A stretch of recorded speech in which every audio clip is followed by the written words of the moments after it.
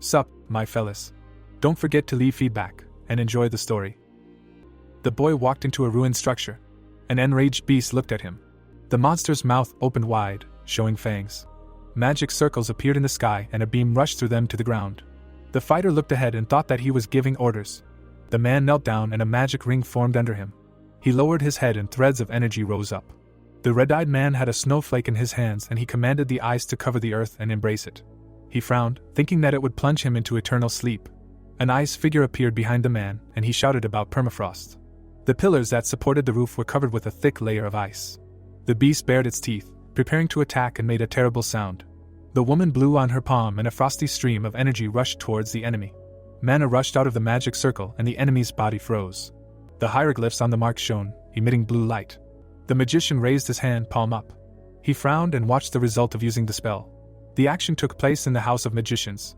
Skyscrapers towered upward and it was said that here was the most skilled family of magicians Korea, and even within such a family of geniuses he was called an outstanding talent, and it was noted that it was so until one moment. The man stood in front of the window and asked his son about what he knew. Hale smiled, agreeing with his father. He looked at his dad and promised to achieve a result worthy of the name of their respected house, and that he would definitely graduate first in the top students of the Obelisk Magic Academy, and then become the greatest Archmage in the world and lead the House of Magic to new heights. The man looked out the window, saying that he had a talent that surpassed his brothers and no one could compare with such talent. He turned around, saying that he had high hopes for him and asked him to reach the heights of the interactive magic world and let him prove himself at the summit of magical arts. The hero held onto the decoration on his neck and agreed with his father. The elder stood facing the window while he promised to do a perfect job, and it was said that in order to become the greatest magician in the world, he swore to surpass not only his brothers, but even his father, the greatest magician in this country. The action moved to the academy 2 years ahead. The teacher showed a notebook and asked the students to gather, saying that they had a pass, and asked Sayuk to just work as usual, noting that he had nothing to worry about. The guy moved his hand to the side and asked who could be worried here. He stood in front of the guys and said that the last place would be taken by Hale anyway, and said that that wretched person does not even understand the basics of magic. The hero looked away and he asked how he even moved from course to course. The white-haired man put his hand on the back of his head and said that he was a useless blockhead who was unable to use interactive magic. The hero looked forward and it was said that modern magicians were rare and valuable assets. Sayuk stood in front of the screen while the beast looked at him and asked him to begin, informing him that the practical test was beginning. A fire sphere appeared on the battlefield. He threw up his hands while the teacher said that this was great, because he met the time limit for eliminating the monster, to which he replied that it was easy, as always, and the protagonist said that modern magic had evolved significantly with the advent of artificial intelligence, and all modern magicians carried implanted chips inside themselves, facilitating the use of even the most complex spells. But he could not master it. The lion stood in front of the guy and the teacher said that they started, while he said that first you need to concentrate mana in the heart, namely in the source of his magical powers. MC looked at his hand and thought that after that you need to form a magic circle, sequentially passing 8 steps. Hale covered himself with his hand and the enemy grabbed his hand. Sayuk grinned, asking what he thought was magic. The hero turned around, while he said that the guy was just a relic of the past, namely an outdated magician who could not cope with interactive magic, and asked to know the place, saying that it would be better for a scumbag like that to give up magic. The protagonist stood in the arena next to the place of the blow, and the teacher said that the time was up and it was a fail. All the students looked at him and laughed. MC clenched his fist on the floor and thought that this was another failure. Hale examined his palm, thinking that he at least slightly improved the speed of transformation. The man turned away and it was said that on the day he was declared a loser, his father had given up his high hopes for him and even sent him a pill that would destroy the magic circle in his heart, but the boy couldn't give up on his dream. Books filled the room and the protagonist said that he had chosen the traditional spell casting method, which had long been abandoned, to continue learning, but the big drawback was that you could only learn from ancient books. MC leaned on the table and asked why it was impossible to convert all these old books into an electronic version. He looked around, noticing something strange. There was a textbook on the table that was different from the others, and Hale asked if he had bought such a book. The boy kept his thumb on the lock. The traditional mage examined the contents of the book and said that it looked pretty worn out, but there was something valuable in it. There were hieroglyphs on the paper, and he asked what was written there, noting that the handwriting was hard to read. The hero smiled, thinking of Ray, assuming that he was the author, and noted that he had not heard that name for a long time. The first greatest magician was depicted in the painting and was the first emperor of the magical empire by Tenio. The boy was lying on the floor and he remembered that when he was younger, he often came across his name in memoirs. The protagonist was frightened, noticing something strange in the book. A blinding light appeared from the textbook and the boy turned away, wanting to preserve his sight. The printed edition hovered above the floor, while the boy covered his face with his hands and asked what it was. MC looked through his fingers, recognizing the light. The pages of the book began to turn over and a voice was heard from it, asking to be heard by someone with an identical nature. The hooded man held the textbook and introduced himself, saying that he was bequeathing this book to him. Hale covered his hand with the back of his hand and thought that this book was talking. He remembered standing with the chipped ones and thinking that he didn't know then that being a scumbag was actually his big advantage. The man looked at the guys and said that those who failed the practical test today would go to extra classes. The hero looked serious while the student asked if someone had failed the exam, to which he received the answer that he knew that it was the one who hadn't gotten along with the artificial intelligence, and the loser thought that it was him, who had no choice but to suffer from his own helplessness. The protagonist covered his face with his hand and thought that he was reborn. The action took place in the building the next day. The students were sitting at tables in a large dining room. MC was looking at an object on the table and writing something. The blonde-haired man looked down and asked why he was sitting alone again. The red-eyed man looked back, asking if it was him again. The student put a tray on the table and noted that it looked very tasty. The orange-eyed man ate rice while it was said that this guy's name was Sunshine and despite his sloppy appearance, he was very strong, but he didn't finish. The mage grinned while a magic circle appeared behind him and he said that this man was an experienced sorcerer, one of the top 10 in the academy, who reached the third circle at the age of 18. The blonde-haired man reached for the guy's food with sticks and asked to give it to him if he didn't eat, to which he asked him to eat his own and it was said that only this student could be called his friend in this worthless school life. The red-eyed man frowned. Sunshine ate, saying that if he was bothered, he could just point his finger and he would deal with them. Hale looked away and said that he found some strange book yesterday, to which he asked with his mouth full what book. The textbook was lying on the table, and it was said that in this unusual book all the pages after the third were empty. The hero began to eat and said that it seemed to him that this was the Book of Ray, if of course, this was not some kind of joke from the guys and said that when he opened it, light poured out from there and a kind voice was heard, to which he asked that the object was enchanted, noting that it was impressive and asked what that voice said. The protagonist raised his hand and said that the voice said that it was an inheritance and hesitated, asking what was similar to that or something, saying that like, someone who is not similar could not even open this book, to which the interlocutor noted that it sounded quite intriguing and asked if he could try to open it. MC lowered his head and said that something strange was said on the last page, but did not finish. Hale got scared and said that he would die along the way, to which he asked again. He looked up and said that it was written here that you need to make a magic circle not in the heart, but in the heart. Sunshine grinned, saying that this was no longer funny and asked what the magic circle was in the brain, noting that someone clearly wanted him dead and asked him to listen and give him the book. The action took place in a dorm and night fell on Earth. A friend reached for the book and asked what this book was and if it did not open, it meant that he was not like Ray, to which he replied that he should try. The guy took the book and trembled, trying to open it. He gave the book back, saying that it did not open and did not give in at all, asking if there could be some kind of seal here. Sunshine put his hand on the back of his head and said that he gave up and asked to forget all this nonsense, and then said that he would go and wished good night. Hale looked towards the door that his friend slammed. The hero opened the book without much difficulty. He looked at the book and thought about how he calmly opened it. The hieroglyphs were shining and he asked if this page hadn't been blank before. Ray stood under the sun, holding the book and said that his successor, if he understood correctly, was trying to use magic by creating magic circles in the heart. A group of people stood against the backdrop of a night city, and he thought that this was a natural way for an ordinary person. The protagonist frowned, asking what he meant, that this was the wrong way. The book flew up and MC was scared. Fire burst out of the book, and he said that if the guy accepts his will and is ready to become a disciple, then the first thing he should do is destroy the magic circle in the heart. Hale was scared until the energy reached his brain, and he ordered to make a magic circle there. It fell to the floor and he said that after that the hero will be able to open this book again. The protagonist was angry and said that this was too much of a joke, because he continues to insist that he should create a circle in the brain. The man was holding his head and it was said that mana, the source of magic, is harmful to the brain and if it gets into the brain, it will lead to a mental breakdown, and in the worst case, to irreversible brain death. MC put his hand on his head, thinking that no matter how you look at it, it looks like a demand to commit suicide. The guy went to bed and asked who would sign up for something like this. The book was lying on the table. The sun's rays fell on the building. The teacher looked back and asked Hale what was going on. The hero held out the book and asked if he could look at the book again, to which he asked again. The textbook was decorated with gold ornaments, and he asked if it was an ancient manuscript. The teacher looked at the pages and said that it emanated an aura of antiquity. The protagonist frowned and he asked what he wanted him to check it, to which he asked to try to open it.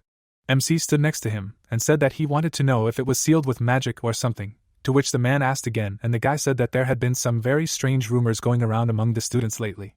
The teacher put his hand on the book and said that thinking about rumors when it came to his academic performance was not the best idea, and he noted that he would take a look, but in return he would ask for a promise that he would study harder. The teacher examined the item and was silently meaningful. He handed it back, saying that there was no trace of magic in this book and asked him to stop being interested in fables, to which he thanked him. The sky was dotted with clouds, and the guy thought that he hoped for at least something and noted that neither sunshine nor the professor could open this book. The red-eyed man smiled and an idea appeared in his head, and he thought that there was a possibility that everything was real. An ancient book lay in his hands. Hale sat in a chair and looked at the object on the floor. He was holding a bag with pills that his father had given him. The pills were in space, and he thought that if he swallowed them, his mana circle in his heart would disappear. The man looked down and asked him to forget about practice and at least become an outstanding theorist. The hero looked down, thinking that one way or another, he was not going to give up magic. He had pills in his hand and his hand was shaking, and he asked him to stop, noting that he was already on the sidelines of life. The protagonist put his hand to his mouth and forced himself to swallow the pills, and he decided that if he was going to die, then die. MC held his hand on his face and sighed. The guy fell to his knees and said that the mana circle tied to his heart was collapsing. The magic circle split into parts, and he thought that this pain was the end for him as a mage. Hale grinned while his brain was engulfed in energy, and he thought that there was no way back, and now he would cross the taboo, launching mana into the brain. The book was lying on the floor, and he thought that the previous him would die so that a new mage would be born. The body was shaking, and the guy thought that after the mana flowed into the brain the pain dulled, because it was eclipsed by a new one, or something unbearable, that it seemed that he was about to die, and he thought that this is death. Mana was in space and drops were dripping on it. A hand touched his ear and Hale was asked if he heard the mentor, while he thought that it was a voice created with the help of mana. The hero was in space among the fragments and spirits of mana, which whispered to him, and he believed that they were one with mana. The protagonist closed his eyes and thought that he heard voices, namely laughter, singing, as if he was blessed. MC woke up lying on the floor near the book. He stood up, examining his palm, and asked that he was alive. Red-eyed looked towards the opening book and became interested. The guy looked at the page and said that there were now symbols on the empty pages. Oilin froze after the mentor congratulated him, saying that he had finally taken the first step, and he thought he heard the voice more clearly. Ray stood opposite Idard and said that this book was called that. There were drawings and symbols on the page, while he said that from now on the writing of his legend would begin, using a notebook. Tears appeared in the guy's eyes, while he was told that he was bequeathing all magic to him. The magician stood next to Hale with a book, and he asked that he could not address the successor from the future like that. The hero smiled and tears ran down his face, while he said that he was now his student. Rays illuminated the building and the action took place several days later. The teacher was at the board and explaining something. The protagonist looked at the textbook and thought that there was something new again, and never knew that studying magic could be so exciting. The book was lying on the table, and he thought that Idard contained so much hidden knowledge. Magic circles surrounded MC, and it was told that firstly, he learned that mana has its own will. The man held his head, and for most people who put mana into the brain, this turns into a clash of two consciousnesses, which leads to brain damage, which is why mana is considered destructive to the brain, but they are different. He looked down, thinking that their thinking blocks the will of mana, so they do not receive damage, and assumed that his brain is not subject to the will of mana. His hand touched the back of his head, and he thought that this is why he is resistant to interactive magic that is built into the brain with chips. The professor looked at Hale and called out to the students, interrupting the guy's flow of thoughts. The man looked around and asked if they remembered about the midterm test for the second years and noted that this time a new rule would be added. The hero looked ahead and asked again in his head. A smile appeared on the professor's face and said that from this year on, anyone who fails it will be expelled. The blond man narrowed his eyes and looked ahead. He turned away, saying that this new rule was proposed by the House of Magicians. Sayuk smiled, saying that finally the defective will be eliminated. The teacher looked up and sarcastically said that one of them is already on the edge. The red-eyed man looked away and looked thoughtful. People were walking along the street of the evening city. There was a sign for a training center on the wall. The protagonist looked towards the sign and said that renting a simulation training ground in the city was too expensive. Rental prices appeared on the screen, and the guy asked that they charge 200,000 won per hour here, and realized that even that was hard to afford. MC entered the room and the employee said welcome. He looked at her and asked for an hour, to which she asked that he would train alone, to which she heard a positive answer. The woman handed over a card and said that he had room number 14 and wanted to say about the instructions for controlling holograms, but did not finish. Hale looked away and asked not to bother, saying that he was in the know. The saleswoman looked away and thought about the fact that this guy was from the House of Magicians and noted that he was from a famous family that was incompatible with interactive magic, and she felt sorry for him. The hero was in the room and the system said that the simulation was starting and called Wolf Crushers. The creatures stood next to the guy, surrounding him. Their eyes were sparkling and glitches were visible in their fur. The protagonist extended his hand and said that although these were low-ranking monsters, 10 at once, it was quite difficult and the average elimination time at the wolf test at the academy was 12 minutes and 32 seconds. The book was on the table and MC was going to test what was written in it read every day and believed that there was no better way to evaluate the results in practice. He lowered his head, talking about his new mana circle. Heo raised his hand while the mana formed an 8 of mana and summoned an infinity circle. The creatures rushed to attack. A powerful blow occurred, which erased the simulation from the site. A smile appeared on the hero's face, and he said that it was incredible and thought that he had always had such power, and this could not be. The mannequin stood in front of the screen and the guy said that while the others were using interactive magic with the help of a magic circle on the heart. Energy flowed through the protagonist, and he thought that he was using a magic circle in his brain, causing mana to circulate throughout his body, and thanks to this circle, his dormant power was released. MC spread his arms and a red magic circle formed in front of him. He opened his mouth wide and the mentor asked the student not to be surprised by such things, because he had a whole path ahead of him. Ray stood behind Hale, saying that the circle of infinity is the very basis of the magic style and noted that he was able to cast spells as he imagined them in his head. His hand reached for his hair, and he said that this was only the first circle of the biennial magic style. The magician extended his hand forward, standing behind the hero and calling for the call of the heart. The protagonist left and the girl thanked him and asked him to come again. The cleaning lady stood at the door of the 14th room and talked about wanting to go home. She opened the door and was interested in how the failed geniuses were training there. The girl froze and looked down. She was looking at the screen and thought that Hale had passed the wolf test in 6 minutes and 37 seconds and noted that this was a record at the level of international competitions, and asked how this incapacitated guy had such a record. The woman hit the device, saying that the piece of iron was acting up again. The hero looked ahead and smiled, thinking that a start had been made. The protagonist stretched out his hand towards the magic circle of infinity. MC looked at the book, thinking that the endless circle was a serious test for him, and noted that what was described in Idred was different from all the basics that he had studied before. The book was open and Ray was saying that the mana in his arms, legs and heart could be subjugated to his will. Hale looked down, thinking about what this meant and wondering if it was possible to understand anything from such a vague description.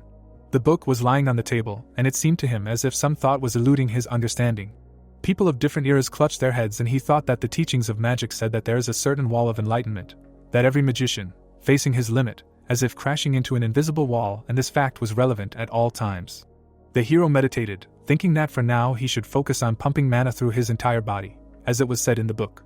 The protagonist was embraced by energy, and thought that this was really all he should do.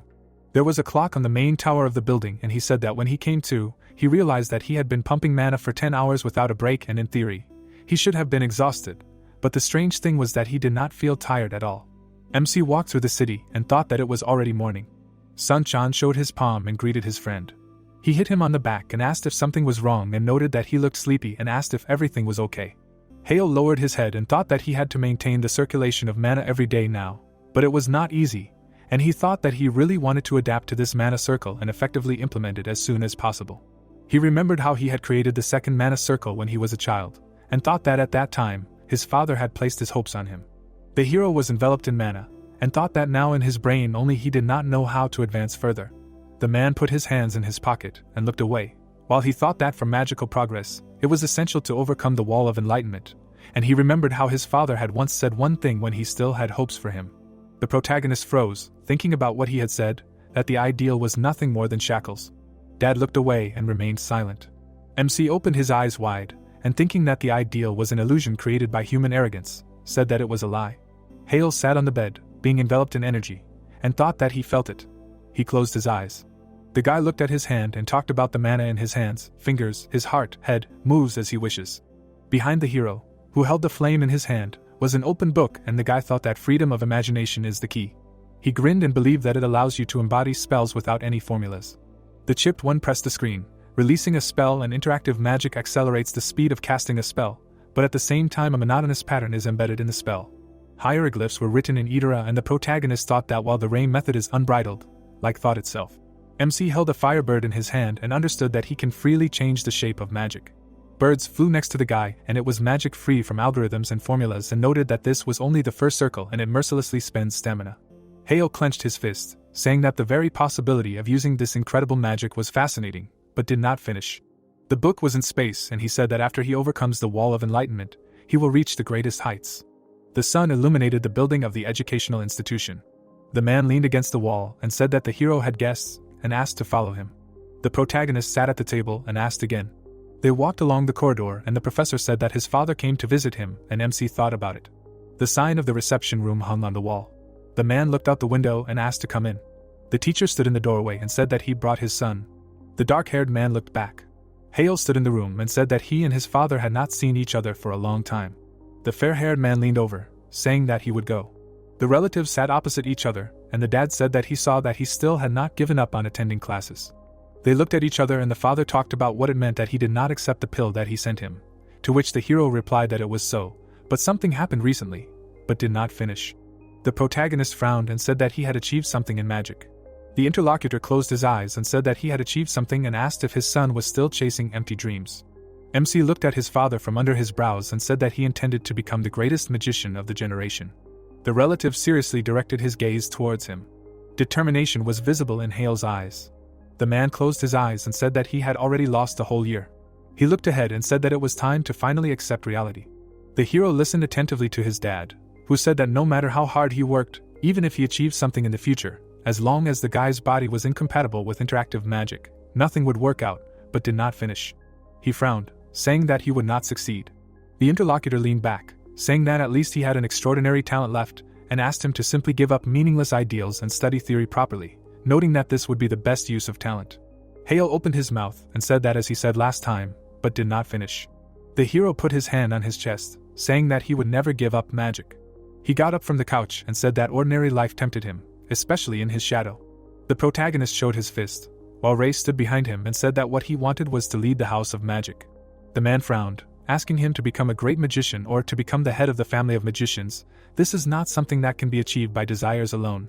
MC smiled and said that he will prove it to him in practice. The father crossed his fingers and asked what he would prove and barely move from course to course and be on the verge of expulsion. That's it. The guy stood in front of the interlocutor and said that next time he would be in the top 10. He frowned and said that if he failed, he would leave the academy and devote himself to theory, as the other wanted. Hale put his hand on his chest and said that if he succeeded, he wanted him to recognize him as small and give him the appropriate support. The father put his hand on his forehead and said that apparently his so-called successes had completely turned his head. He stood up, throwing on his clothes.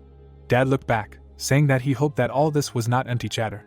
The hero looked seriously in his direction. The action took place several days later. The professor held the device in his hands and said, "The final exam format has been officially approved." The students looked at each other and one asked if there would be team battles, to which the other replied that she would prefer to fight monsters.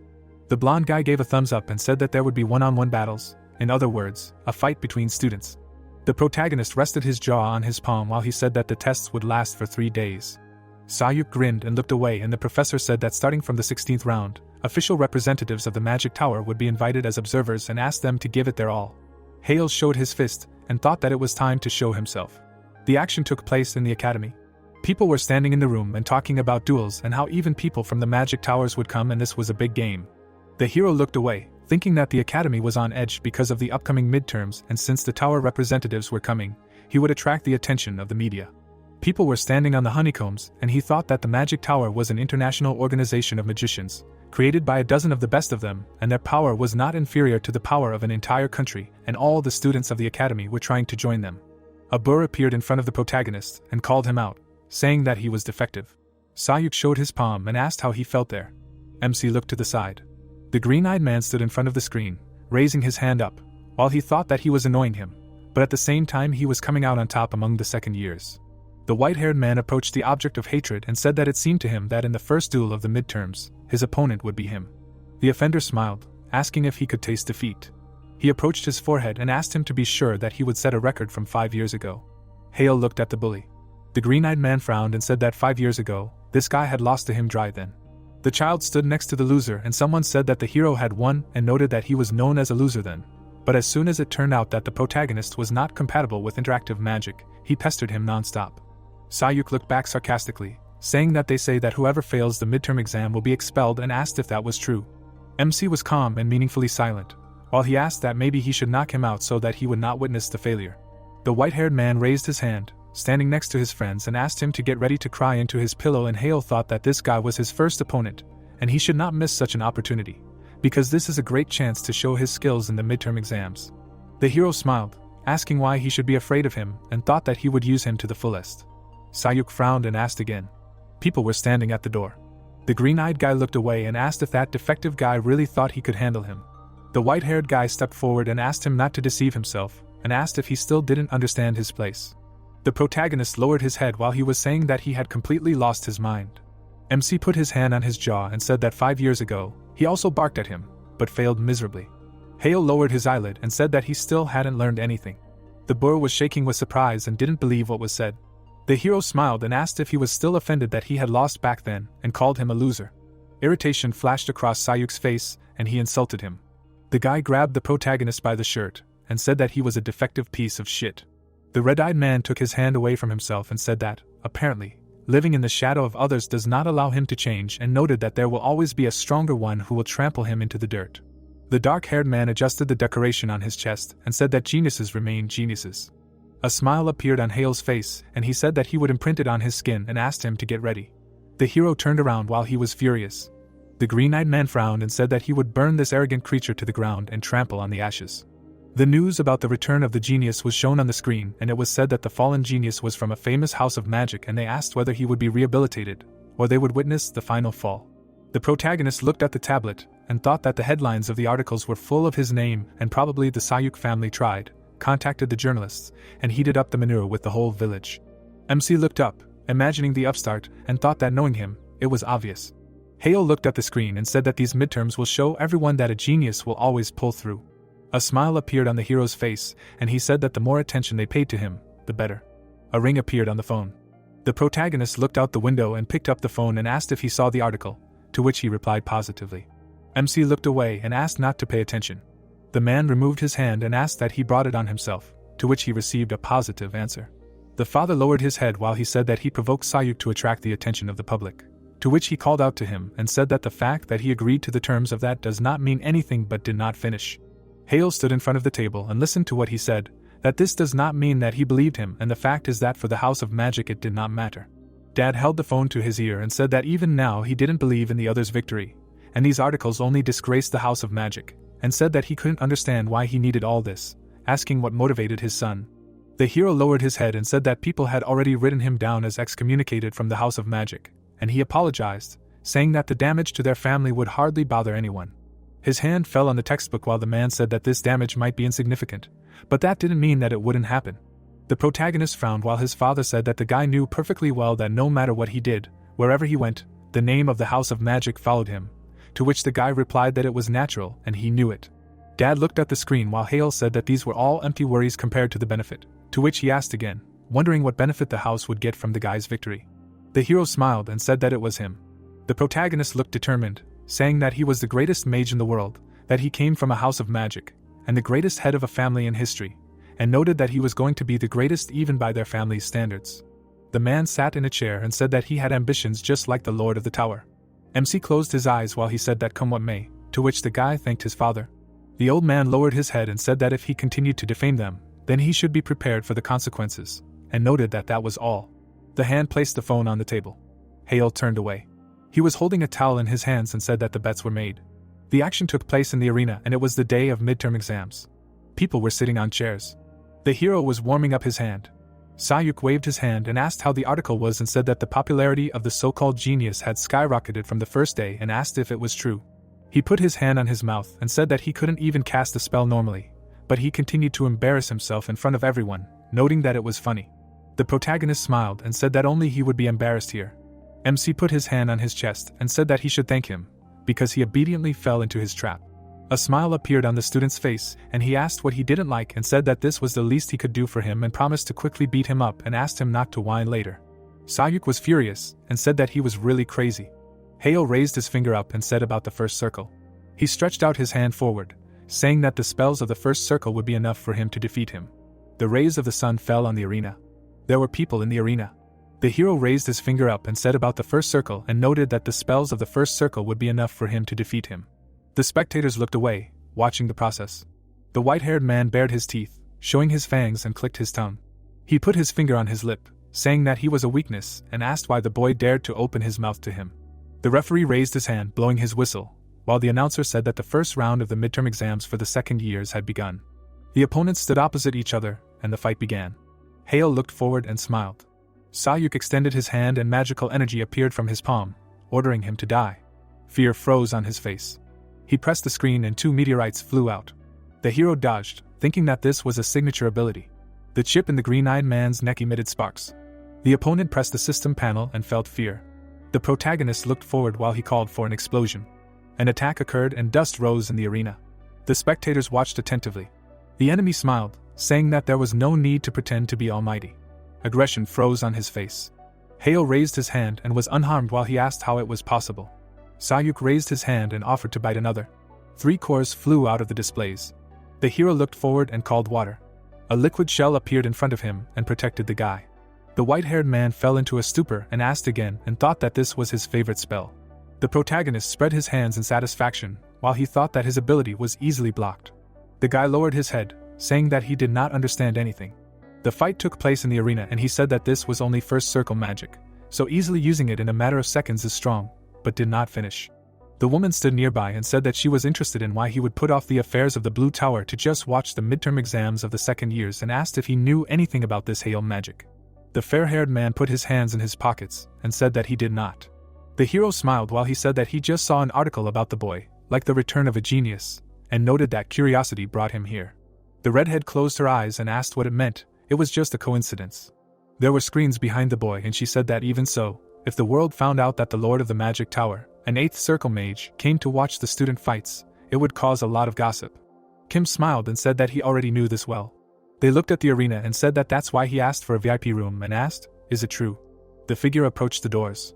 The man looked away with interest. The Lord spread his hands and asked that she also came. Hale raised his palm up. Sayuk put his hand on his lips and thought about how he did not understand what was happening and how it was possible to so easily block his 3rd circle magic, explosion, with only 1st circle magic. He remembered the moment when the hero blocked the spheres with a liquid shell. The green-eyed man looked down, thinking about the speed of embodiment was simply abnormally high. The protagonist narrowed his eyes and asked what he was interested in, how so fast. Hem moved his hand aside and asked him to shut up. He extended his hand forward and ordered him to die silently. 3 burning meteors flew out of the screens. A powerful explosion occurred. Sayuk stood up and said that he knew from the moment he stuttered in the 1st circle and said that defective trash did not dare to speak in his direction, but did not finish. MC extended his hand with his fingers up and he asked again. Hale directed a beam attack forward. The arrow flew past the offender, and he gasped in surprise. He looked back, thinking about when he managed to use the wind projectile. The hero cleaned the dust from his clothes, while the opponent thought about the fact that his attack did not even scratch him and asked why he was unharmed. The enemy looked at the guy and asked if he really was going to win with only 1st circle spells. The protagonist created a spear, saying that he understood everything correctly. The tip glowed and rushed forward. The projectile crashed into the system panel. Sayuk covered himself with his hand and smiled. The white-haired man raised his hand to his mouth and asked what he was saying. The sun was shining on the ground and he was asking if the guy had become bolder because he had learned to cast spells a little faster. The white-haired man looked away and said how defective he was. He noticed his torn clothes and said that the devil take him. Hale moved his finger to the side and he wondered when this spear had managed to move behind him. The green-eyed man frowned and asked what kind of nonsense he was doing here, but did not finish. The members of the Magic Tower were standing in the VIP room. The hero formed on his finger from above and asked if he did not understand what was happening. The protagonist smiled and asked what he needed to show him one more time. The bird rushed towards the enemy, while MC was satisfied with what was happening. The guy ordered the summoned creature to rush forward. Sayuk looked back and asked if it was really a wind spear and could they really do that. Hale smiled and said that it was true and that it usually couldn't be done that way. He spread his hands and said that but he could and asked to block it well, because there were now 4 of them. The spears rushed to attack. The green-eyed one called up the system screen and ordered to create a barrier. The projectiles crashed into the shield. The opponent smiled, thinking that it was just a 1st circle spell and he could block them for now. The attack hit him in the back. He looked back and thought about how one of the spears changed its trajectory. The hero snapped his finger and said that thinking about details is normal, but being distracted like that in the middle of a fight is bad, but he didn't finish. The birds circled around the protagonist, and he said that he had just begun. MC pointed his hand towards the guy, directing the direction of the attack. The white-haired man took a stance and said that the bastard thought that first he needed to get out of range of his copies and keep his distance. He looked at the opponent, imagining the radius and thinking that it was probably limited. Sayuk grinned, thinking that he just needed to keep his distance, and then these unpredictable attacks would not reach him. Hale smiled, saying that this was a good conclusion. He folded his hands and green light was visible in them. The shells appeared in space. The opponent fell into a stupor and did not understand what it was. The bird was approaching the opponent's face. Kim froze and, after a meaningful pause, said that he was already very surprised that he could activate magic so quickly. He lowered his head and said that, but also to connect spells, changed the flight paths of those and asked what kind of magic it was. The man smiled. The father folded his arms and he was called. The man stood among the panels and it was said that Inhyuk is the head of a respected family of magicians and a wizard of the 8th circle. The redhead looked away and said that this is true and Hale magic simply ignores all the rules of the source code of spells. Screens with the source code of spells appeared in space. A meteorite flew to the side on the screen and it was said that, for example, if the target is more than 38 meters from the wizard, then the magic will never reach the target, and the trajectory cannot be reassigned. The figures stood opposite each other and fought, while it was said that in other words, only what corresponds to the source code works, and because of this, the fights of modern wizards are more of a battle of minds. The girl used an attack with a 30-degree trajectory bend, and it was said that when thoroughly studied spells are used, it remains only to predict the opponent's actions, and the ability to react immediately is the key factor here, just like with skills in computer games. Hale pointed his finger forward and Baidonor's magic was different. The bird flew forward and she said that his magic ignores all principles of the original spell code. The spear hit the floor. Shayok lay on the cracked floor and could not believe that he was losing to banal first circle magic. The hero stood in front of the enemy and asked that he underestimated his abilities and said that the third circle of magic does not matter here. The protagonist showed water, saying that a person can be killed with an ordinary pen and asked if this is true. The green-eyed man froze in horror and asked what it was. MC smiled, holding the liquid in his hand and said that this is first circle magic. He stood in front of him, saying that it was water magic and noted that it didn't take any incredible magic to kill. A sphere of water enveloped the opponent's head and he started to choke. Hale pointed to the uniform and said that the academy's clothes were enchanted with a magical barrier called the safety zone. The hero looked serious, asking that it was useless now. The opponent was choking while he said that he was the same way. The figures were standing in the arena. The protagonist raised his head. He looked away and told the instructor that the result was obvious. The referee pointed to the side and whistled while he asked if he should continue. People were standing in the center, and the host was saying that the match was over and MC had won. The guys were carrying the loser away. The guy was leaving the field. He looked at his hand, thinking that he had already forgotten this feeling. Hale remembered holding the cup in his hands and raising his hand. He grinned and thought that he had rehabilitated himself. The Lord and his assistant walked down the corridor. Kim looked at the arena and asked what the supernova explosion was. He covered his nose and said that it intrigued him very much. The man narrowed his eyes, saying that he wanted to know more about it. Sun-chan showed his hand and said that everyone said that he had won and noted that it was amazing. He hugged him, asking what kind of training he had been doing behind his back and said that this magic was simply incredible. The friend was delighted, saying that the spears were simply magical and the spell combo unfolded very quickly, to which he asked if he really wanted to know. The comrade smiled and said that of course he wanted to know. Hale approached his ear and was about to tell the secret. The guy presented the book and decided not to tell, saying that it was a secret. The hero looked at his phone and asked his friend if he had seen it. The news was shown on the screen, which spoke of the protagonist as a supernova and said that there was an interview that they took from him after the match and asked that he was not curious about his magic. The reporters pointed the cameras at MC and he was asked what kind of instant activation he demonstrated.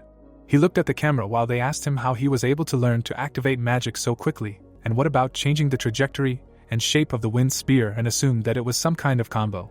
Kim stood on the child and asked to answer the question with permission. Hyul became wary. He spread his arms in front of the assistant and introduced himself as a wizard of the 8th circle from the Blue Magic Tower, saying that he watched the recent match. The blonde hugged the student and said that in his opinion the hero used the magic of memorizing the 4th circle, and he asked again. The Lord extended his hand forward with fire. Everyone present was shocked as he spoke of that type. He introduced the magic mechanism and said that this spell allows those to activate the spells whose structure they know by heart, and memorization can very well help activate the spells at such a speed, to which he was asked that why then such great magic is not used. Kim winked and said that there is a downside, which is that it only allows the use of magic that is 3 magic circles lower than the current level. Hale looked away and was asked if he was right, to which he replied that yes, that is correct. He smiled, thinking that he had been thinking for a long time about what to say so as not to reveal the secret, and this fit perfectly. The man held the microphone and asked what happened. The hero reached the 4th circle of magic, since he can use memorization. Kim put his hands on the man's shoulders and said that it was obvious. They looked forward and the reporters took pictures. The protagonist launched a bird and talked about exclusive news, which was that taking the fourth circle of magic at such a young age is a record comparable to the Lord of the Magic Tower himself, and since the Lord of the Blue Tower himself spoke for him, it is so. Sunshine looked at the guy and asked that he was already a fourth circle mage, and said that now is not about that. The reporter pulled the microphone and asked how he would explain bypassing the source code, to which Kim said, agreed with them. He put his hand on his jaw and wanted to start explaining, but the guy interrupted him, saying that he would explain. Hale put his hand on his chest and said that in fact, bypassing the rules of the source code of spells is quite simple. The hero turned his palm up and said that if you modify the formula itself, to which Kim fell into a stupor. He froze and asked again in his head, thinking that it was impossible. The blonde imagined a car with wings and thought that it was the same as attaching airplane wings to a car just because you wanted to and that it definitely couldn't be done easily. The protagonist closed his eyes while he thought that if he wasn't incompatible with artificial intelligence, I wonder what his future would be like. MC smiled, holding a butterfly on his finger, and used spell modification. The creatures flew around the journalists, and he called this magic modified. Kim looked at the guy in amazement. Hale looked at the summoned creatures while the Lord thought that this was a revolution, and from this day on the magical world would turn upside down. He held a phone with the news in his hands. Sun Chan narrowed his eyes and asked about modified magic and that he wanted him to believe in it, to which he agreed and asked. His friend put his hand on his shoulder and asked if he himself would believe in it in his place, and said that he was very happy about his victory anyway. The hero was wary as he said that it was time for him to return to the dorm, to which he asked what it was already. The comrade looked around and said that he needed to prepare well for the difficult opponent tomorrow. The protagonist was confused and asked again. The action took place the next day in the arena of the Obelisk Academy. The spectators were sitting in their seats.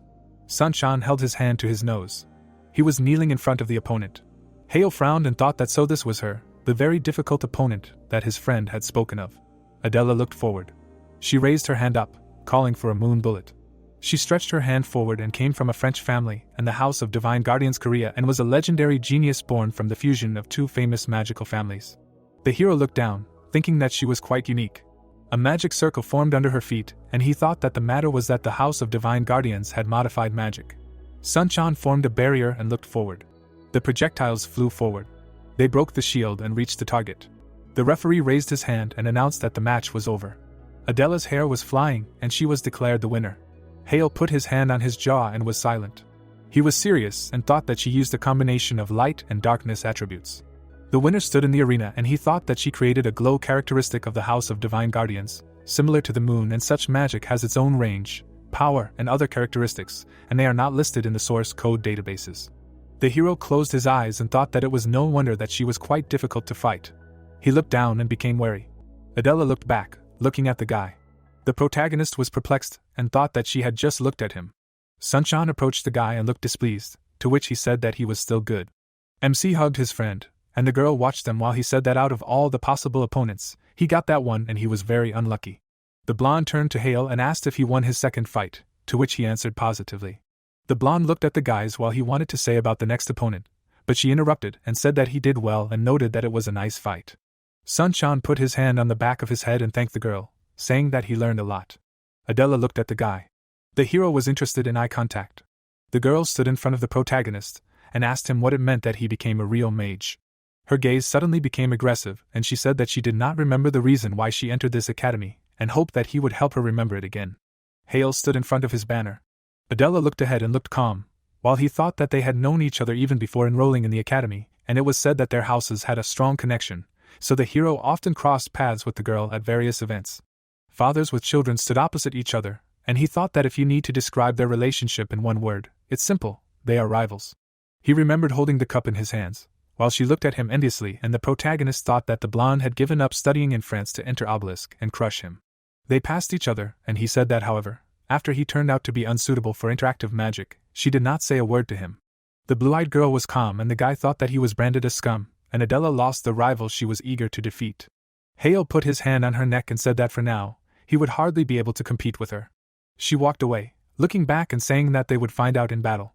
Sunshine looked at the hero and asked if everything would be okay, to which he asked what he was talking about. The comrade looked angry and asked if he was serious. The girl extended her hand to the side and he said that she was his next opponent. The protagonist froze and asked again. The sun was setting behind the horizon and the stadium was empty. The action took place in the arena and two figures were standing on it. Adella held his hand while the referee looked at his watch. The students looked at the field and someone asked why Hale had not appeared yet, to which the red-haired one asked that he ran away out of fear and noted that he was a typical hero. The blonde stood in the ring while he spoke, that he talked about modified magic, but he only knows how to yap. But in fact the guy knows that he has no chance against this girl, so he got scared. The referee closed his eyes, holding his hand in the air. An abrupt event occurred and he said that time was up and according to the rules, Adella was awarded the victory. The protagonist appeared in the arena and asked to wait. He bared his teeth and apologized for being late. The referee looked away and asked where he was. The man extended his hand and said that he would talk about it later and noted that he would not give time to catch his breath, and this was a punishment for being late. MC rubbed his hands while the referee asked to take positions. Adella joined her fingers and asked if she could ask why he was late. Hale closed his eyes and said that nothing special. An endless circle appeared around the guy and said that he was doing some preparations. The girl was calm and asked again. A grin appeared on the hero's face and said that she was quite strong and asked that he should have prepared for this fight and promised that the fight would be interesting. She lowered her head and asked what he wanted to say, that something had changed during the day. The protagonist stood in front of the girl and she thought that he was different from yesterday. Adella opened her eyes wide and assumed that she could hope. MC extended his hand forward and said that he would immediately warn her that she first needed to give it her all. The sun was shining over the stadium and the referee announced the start of the match. The blonde raised her hand up, creating a sphere. She made a gun out of her fingers and aimed, calling a flaming revolver. A fireball appeared at the end of her fingers. The magic circles duplicated the spell and 3 projectiles rushed forward. Hale waved his hand upward, calling for wind. The air flow broke 3 projectiles at once. The opponent's fist glowed from within. She held a sharp object in her hands and called for earth needles. Cracks were visible in the arena. A rift was approaching the hero, from which needles were sticking out. He jumped back, doing a backflip. Adella ran forward and said that while he was in the air, he would not dodge it. She looked away and saw something strange. A magic circle appeared behind her, and she was about to call for an air attack. The protagonist looked back, thinking that this blow was aimed at the enemy in the air flow, and even knowing about it, it would not be possible to avoid. He smiled, thinking that at least most people thought so. Hale stood on the platform, calling for a barrier. The students fell into a stupor, and the red-haired man asked about the fact that he created a magic barrier right in the air, and the girl asked how. The blonde stood in a stupor, saying that it was unthinkable. Adella looked ahead and asked what he used the reversible barrier as a support. The hero smiled, while she thought that her opponent was still the same, with incredible magical sense. The protagonist looked down, thinking that the secret attribute of the House of Divine Guardians is the moon and to counter it, he must use everything he has. He raised his hand, intending to act in this battle even the sun. The blonde covered herself with her hand. She squinted from the sunlight, guessing that the opponent was preparing an attack. The protagonist stood on the barrier against the background of the sun, and the girl realized that she could only defend herself. Adella put her hands out and activated Great Cell. The brunette swung, creating air. He squeezed the ethereal blade in his palm. Then he brought it down with force on the opponent's barrier. The boy gritted his teeth, noticing that she was being rather cautious, since she had used a third circle defensive spell against his first. The hero jumped back. Hale landed on the floor, leaning on his hand. The blonde frowned and decided that it was her turn. She suddenly looked down, feeling that her leg was encased in ice. The girl shuddered in shock, and her opponent narrowed his eyes. The student jerked, trying to figure out when he had managed to prepare for this. Adella remembered the boy's landing and assumed that he did it at that moment. The blonde frowned, noticing that she could not keep up with his movements at all. The boy moved to the side. He waved his hand, preparing for a new attack. Blue energy appeared in his palms, and the hero used magic charge. At that moment, the opponent got rid of the fetter with fire. The protagonist raised his finger up, creating several spheres. Then he waved his hand, sending water dolphins to attack. The girl quickly put up a barrier in front of her. The magic crashed into her shield. She smirked and thought that it would be easier than expected. The student remembered the young man's interview, when the head of the magic tower said that the guy used magic to memorize the 4th circle. The blonde imagined the diagram and remembered that this method only allows you to use spells 3 circles below the current one. Adella smiled, thinking that the enemy only has access to the 1st circle in this case, and with spells of this level alone, he will not defeat her. A sharp beam hit her back. The girl widened her eyes, not understanding when the enemy managed to activate this spell.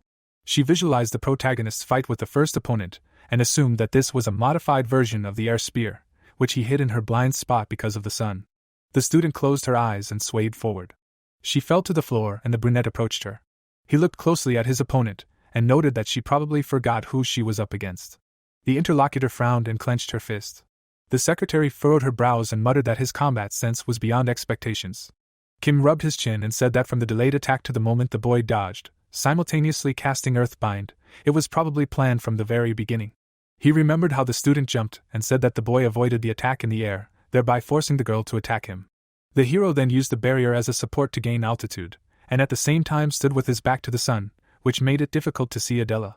The man imagined how the boy activated the long-term activation spell thanks to memorization and created wind spears. The head of the blue tower waved his hand and muttered that immediately upon descent, the boy used the air to focus the attention of the opponent. Then the girl looked at her leg, because Hale had created an earth binding, pretending to just land. Then the blonde received a blow to the back with a pre-calibrated spell. Kim smirked, looking away. Inhyuk was sitting in the chair, and the magician exclaimed that his son was called the most skilled magician of the first circle, and this makes sense. The interlocutor frowned and muttered that there was nothing special about it. The opponents stood opposite each other. The girl straightened up. The protagonist looked at her carefully. The young man's father closed his eyes and noted that, despite the fact that the guy had an advantage, he could not deliver a decisive blow. He frowned and added that Hale was not able to finish the job. The brunette stood in the arena, clenching his fists. The guy was sweating, because his opponent had not even used her trump card yet. The blonde put her hand on her chest and admitted that it was impressive, and reminded her of the past. Adella's eyes flashed, and she declared that from now on she would fight with all seriousness. The interlocutor took a fighting stance, noticing that it had finally happened. The girl's body was engulfed in a bright light. The brunette squinted, remembering the attribute of the moon. The blonde raised her hands, creating a halo glow above herself, a special magic of the greatest house of divine guardians. The ground beneath her split, and a magic circle appeared in the air. The young man covered himself with his hand from the wind. The light from the seals illuminated the arena. The observers glanced sideways at the hero's father, who stood up. Kim looked back at him and asked if he was already leaving. The brunette frowned and declared that the battle was over, and there was nothing more to see. The interlocutors turned around, hearing the noise. The woman's eyes widened and she exclaimed that this could not be. The head of the magic tower grinned in amazement. Sun-chan jumped up and opened his mouth in surprise. The blonde's eyes widened and she muttered that it was unthinkable. A fiery magic circle appeared behind the protagonist. He extended his hand and used flame volcano. The girl flinched and asked if this was second circle magic. The interlocutor smirked and reminded him that he was late because he was preparing. The blonde frowned and noted that memorization only allowed him to use the first circle. Adella narrowed her eyes and asked if he had somehow reached the fifth. The brunette chuckled silently. Obelisk student dormitory, the night before. The protagonist sat in front of a book, crossing his legs. The young man frowned and thought that Adella was not an opponent that could be defeated with only the first circle. He took the tome and admitted that even his own fighting style was no match for her magic. The wizard closed his eyes and muttered that he planned to fight her when he became stronger. The hero ran his finger over the new page, hoping to accomplish his goal. Hale frowned and said that it said to pour mana into a magic formula. The book had a diagram drawn in it that, according to the author, would open up new facets of reality. The brunette looked at it, wondering what it was doing. A thread of mana appeared in his palm, and the guy decided that he had enough hesitation. He reached out to the book and concentrated the energy. The seal on the page began to glow. The guy covered his hand from the glow. The hero recoiled and screamed as the magic scattered in fragments across the room. The open tome was still shining, but there was no one nearby. Hale squinted, opening his eyes. He found himself in the middle of a round library. The young man looked around and asked where he was. The girl opened her mouth and greeted him on the page of the first trial. The stranger with golden eyes raised her hand and introduced herself as Alpha, the guide responsible for this section. The guy turned around and asked again. The interlocutor looked at him and said that this was the first test, what was hidden inside Iderd. The protagonist sweated and realized that he was inside the book. There were several portals in the room and the wizard guessed that this was not a teleport somewhere far away, but a spatial dimension. The brunette grinned and thought that this was incredible. The girl made a hand gesture and said that this test would test his intentions as a successor. Alpha folded her palms and added that she would reveal the details at the start. The interlocutors stood opposite each other, and the guide said that if he successfully completed the test, pages 18 through 31 would open, containing information on second circle magic. The protagonist rubbed his chin, thinking about how he needed to complete the task in order to receive instructions for advancing to the next circle of magic. The interlocutor looked at him and asked if he wanted to start. Hale clenched his fist and answered affirmatively. Alpha closed her eyes and bowed. Her body began to dissolve above the boy, and she announced the beginning of the test. The girl disappeared into the light. The brunette's eyes widened in shock. The guide became incorporeal, and the guy thought that she seemed human, but was a magical entity. The guy frowned when the voice warned that it would now explain the details of the test. The protagonist narrowed his eyes, recognizing the teacher. A crystal appeared in the air, and the Archmage explained that the gem before him was called elemental, and it contained an indefinite number of elements of nature, chaotically mixed. The young man raised his head in surprise. His eyes widened when the teacher said that he needed to set the final order of the mana in the stone. The stone sparkled, and the hero thought that wild elemental stones were a material that required a delicate approach, and their mana should be interacted with extremely carefully. The wizard looked at the gem warily, thinking that there were only 4 types inside it, but their mixing created chaos, so how could he organize it?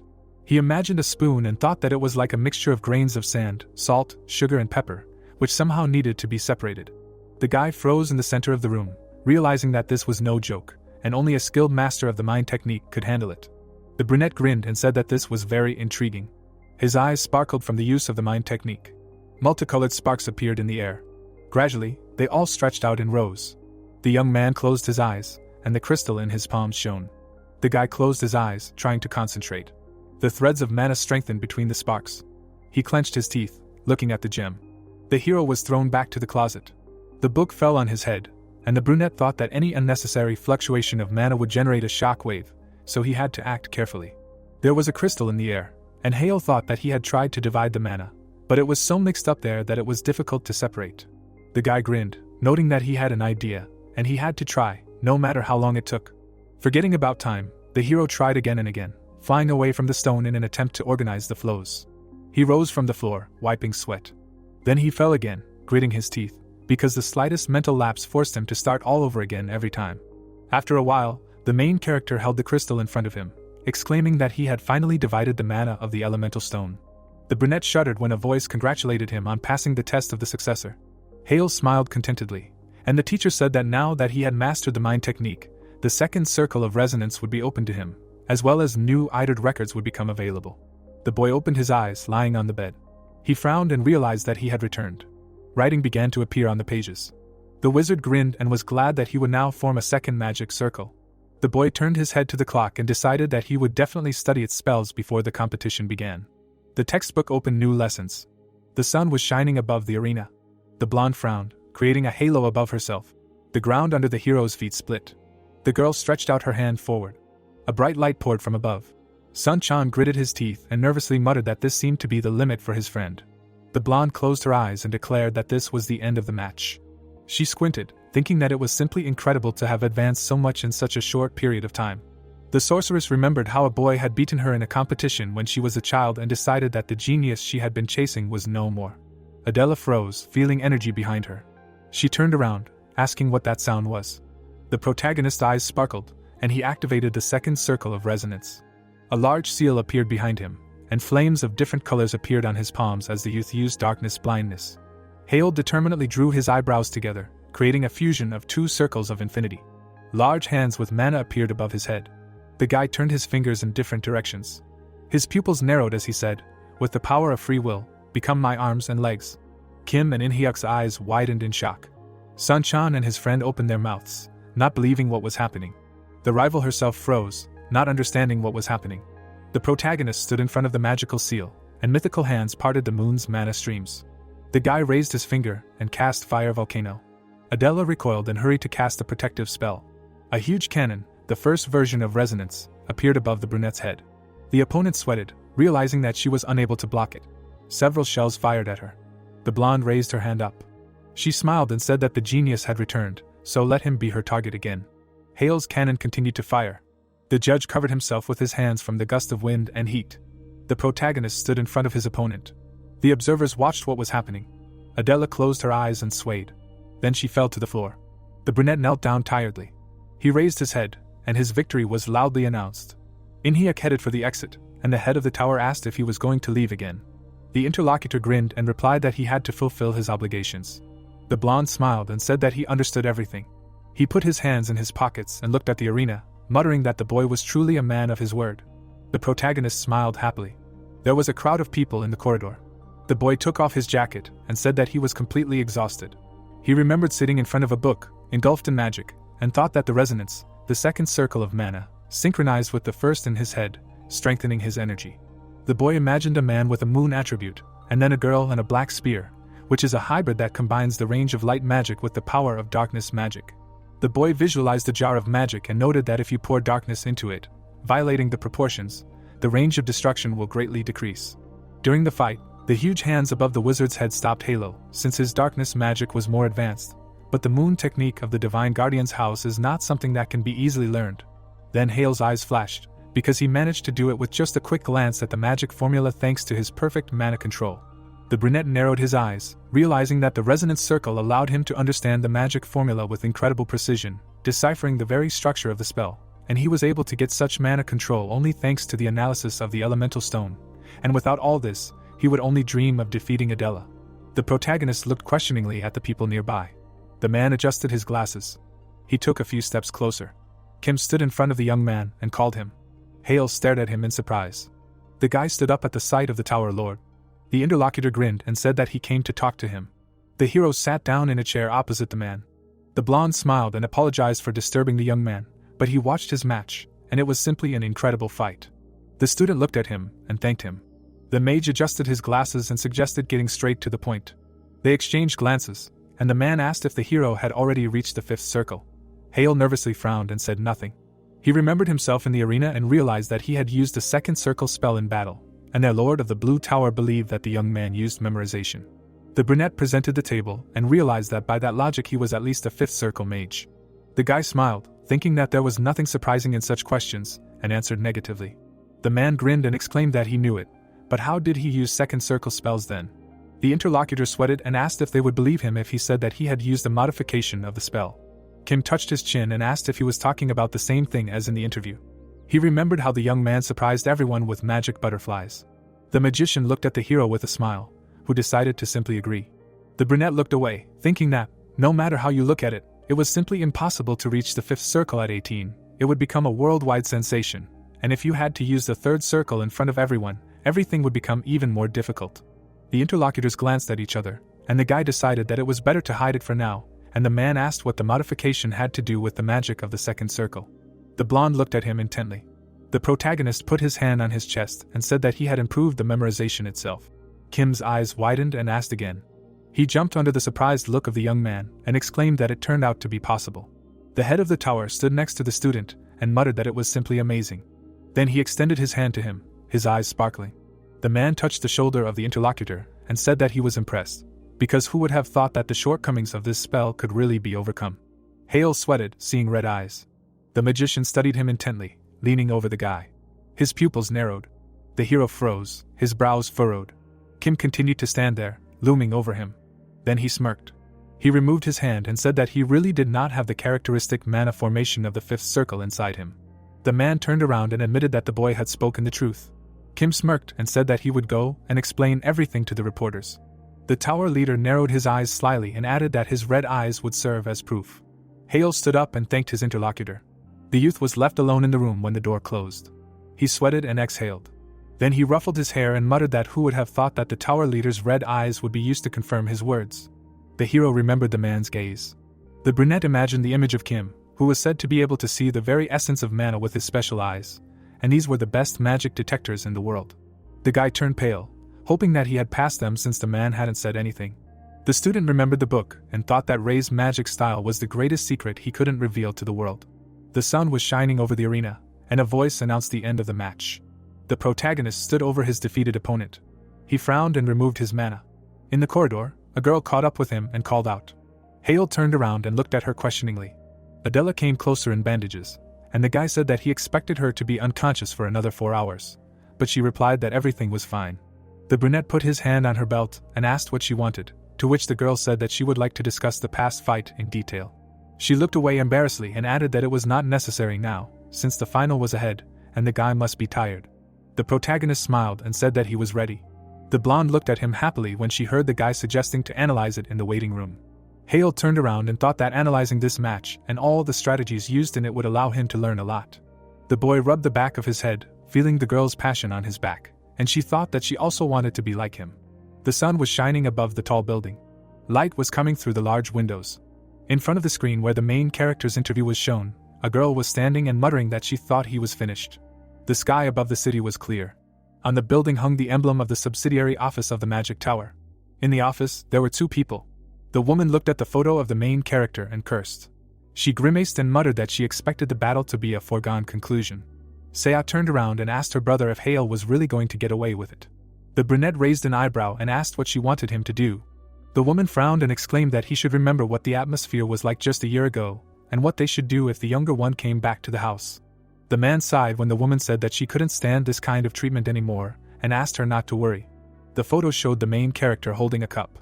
The two looked at the screen and Jihan said that maybe the boy was considered a genius a year ago, but now he could barely handle the second circle of magic, and in a fight, that was nothing. The man grinned and asked if she had seen his matches. Saya clenched her fists and exclaimed that there was a lot of hype around the boy again. The brunette put his arm around her shoulders. They turned to the TV and Jihan said that the hero had fought against ordinary students who had barely reached the third circle, but even if he had met a newbie from the fourth circle, he could easily handle it.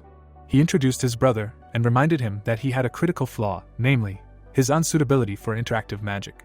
The man brought the mug and added that even if he found some way to compensate for it or use some ancient magic tricks, his level was still far inferior to the average fourth circle mage. The interlocutor nodded and muttered that no matter how hard her brother tried, he could only wallow in the mud, because scum would still be scum. She bit her nail and added that Hale could somehow threaten her position as the heir to the family. The brunette narrowed his eyes. He destroyed the mug with magic and promised that they would deal with him then. The sky was painted with sunset. The sun's rays illuminated the roof of the arena. There were people on the split platform. One of the students fell to the floor. The referee raised his hand and announced the end of the match. The protagonist waved his hand, and a voice declared that the guy had become the winner of the midterm exam competition. The audience smiled, shouting that the genius had returned. The brunette straightened up, listening to the cheers. He waved and grinned, while people discussed how only a genius could surpass an artificial intelligence with ancient magic alone. Sun-chan jumped up and shouted that his friend was the best. He shook the boy by the shoulders and exclaimed that everyone would now recognize his skills. Behind them, 3 students stood, discussing how the boy was nothing without his ancient tricks. The man approached the hero and said that he was proud of him as a homeroom teacher. Sun-chan grinned and suggested throwing a small party in honor of the student's achievement, and the professor agreed. The friend hugged Hale and happily exclaimed that everyone was resting today. The brunette smiled awkwardly and said that he would like to go, but he had an important meeting. The interlocutor looked at him in surprise and asked how they could celebrate without the hero of the occasion. The hero winked and apologized, explaining that it was very important. The teacher patted Sun-chan on the shoulder in understanding. The young man walked out into the city, thinking that this was too important a meeting for him to miss. Hale frowned. The driver of the car got out and said that he was waiting for the young master. The brunette nodded. The servant bowed and said that the head of the family was waiting for him at the mansion. The stars were already shining above the mansion. The protagonist approached the main entrance. He frowned, realizing that a whole year had passed. The young man clenched his fist and remembered that after being declared a scumbag, the boy rebelled against his heartless father, entered the academy, and all this time remained in the dormitory because he was forbidden to set foot in the family mansion. Hale walked inside. He looked around and muttered that nothing had changed here. The young man stepped onto the stone floor. In front of him was the door to his father's office. The brunette cringed, imagining his parents' face. The wizard frowned, thinking that he had finally returned after a long absence. The boy knocked. The head of the family was sitting at a large table. He looked closely at the door and allowed him to enter. The protagonist walked inside. The student bowed and greeted his father. The young man raised his head. The man slammed the book shut and invited him to sit down. The interlocutors sat opposite each other, and In-hyuk said that he had already come to terms with his failure. He passed by and said that the speed of his son's manifestation was extremely slow, and the formula dissipated as soon as he lost concentration, not to mention the combinations of spells. The man stood behind the boy and added that he had successfully proven himself a talentless and unfit candidate, but everyone recognized his outstanding talent. He put his hand on the back of the chair and said that he wanted to redirect his son into a scientific direction. In-hyuk frowned and admitted that this time he had not expected anything and thought that this was just a cry of despair of a worthless loser. The hero looked calmly ahead, answering that he understood it. The news was open on the tablet, and the father said that when he saw this article, he decided that it was a good opportunity for the young man to come to his senses, faced with humiliation and another defeat. The leader folded his hands behind his back. The man frowned and added that he completely destroyed his expectations and was able to overcome the lack of incompatible, and even created his own modification of magic.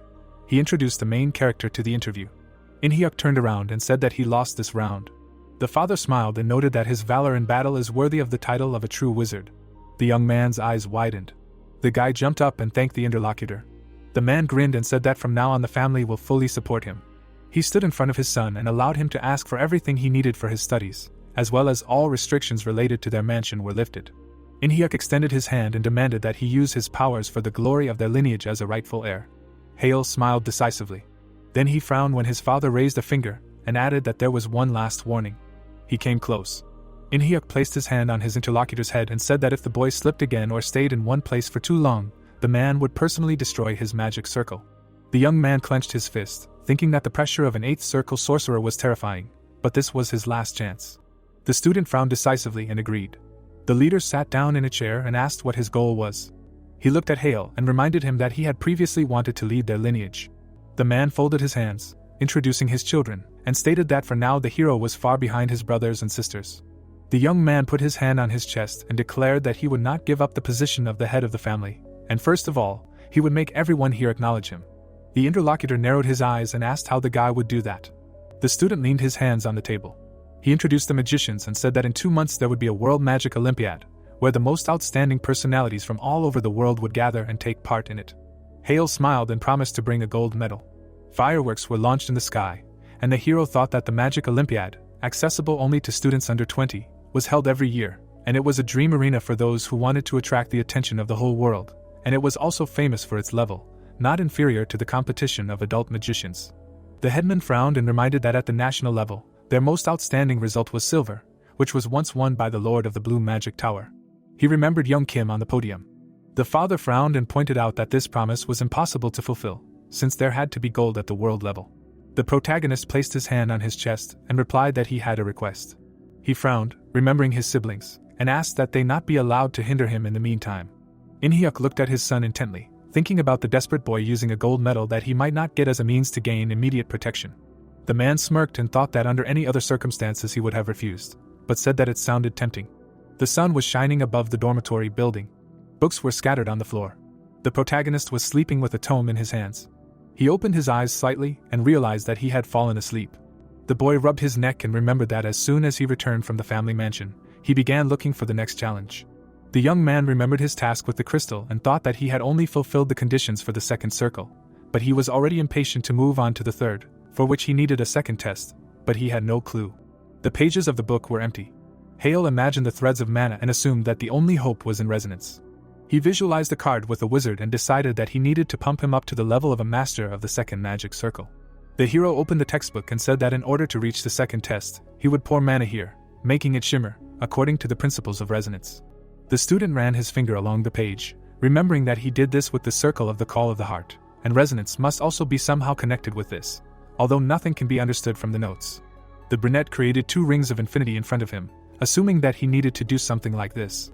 The book showed no signs of magic. The hero looked at it intently in anticipation, and then decided that a short walk would help put his thoughts in order. The sun was shining in the sky. The guy headed towards the bridge over the river. He smiled and thought that sometimes a little fresh air is enough for clear thinking. The young man closed his eyes, thinking that after a walk and breakfast he would try to delve deeper into the secrets of resonance. The student's eyes widened and he flinched when someone shouted to be careful. Hale turned around in surprise, and something was already flying in his direction. It crashed straight into the hero's face. A girl came up to him and asked if everything was okay. The brunette raised his head and recognized Adella. The blonde looked at him in surprise. The students were walking along the embankment, and the hero asked how it happened that a bag flew into his face, and the interlocutor said that she was spinning with happiness, anticipating how she would drink banana milk. The purchases slipped out of her hands. She bowed and apologized. The main character took the drink with a smile and replied that he got banana milk for free, and asked if that was all she drank.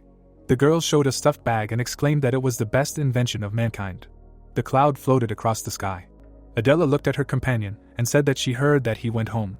The brunette smiled and nodded, saying that yesterday he was officially given back all the rights of a family member. The sorceress grinned and replied that she was very happy, and also asked if he still dreamed of becoming the head.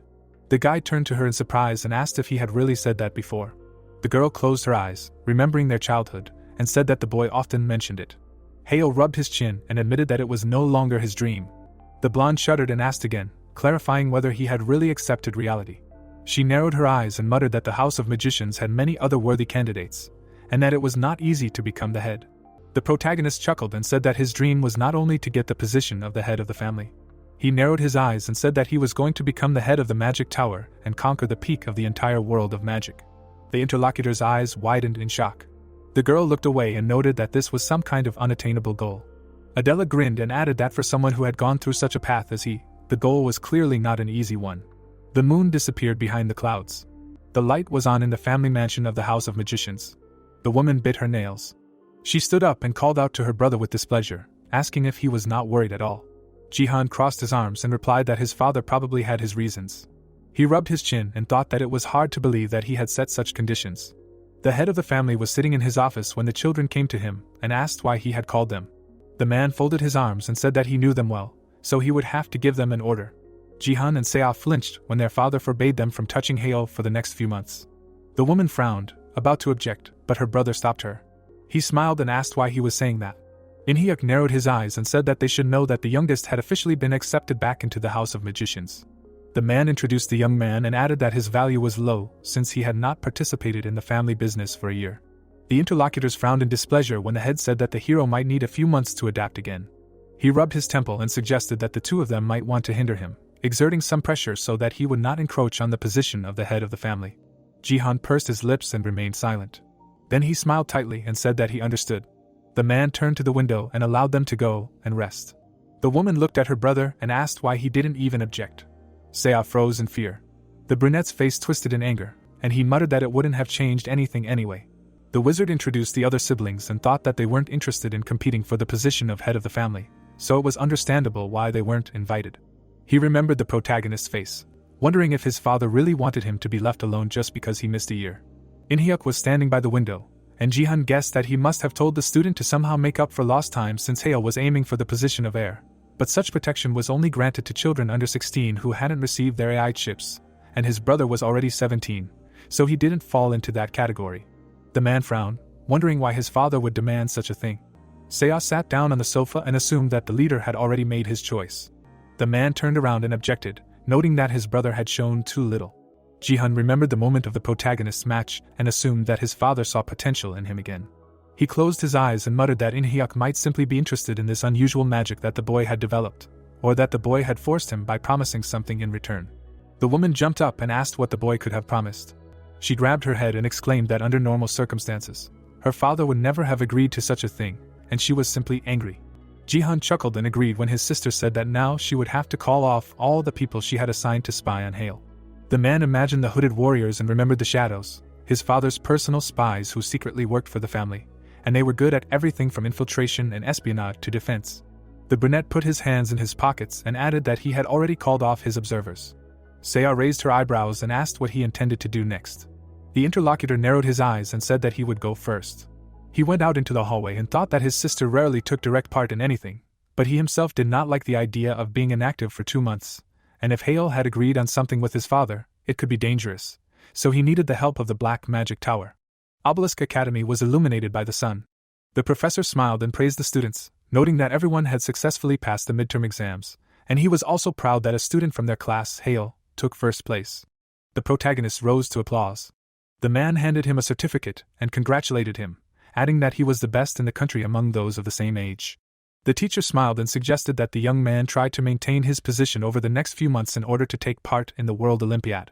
The brunette grinned and replied that he would strive for this. He returned to his seat amid disgruntled whispers.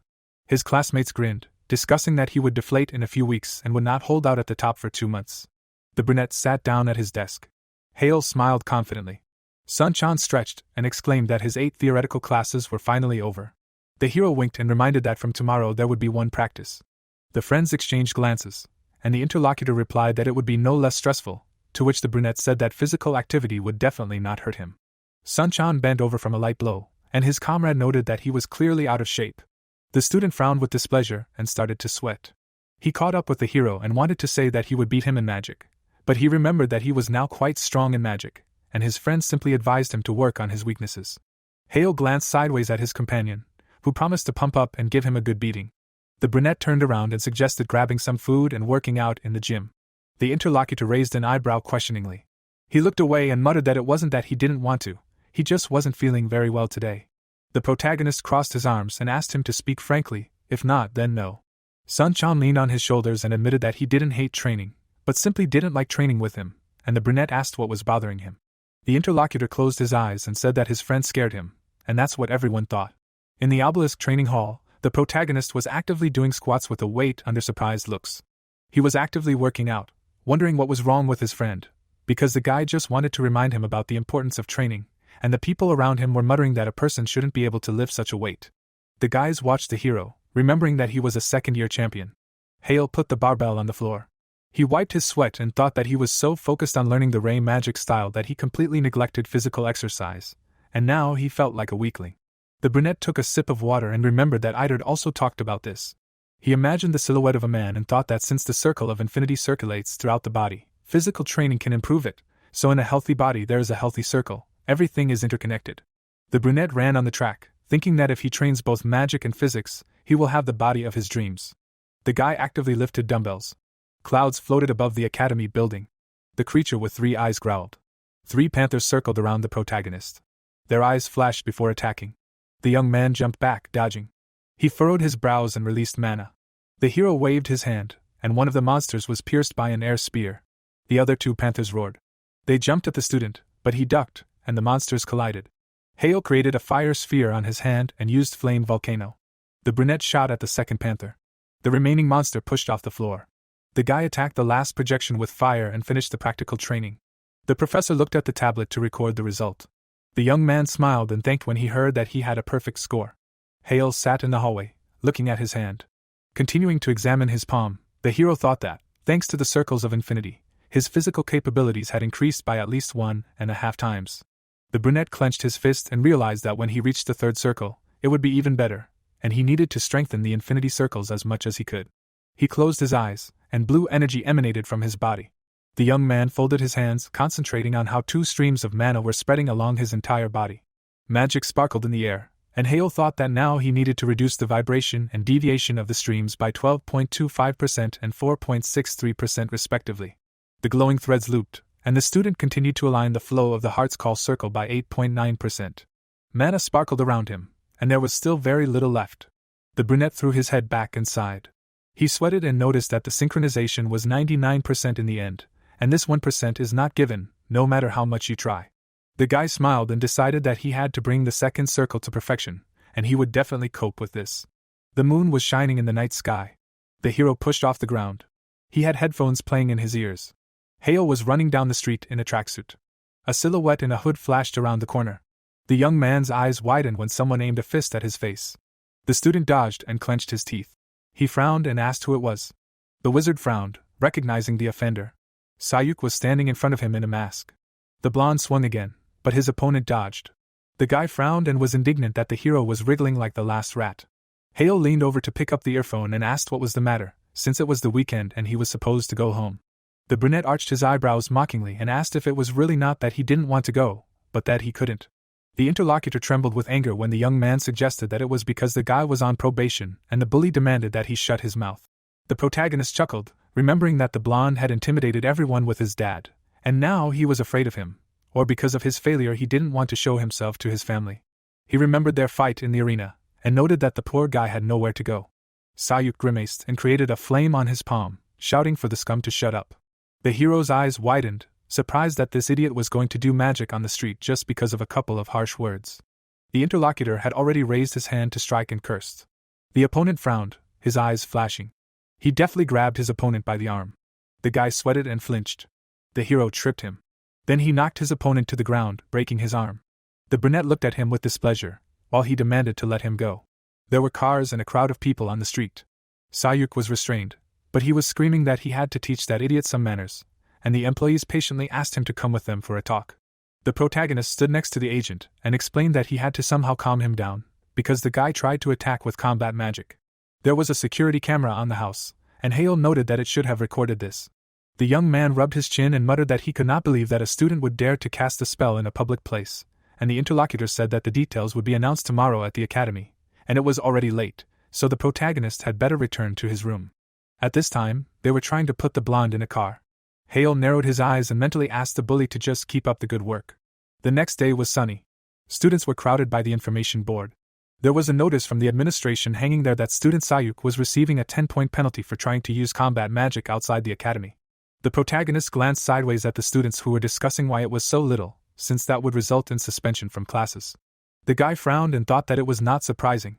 He imagined the blonde with the bills and remembered that his family had quite a lot of influence, and at one time they had donated a significant amount to the academy, so they could count on special treatment, and the academy would certainly not risk somehow harshly punishing their son. The brunette went further, assuming that the young man would hear enough moralizing for the rest of his life. Sayuk pushed the phone away from himself, from which curses were coming. The guy was standing on the street, apologizing to his father, and his father was shouting that he had asked him to sit quietly until graduation. The man stood by the window, asking if it was really that hard. The young man sweated when the interlocutor exclaimed that if, because of him, the family now did not receive a title, he would be responsible for it. After the call ended, the student looked at the phone, where his father was signed as Moneybags. The blonde frowned and cursed. He threw the mobile phone hard against the column. The guy gritted his teeth and hissed the main character's name. His eyes were bloodshot with anger. Sayuk grimaced, indignantly shouting at the top of his voice. The student tapped his foot on the phone, exclaiming that it was all because of him. A man in glasses appeared behind him and noted that the guy's heart was full of envy. The blonde turned around to look at the instructor with displeasure and asked if it was really impossible. The interlocutor came closer and answered that it was possible, because to love or to hate is a person's right to choose. He arched his eyebrows and wondered if the young man was thirsty for revenge. The guy looked at the man in bewilderment when he suggested taking revenge on the main character. The lights were on in the dorm. The brunette was sitting at the table. The young man was looking at the phone, assuming that the bully had already been reprimanded, but this was only to his advantage. An incoming message popped up on the screen. The student imagined the silhouettes of the heads and read that Inhyuk had made a contract with the blonde man's family, and in exchange for them turning a blind eye to the incident, they would give them shares worth 3% of the income from their magic stone mines. The protagonist chuckled when his father praised him and asked him to tell him if he needed anything. The moon was shining over the city, and Hale thought that in order for the Beck family to successfully obtain the official title, they desperately needed good relations not only with the academy but also with other influential families, so they were forced to take extreme measures. The protagonist stood in front of the crest, realizing that the victim of the incident was none other than the direct heir of the House of Magicians. Hale smiled as he thought about how Beck clearly wanted to hush this matter up at all costs, and 3% of the income from their magic stone mines was a nice asset, and it was also a good example of how important an official title was for any clan, as it was a sign of prestige, like how the Divine Guardian clan was called the Mystical clan, and the Wei clan was called the Mysterious clan, making them stand out. The young man introduced Sayuk, who was now effectively excommunicated from the family due to the recent incident, and with his skill level, he certainly wasn't a threat. The hero took the book and decided that it was time to stop playing Santa Claus and handing out gifts, because he needed to get back to working on the resonance. The next day was sunny. Students were walking around the academy. The protagonist frowned, noticing that the school had tightened up its security measures due to the recent incident. The brunette smiled awkwardly when he was called out. He turned around and greeted Instructor Smith. The man raised his eyebrows and nodded. His eyes studied the young man closely. Hale grinned nervously. The interlocutor smiled and said that he had recently noticed something that the student did not like, and he almost agreed with this. The professor grinned and replied that he could understand him, because he was strict with him, but all his words were said for his sake, so they should not be misunderstood. Smith extended his hand and offered to start all over again. The hero sweated and said that it was better not to, but thank you. Suddenly, dark energy appeared in the air. The young man's eyes widened in shock. The instructor with a sly face extended his hand, congratulating the guy on first place in the midterms, and purple mana swirled around him. The protagonist clenched his teeth, feeling the pressure. The silhouette of the interlocutor was engulfed in a strange force. The man grinned maliciously. The young man sweated and mentally assumed that in front of him was a representative of the Black Magic Tower. He imagined a tall, dark building. It consisted of people in hoods, and it was an unofficial tower, different from the officially recognized dozen, because it consisted of a group of criminals with unclean thoughts, led by a mage who called himself the King of Black Magic. The guy gritted his teeth, amazed that Smith was connected with them.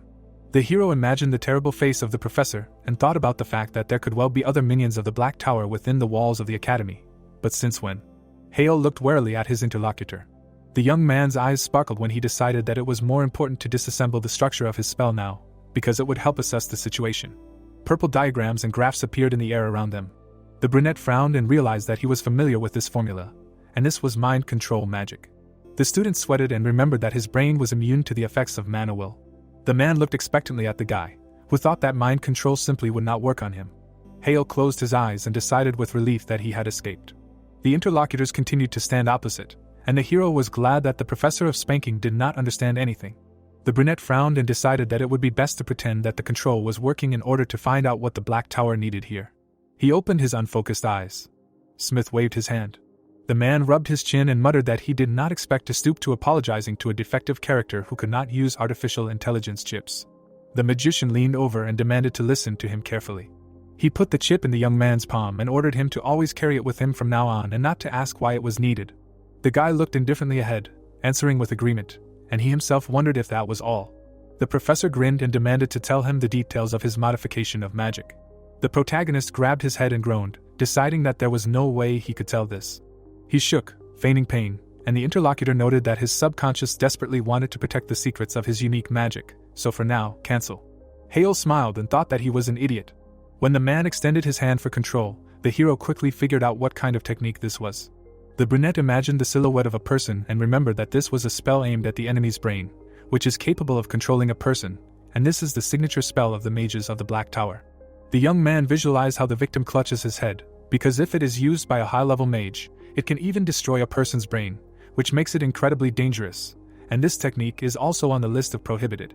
The guy was still clutching his head, thinking about what he had just demonstrated, how a person can resist control to a certain extent if a topic special to him is touched upon, and an attempt to strengthen the control can lead to the destruction of the mind, and since the enemy simply gave in, it means that his modified magic is not their ultimate goal.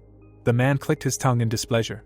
He rubbed his forehead and expressed regret that his magic was not part of their plans, otherwise he would gladly sell such secrets. But you can't fail a mission because of fleeting desires. The instructor snapped his fingers, deciding to just wait until the end of the mission to squeeze everything out of him later. The protagonist was convincingly surprised and looked around.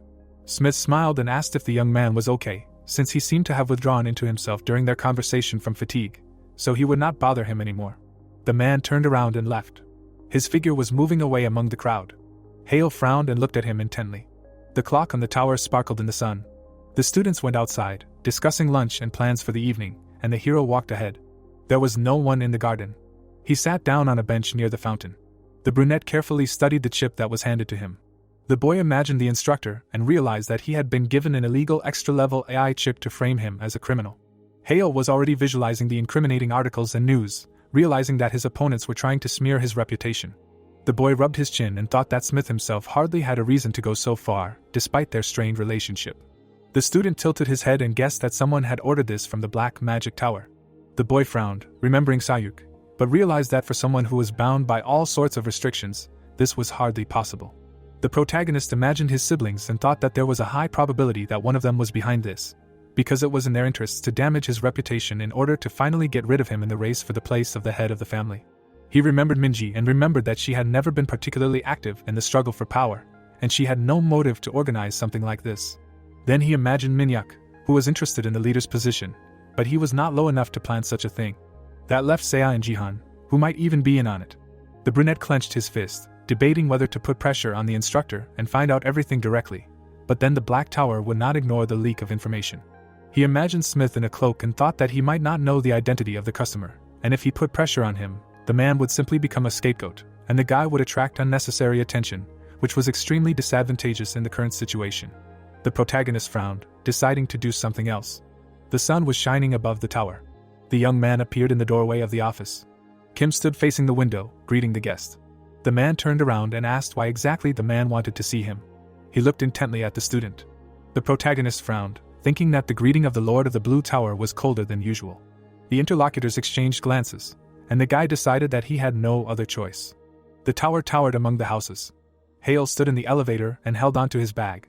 Kim looked out the window and, without turning to face the guest, greeted him, saying, "Welcome." He put his hand on his belt and asked why he expressed a desire to see him. The man narrowed his eyes and looked away. The hero was serious and thought that today the Lord of the Blue Magic Tower greeted him colder than usual. The guy looked at the man and realized that he had no other choice. The blonde man put his hand on his mouth and asked him to listen, saying that he was a little busy now and now was not the best time. He looked away with interest while he thought that there might not be another chance, and noted that he was researching something and did not understand why the Lord was so nervous lately. The guys were standing in the room and the protagonist asked why he had interrupted his research, to which he responded positively, saying that he was studying an unusual mana stone and noted that it took longer than he expected. MC looked away and thought about the mana stone. The shining crystal was in a box and Hale thought that it was an elemental stone. The guy smiled and realized that this was a very good opportunity. The interlocutors sat down at the sofa and Kim asked to quickly get down to business. The man put his hand on his head and asked what was so important that he wanted to tell him that he insisted on an immediate meeting, and definitely face to face. A smile appeared on the hero's face, and he thought that he seemed to be extremely annoyed, and no matter what he said now, he was unlikely to cooperate, and realized that they needed to come to some kind of agreement. The protagonist sat opposite the Lord and said that before they got down to business, he would like to share his knowledge. He frowned, saying that they would talk about the stone that he was researching, namely the elemental stone. The Lord was stunned and wary. He leaned over and asked him what he knew about these stones and noted that the name of them had not even been officially revealed yet. The blonde was furious and asked him to choose his words carefully, to which he replied that he had never spied on the blue magic tower. MC reached into his bag and was asked how he knew then, to which he replied that everything was quite simple. Hale was holding a crystal in his hands, and he said that he had one of those. Kim got up from the couch and was stunned by what was happening. The stone was in his hands and the hero was saying that everything was exactly like that and it was a perfectly tuned elemental stone. The blonde man put his hand on his mouth and asked if the interlocutor had personally tuned the artifact. The protagonist picked up the stone and said that everything was correct and it was him. The Lord removed his hand from his side and asked how he did it, assuming that the guy was joking. James was holding the stone and he was telling that he was a famous master of magical engineering from the Red Magic Tower. The man examined the stone through a magnifying glass and the protagonist said that the elite engineers of their Blue Magic Tower, who had been working with magic stones for many years, could not do anything, but did not finish. Kim gritted his teeth, thinking that they could not figure it out, and even he himself, who is called the world expert on magic stones, could not organize the flows of mana. Hale held out his hand with the artifact while he thought that he was being told that a simple student had mastered it. The Lord's reflection was visible in the stone, and he said that it was very difficult to tune such a stone, but he did not finish, asking if he was just lucky. The hero was calm and confirmed that he was just lucky, saying that he believed that only the Lord of the Blue Magic Tower could help deal with such material, so he brought it with him. The man lowered his head and asked if he would explain to him how exactly the guy tuned the stone. The protagonist looked at the creation and said that he did not know, noting that it just happened by itself and that was all he could say for now. The Lord narrowed his eyes and sarcastically said that he accidentally got the crystal, accidentally tuned it, and noted that he was just a favorite of fortune, to which Hale only laughed. Kim put his hand on the table and said that every magician has the right to his secrets. He waved his hand, saying that he would not interrogate him any further, to which he thanked him. The blonde man held glasses and gloves in his hands and asked if he could take a closer look, to which he said of course. The man looked at the artifact, saying that it was a perfectly tuned mana stone that supported all 4 elements at once. The hand returned the item and the interlocutor wanted to say the reason why he brought it here, but did not finish. The protagonist frowned, saying that he brought it in order to make an artifact. Kim took off his gloves and, repeating what he said, asked what kind of artifact he wanted. The things were found and the Lord asked that he wanted elements of clothing, jewelry, or perhaps a weapon. MC folded his hands and said that as long as he could increase the effectiveness of elemental magic, anything would do. The crystal emitted light and the Lord said that he understood. He put his hand on his interlocutor's jaw and said that because the stone was of high quality, the materials needed to be suitable, and therefore it could be expensive, and asked if he was ready for it. Kim spread his hands, saying that he had forgotten that he was a direct descendant of the House of Magic, and said that he would send the bill to his father, to which the guy said that there was no need. Hale put his finger on his lips, saying that he would not want his family to know about this artifact. The hero drew the amount in space and he said that he was a sly one, asking when he was going to pay, to which he replied that he thought it would be about that much. Kim's hand exuded mana and he asked if he could really pay that amount out of his own pocket, to which he replied and wanted to offer a barter. A smile appeared on the protagonist's face, and he was asked if he knew another way. He held out his hands, saying that he could tune all the elemental stones and noted that he could do it in the presence of the one if Kim expressed a desire. The blonde smiled, asking what he wanted to say, that he was ready to reveal the tuning method. The people were happy and the Lord said that it sounded tempting and noted that this would be enough for payment and to be honest, they would even remain in debt. Hale frowned and asked that if so, he could ask for one favor. The man put his hand on his hip and asked what kind of favor and inquired if it was related to the agenda. The hero reached for the mug and was about to say something. Kim got a chip in his hands and he looked at the device with interest, saying that this item was a forbidden artificial intelligence, and asked where he got it. The guy's hand was clenched. The man hid his face under a hood and he said that a mage from a black magic tower gave it to him. The protagonist frowned and assumed that a criminal group was operating in the academy and asked for help getting rid of those. Moonlight was breaking through the floating clouds. A man was standing by the car. MC leaned towards the window and thanked the woman for giving him a ride and wished him a safe journey. She looked away and said goodbye. Hale saw the transport off and was meaningfully silent. The corridors of the dormitory were empty. The hero was lying on the bed and saying that he was very tired. He remembered the stone that was lying on Kim's table and thought that he was lucky, and who would have known that the Lord was researching elemental stones. The protagonist smiled and thought that thanks to this he would get an artifact that even his father would not know about. He remembered the enraged Burr, thinking that he actually wanted to use the 3% of the shares received from his family as a bribe in the negotiations, but now they were saved. MC closed his eyes and was about to fall asleep, thinking that he hoped that everything would work out.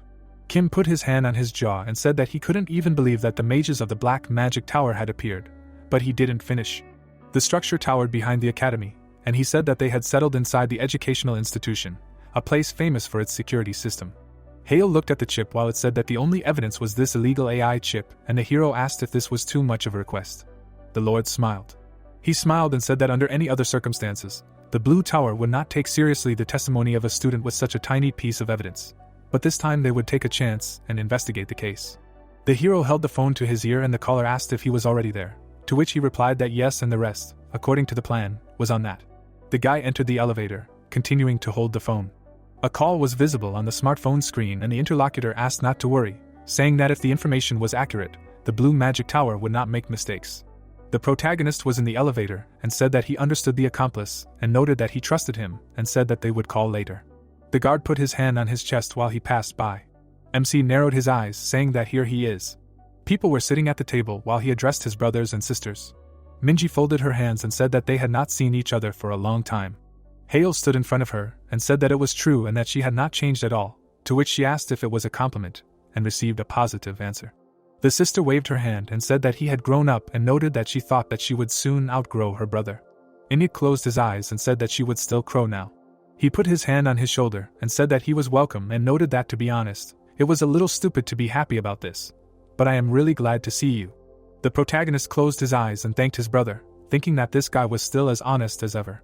The sister looked away and said that her brother always blurts out something, to which he asked what he said wrong. MC looked away and, after a meaningful pause, said that they hadn't seen each other for a long time. The older brother and sister were sitting at the table and he addressed them by name. Jihan was calm and said that he had matured and his face was no longer so childish. Seo smiled and said that they hadn't seen each other for a long time. Hale closed his eyes and thought that she was smiling on the outside, but in fact she was ready to eat him alive and was sure that the villain was among them. The older brother was holding a glass in his hands and asked them to sit down and talk over food. He bowed his head and asked why the younger brother had gathered them all here. The hero sat at the table and said that there was no special reason, because he just wanted to see his brothers and sisters again after a long separation. The first daughter of the Magic Tower leaned over and asked again, wondering if he really called them for such a reason, even though they were so busy. He narrowed his eyes and said that even if he hadn't made an appointment, his elders would have done so and asked if he was right. Seo slammed her hands on the table and asked how he was talking to her. He raised a finger and ordered her to say what he was planning. She looked at the guy while he was asking again, and she asked him to stop acting like a fool and asked if he was going to compete for the position of head of the family, and asked if that was true. Hale smiled and asked if that was not true, would she believe him? The guy was calm while she said that she would never, to which he asked what the point of asking then, and she said that he was a scoundrel. Jihan lowered his head and said that he really shouldn't have asked about that, because it's not words that say that, but actions. The older brother put his hand on his chest and turned to the hero, asking about his newly created modified magic and whether he would share it with the family. The protagonist looked away and became wary. Seo stood next to her brother and said that this was a great idea, to which he thought that this was a good move, a request to share knowledge, because this was a kind of test to see if he was a candidate for the position of the head of the family, and noted that this would not lead him into a dead end. Hale turned his head to the side. The hero put his hands on his heart and turned to his brother and sister, saying that this secret was his only hope. Tears appeared on his face, and he said that as a person incompatible with artificial intelligence, he could not just take and tear apart his lifeline for everyone, and the competition had nothing to do with it. Minji began to cry and said that in this case, nothing could be done, because this was her brother's only hope. Seo was stunned. The sister wiped the tears from the boy's face, and he thanked her for understanding him. Inyek held the glasses and asked what the point of this talk about competitions was, noting that they were meaningless, and asked to tell him how he had been doing all this time. Jihan watched as the dark-haired girl said that she also wanted to listen to the protagonist's story. The cutlery lay untouched, and there was dessert on the plate. The elder brother folded his hands, looking at his sister. The second son of the magical blue tower smiled and extended his hand. The clock showed the time. MC looked away, thinking that enough time had passed. The news was showing on the phone. The relatives looked at the phone and were interested. The blue-eyed girl looked at the phone and asked what it was. Inyek was tense, and said that this was an emergency. Seo looked at the screen and asked what at such a time. Jihan was very unhappy with what was happening. He looked at his smartphone and frowned. The news reported that a connection between some of the faculty of Obelisk Academy and the Black Magic Tower had been confirmed, and the second son of the famous Smith family from France, Lang, had been arrested, and it was also confirmed by the secretary of the Kim family from the Blue Magic Tower, Zhang, a sorceress of the 6th Magic Circle. Hale looked at his older brother. He smiled and thought that he had been caught. The hero remembered how he frowned, giving himself away. Jihan folded his arms and looked away, while he was wondering if it was him. The moonlight illuminated the clouds. The protagonist lowered his head, and through his earphone, he said that everything happened as he said.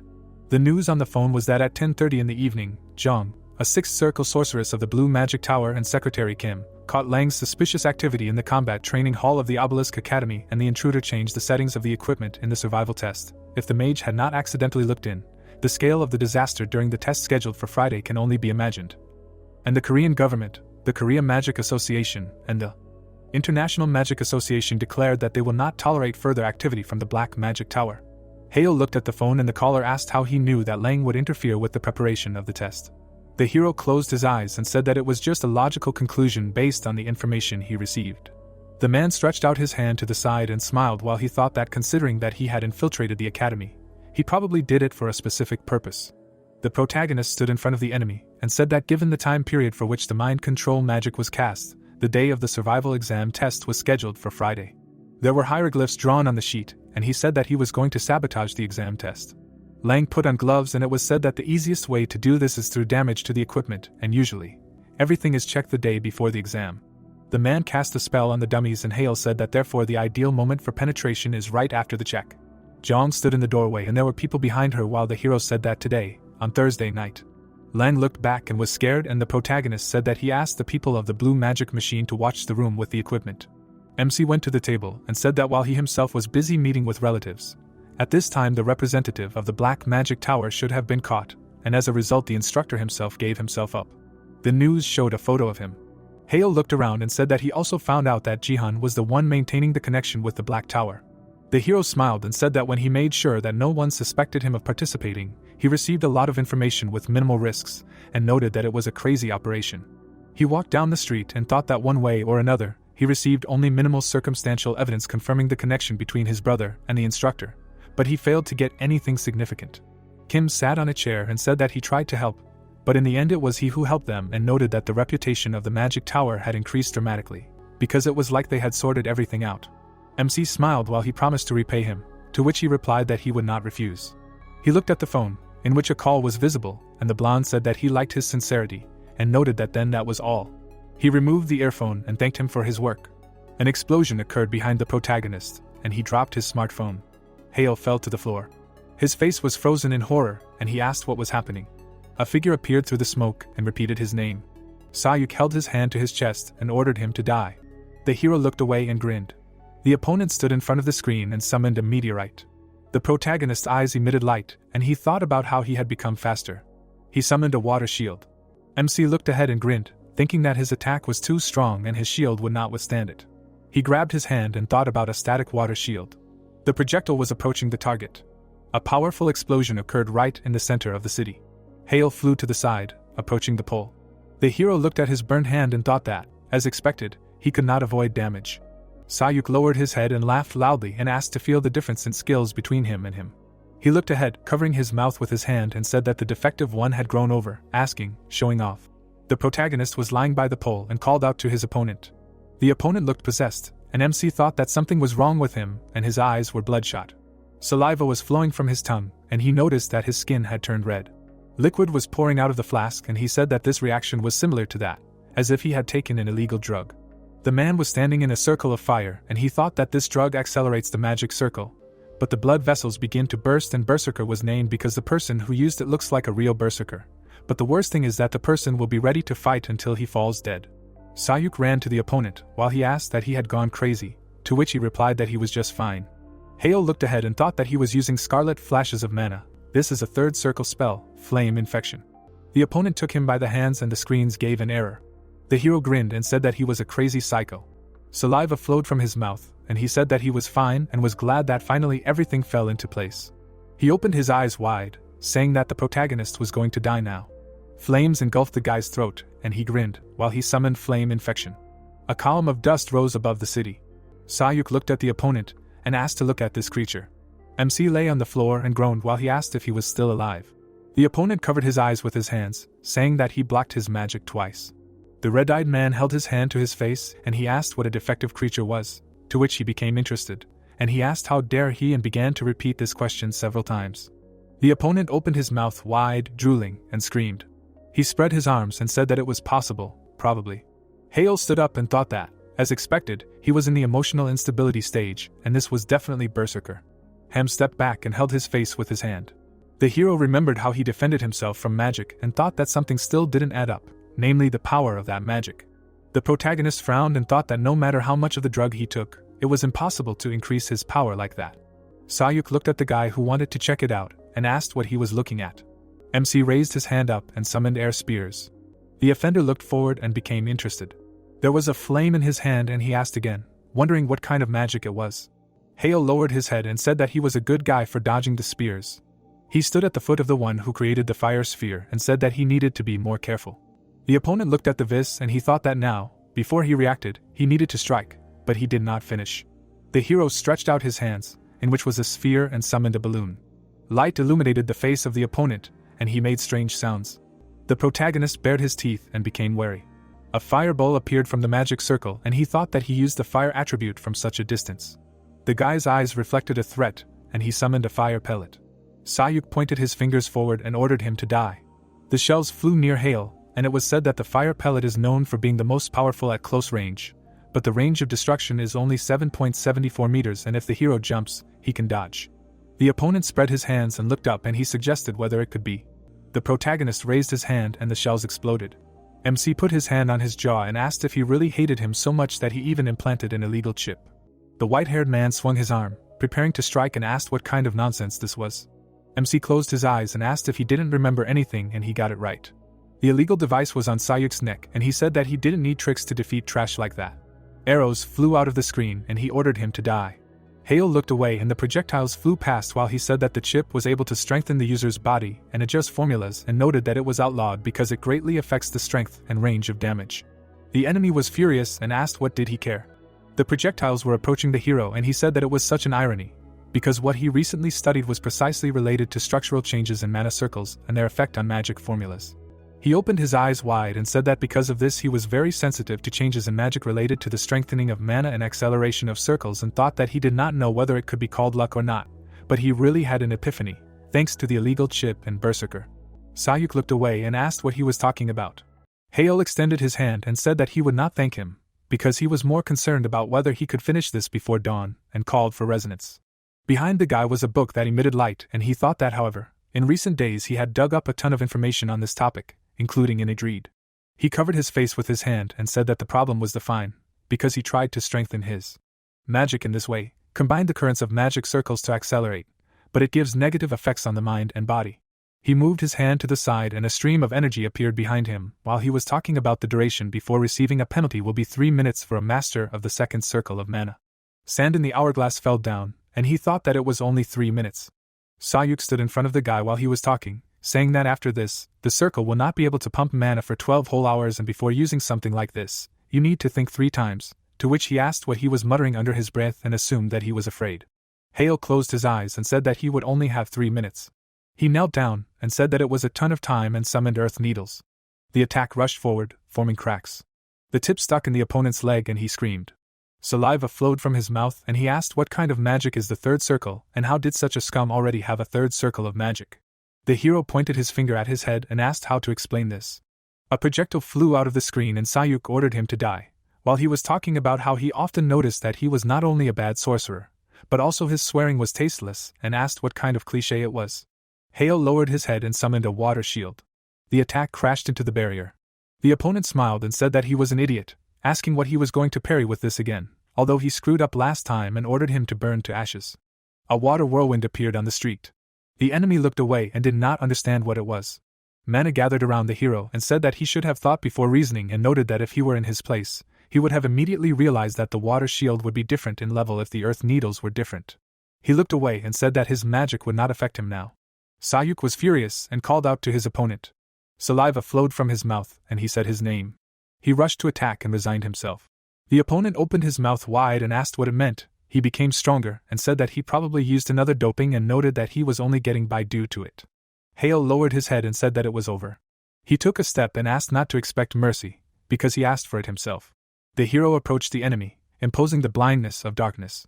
The white-haired man fell into a stupor, did not understand what was happening. The protagonist frowned, saying that if he were not so obsessed. Darkness enveloped the enemy, while MC said that none of this would have happened.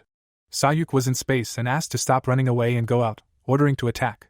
The dark-haired man lowered his head, calling for the earth binding and the air bundle. The chains covered the boar's body and he bared his teeth. The offender's legs were covered in earth. Hale looked at him and said that it was too late, and the last mercy he would show him would be to set him on the right path as quickly as possible, and with maximum comfort. The enemy opened his mouth wide and said that he had enough chatter and noted that he was not finished yet, and if it were not for him, his life would be different. But he did not finish, and the hero said that even if it were not for him, it would make no difference. The protagonist looked back and said that he would simply blame someone else. But oh well, and he asked where he had gone and asked to come back.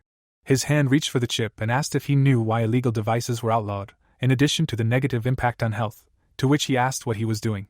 Dark energy was coming out of the possessed man's neck, and he was screaming in pain. Hale smiled and said that he sent one short pulse of mana into the overheated chip and asked how it was, and even under the influence of Berserker it should be unbearably painful. Saliva dripped from his tongue and he asked to stop. The hero stood behind him and said that the overload of artificial intelligence and his own body led to the fact that he could not withstand even a small external impact, and he screamed in pain. The protagonist looked away and thanked him one last time. He turned his palm up and said that the family would again pay in full for his idiotic antics. Tears appeared on Sayuk's face, and this time the stakes were even higher than last time, and asked that maybe all 40% of the income from the mines of magic stones.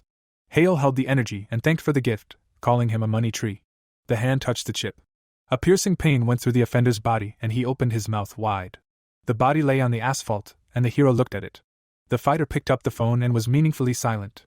An unfinished call was visible on the phone. The protagonist held the phone and called out to his father, to which he asked why he was calling at such a late hour. MC looked away and said that he saw everything and asked him not to pretend. Red eyes hid among the bushes while he was saying that no matter how late it was, the absence of students on the street looked too unnatural, because even the police were not visible, although they made a lot of noise under the dorm. In-hyuk looked out the window while the caller said that the students could have just hidden. Hale closed his eyes while his father said that the fact that he could stop the police did not mean that he actually did it, to which he replied that Dad was right, because many people could stop the police, but only he was watching the outcome of this fight, and anyone else would have immediately intervened to stop this disgrace, or finish him off in the back. The older brother and sister looked at each other and noted that thanks to their agreement, the brothers and sisters simply cannot watch him. The man put his hand in his pocket and said that he was right and it was really him. Hale stood in the bushes and looked away, frozen. The man took a step. The fighter was kneeling and looking ahead while he said that he had assigned Sukhyun to him. The figures were standing by the body of the victim while the hero was standing nearby. The communication session was visible on the phone and the interlocutor asked why he was calling if he already knew about the surveillance. The protagonist looked away and said that he just wanted to brag about his third circle. In-hyuk held the smartphone to his ear and said that he could not remember any significant achievements on his account recently, and asked if he really hid the third circle of magic from the beginning. MC frowned and said that he did, thinking that it was a lie, because in fact he only used the acceleration of the resonance circle to get a short-term boost. The older brother and sister looked ahead and he said that he still lacked strength, and if they found out that he possessed the third circle of magic. He winked and said that if they found out, the pressure from his relatives would increase. Hale looked away and said that Sukhyun used a soundproof barrier and illusion magic to isolate them from others. In-hyuk looked away and said that these were good measures and noted that he would send a car and asked to come back and spend the night here tonight, to which he thanked him and said that they would see each other again. The screen showed that the call was dropped. The father smiled and kept silent meaningfully. He closed his eyes, saying that he did not know what he had been doing for the past year, but his self-confidence was impressive. The hero smiled and told his uncle that they had not seen each other for a long time. The hand took the mask. The man took off the accessory and said that they had indeed not seen each other for a long time and apologized, saying that he was quick. The man looked at the injury and said that this wound was not small. The hand used magic and Sukhyun said that he would provide first aid and leave the rest to the family's personal doctors, to which he thanked him. Hale looked around and asked to deal with the rest. The man put on a mask and said that this matter would hardly go beyond the barrier. The tower towered over the other houses. Jihan looked away and was dissatisfied. He walked to the table and asked why this happened. The guy sitting on the couch asked him that he had just finished working. The blue-eyed man looked at the figure while he said that he thought he would wait here all night, although he liked this couch, and he asked that he was from the Black Tower. The guy kept his hand on his lip and said that yes, but now is not the time, and could not believe that the Blue Tower intervened and confused all their plans, and also noted that it was difficult to work when people were arrested before they even started work. The older brother flew into a rage and asked what was funny, saying that the tower promised him that everything would work out, and asked that promises were worthless. He bared his teeth and asked that they wanted to destroy him. The tattooed man showed his hands and apologized, saying that he himself often doubted, and since the mission had failed, they would return the money and, of course, carefully eliminate all evidence. He extended his hand and said that it was all for the sake of an important client, and noted that he did not need to worry about information leakage. The bandit smiled, showed his teeth, and said that Lang would not see the dawn. He stood up and said that he did not care about his life at all, but he did care about the illegal AI chips that they handed to Hale and Sayuk along with Berserker, and asked how they intended to settle this. The white-haired man smiled and said that he did not need to worry about such things, because the green-eyed man was no longer capable. Jihan became wary and asked again, wondering what that was supposed to mean. The bully stood in front of the hero, and it seemed to him that the guy had attacked him. A smile appeared on the black mage's face, and he said that because of which he was now hardly different from a walking corpse due to the side effects. The man covered his mouth with his hand and said that he did not care about nonsense, and asked what happened to him in the end. The bully showed his hands and said that he might have a couple of scratches, but otherwise everything was fine, to which he asked that he came to talk his teeth or something, to which the guy asked him to stop and asked why he was doing all this, because he was just stating the facts. A grin appeared on Jihan's face, and he asked that Hale somehow managed to defeat an opponent who was under an enhanced chip and the effect of Berserk at the same time. His hand reached forward and he said that everything was correct, but that was not all. He pointed to the park and said that when Sayuk attacked the hero, and did not know whether it was for defense or offense. The fighter was wearing a mask, and he said that his uncle was there, and what's more, he immediately cast a soundproof barrier and illusion magic and noted that he was very prudent. Sukhyun looked away and he said that in general, if he couldn't watch the fight to the end, but it was exciting. Jihin lowered his hand and asked what the shadows were doing and asked if he knew since when he had been accompanying Hale. The guy under the hood smiled and said that he first noticed him when his paths crossed with his brother, but he wasn't sure. The shadows were looking forward. The man put his hand in his pocket and said that the guard worked directly for his father, and asked what they wanted to say. Was the shadow leader personally involved, and why would someone like that be entrusted with such a thing? He lowered his head and thought that if the shadows intervened, then he had to be extremely careful, and it seemed to him that he would have to give up the idea of getting his brother for a while. Jihan looked at the guest and asked what to do with the chip they gave Hale, to which he said there was no need to worry. The chip was being destroyed, and he said that the chip had a built-in destruction program, so most likely it had already been deactivated and scattered to dust. The bandit looked away and asked if he had any more questions, to which the customer replied in the negative. He walked backwards through the window and said that he would go then, because he still had to deal with Lang. The man jumped into the abyss and said goodbye to his dear client. Jihan looked at the moon and was meaningfully silent. The older brother bowed his head and thought about getting rid of all the evidence that could lead Sukhyun to him, and noted that getting through the security magic of his house was easy peasy. The hooligan was rushing down, and he decided to act quickly. The action took place a few days later in the dorm. The guy slammed the book shut. Hale began to stretch, sitting in a chair and making strange sounds. The criminal was lying on the floor, foaming at the mouth, while the hero was talking about how the Lord of the Blue Magic Tower had told him that Lang Smith had suddenly grabbed his heart and died before the ambulance arrived. The hero put his hands on his head and looked away. He frowned, thinking that he knew something like this could happen, but he didn't think they would be so serene, and he thought that Sukhyun had properly handled the incident with the offender. A notification came on his phone, and the boy became interested.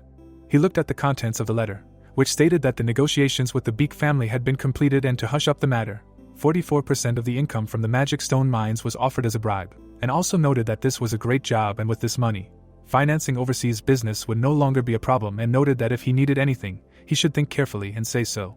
Hale smiled, thinking that this was a very long message from his father, probably out of happiness. The sun's rays were breaking through the window, and he was saying that he was glad that everything was resolved safely. The hero was holding a smartphone in his hands. There was news about the Olympics on the phone, while the protagonist was smiling and thinking about it. Magic surrounded an endless circle, and he became wary. MC clenched his fist and thought that the 12 hours of the penalty had expired. The dark-haired man closed his eyes and energy flowed from his chest while he thought that now he needed to reach the third circle. The book opened and the hieroglyphs in it emitted light. Hale looked at the book, surrounded by mana, thinking that it was time to take the next trial. It was floating in space and streams of magic were bursting out of it. The hero covered his eye with his hand and thought. He found himself in another place, and wondered in his head what this dim empty space was and assumed that it was another dimension inside the book. He looked back and a figure appeared behind him.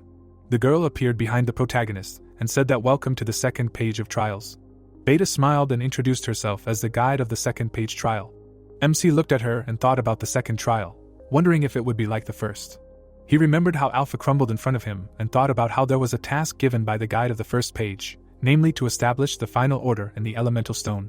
The girl pointed to the side and said that the second page of trials would test the mastery of the current mana circles.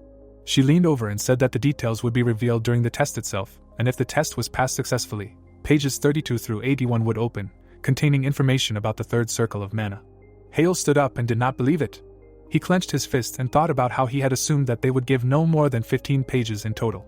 He thought about it, pondering what it meant that the third circle was very different from the first and second, because the circle of the call of the heart and the circle of resonance were already well, and the new one, probably, was many times different, and noted that the truth was waiting for him with impatience, but at the same time, with trepidation. Beta put her hand on her chest and said that the test was beginning. A fast-moving object appeared in front of the hero. He looked up and Ray addressed his student, promising to tell him now about the second test, to which he recognized the voice. A magic circle appeared in front of the protagonist, and the man said that now before that magic circles would appear, 100 in a row, and that he would need to activate them all. MC pointed his hand towards one of them. The energy was approaching the object. The magic pattern was shining while the teacher was saying that if he could synchronize them all, they would activate naturally. Hale was scared and asked what had changed. The magic circle changed its appearance, and he said that they changed every 3 seconds, and if he couldn't manage to activate it during that time, he would start all over again and asked to be careful. The hero lowered his head and thought about remembering the sequence, and the teacher said that the sequence of magic circles would change every time and memorization wouldn't help here. The protagonist looked up relaxed and said that it couldn't be easy. He closed his eyes and resigned himself. MC extended his hand to the side and suggested trying. The action took place in a dormitory. The book was lying on the table. MC looked tired and was meaningfully silent. He leaned on the table and said that he had killed 8 hours on this, and his record was only 10 circles. Hale examined the book and said that he would gradually get the hang of it anyway, and thought that he needed to find some kind of pattern. He was sitting on the bed in the dorm room. The hero was holding a pen and looked thoughtful. The hieroglyphs were glowing, and Ray was saying that Idard was not the only book of his authorship, and if he hits a wall on his way, he will need to look for other manuscripts, because they will definitely help him in new achievements. The protagonist froze and asked again, saying that it meant that the time to look for new books would come. The sun was shining over the city. MC went into the store and thought that he needed some fresh air and a change of pace. The girl was standing in front of the guy, and she was called out. She froze and the guy called her by name, to which she called out to him. They were sitting on a bench. Hale was holding a can in his hands and saying that they collided too often, to which she responded positively. Adella covered her face with her hand while he said that she looked like she hadn't slept all night, and she replied that she had. She showed him the tablet and said that she had read an interesting article. The protagonist held the device in his hands while she said that it was called The Possibilities of Technical Implementation of Teleportation Magic, to which he replied that it was a controversial name. The blonde clenched her fist and said that it was, but he still had to read it, to which he asked where all the zeal came from. The protagonist opened the website and read the content. MC lowered his head while she happily drank the contents of the package. There were many boxes of banana milk in her bag. Hale held out the tablet and said that it was interesting, to which she replied that she should tell him, and the guy said that except for one thing. They closed their eyes and simultaneously said that there was no logical conclusion. The protagonist lowered his head in thought. He looked at the tablet, and it said that these conclusions were based on the analysis of information from the ancient Ray manuscripts. The protagonist's face froze in a grin, and he thought about his mentor. He looked at the table of contents, and thought that the structure and content were different. The books were flying in space, and he thought that there were a number of theories that his teacher himself had established. But the information was rather superficial, and there was no particular depth of thought. Adella froze while he asked the name of the author of the article, to which she only mumbled and said that it was Sangjun. The protagonist was sitting at the computer. He put his hand on his jaw and said that he was a magic researcher about whom nothing was known, even banal age or gender. MC held the material in his hands, thinking that this article was the only one for him, and assumed that he was scared off by criticism. Hale squeezed the paper in his hands and said that this was the maximum he could learn as a simple student. He took the phone. The hero put the smartphone to his ear and greeted the Lord of the Blue Magic Tower, thinking that he was not a simple student. The action took place in a blue magic tower. The phone was ringing and his hand was on it. Kim was lying at the table, tired from research, and the protagonist greeted him, asking what he had there. He looked to the side and said that he had found one thing that would be beneficial to both of them. The blonde froze and became interested. MC's eyes were determined and he asked if he could find him one person. The action took place in the Obelisk Academy. People were entering the training hall. Heo raised his hand and an endless circle of mana appeared. Sun Jan stood in front of the screens and tensed up. Friends were sparring. A comrade closed his eyes while spears of wind flew above him, and he said that this was already cheating. The hero raised his hand and asked where, noting that this was just the first magic circle, and asked what the problem was. The friend stood on one hand and said that he also asked, how is it, in which, noting that on the first circle of magic such a thing is simply impossible. The birds approached the fair-haired one. He became wary and bared his teeth. The protagonist put his hands on his hips and exhaled. Sun Jan sat between the screens and looked tired. The friend was exhausted and Hale asked that he block normally in the end, to which he replied that he almost died. The comrade showed a finger and resigned himself, offering now to fight hand to hand.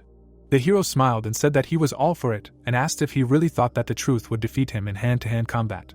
The fair-haired one closed his eyes, swung and said, "Come on." The protagonist was at his body in a second and grabbed him by the shirt. He threw him over his hip. Everyone present fell into a stupor and were surprised. MC showed his fist and asked, "Well?" Hale looked at the defeated man and asked if the idea was SOSO, wasn't it, to which he only howled. The hero looked away and said that when it came to hand-to-hand combat, there was simply nothing to modify and all that mattered was a body reinforced by the second circle against a body reinforced by the third, and asked if that sounded tempting, to which he asked that it was now a veiled insult. The fair-haired man held his back and said that it was unfair, because not only was the magic cheating, but also in close combat that beast. He looked back and said that he was a dirty player. Hale stuck a plate to his back and said that if he was unhappy with something, then he should go train his endurance, among other things. People were standing in the locker room and he asked what the plans were, to which he asked again. Sun Jan smiled and asked that the hero was aiming for the Olympics. He froze and asked how he knew. The fair-haired man closed his eyes and said that he had known him for the first day, as if he noticed that it was obvious, because he walked around all day absorbed in himself. Even during the test of suppression of magic stones he was constantly distracted, and then asked, "Didn't he?"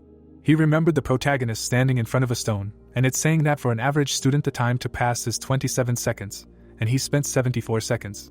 They stood opposite each other, and the comrade said that in recent days, no matter if it was training or an exam, he always took first place by a large margin. Sun Jan smiled and said that if his friend wanted to move the seniors at the Olympiad, then he should not lose his grip. Hale widened his eyes while he said that in any case, in his current form, he would not win the Olympiad and noted that he himself thought so. The hero stood in front of the guy who asked if he was right, to which he held out a letter, and he said that he knew a lot. The friend frowned and said that, by the way, they say the main favorite of the Olympiad is a magician of the fifth circle, so if he still wields only the second, then the victory of the protagonist is unlikely. MC looked to the side and thought that his friend was right, and if he wanted to perform at the Olympics, it would be difficult, but he didn't finish. The book was in space and he thought that he could, of course, temporarily accelerate the second circle to the level of the third. But this was not enough, and to fight on equal terms, he needed the fourth circle, at least, and for this he had to find the author of that article. The cards were open on the phone in his hands. Hale was standing by the side of the road and asking if he was at the right address. Kim was sitting on a chair and apologizing to the subscriber for taking so long, noting that he didn't think that he would be looking for this person for a whole week, because this was also his first time. The hero was standing in front of the building and the Lord was saying that Sangjun was currently here, but he didn't finish. The protagonist opened his mouth in surprise and asked if this wasn't the same used bookstore he often went to and thought that his goals should be there. The sun was setting behind the horizon and he thought that they said the most inconspicuous in plain sight, and could not believe that this place was right in front of the Obelisk Academy.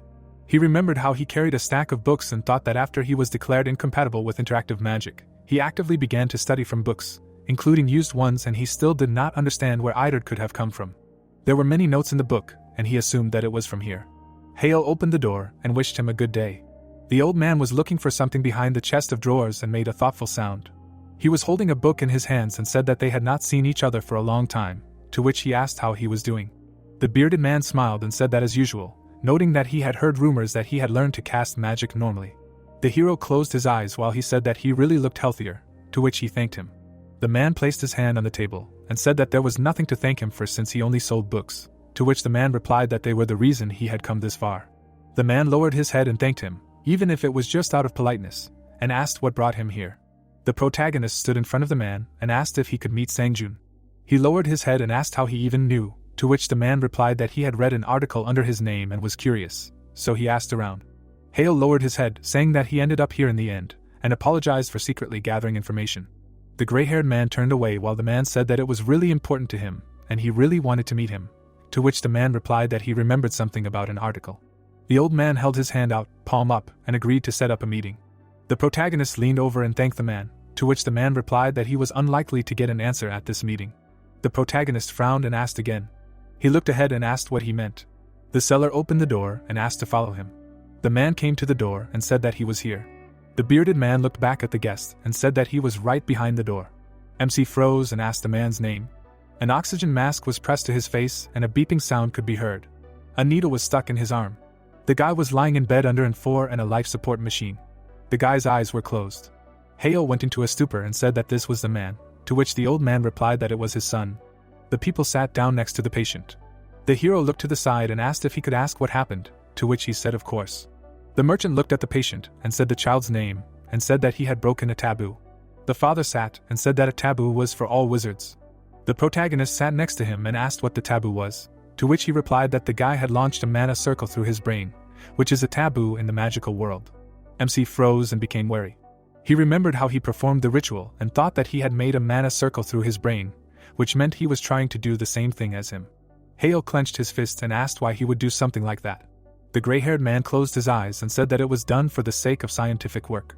Sangjun stood among the stacks of papers and was told that he had a choice to prove the validity of his theory or give up halfway, and the hero thought about the fact that the first was only possible by launching mana directly into the brain. The bearded man lowered his head, saying that he had to stop him at any cost. The blue-haired man was lying in bed. He asked that this is how the scientist joined the Baedian magical style with the help of another source. The man narrowed his eyes, saying that he could hardly answer the question anyway, and noted that his son would probably discuss scientific works with great pleasure. The protagonist looked confused and apologized for starting this conversation in vain, and noted that it must be a heavy burden for him, so he had to apologize. The seller put his hand on his shoulder and asked him not to worry about it, saying that he knew how strong his passion for science was.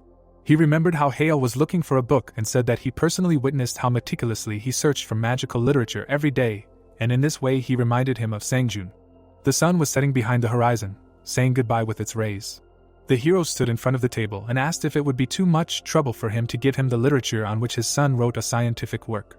The gray-haired man put his hand on his jaw and said that of course, because they were lying around, gathering dust anyway, and asked why not give them to someone who would find them useful. The old man showed 2 fingers and said that there would be 2 requests.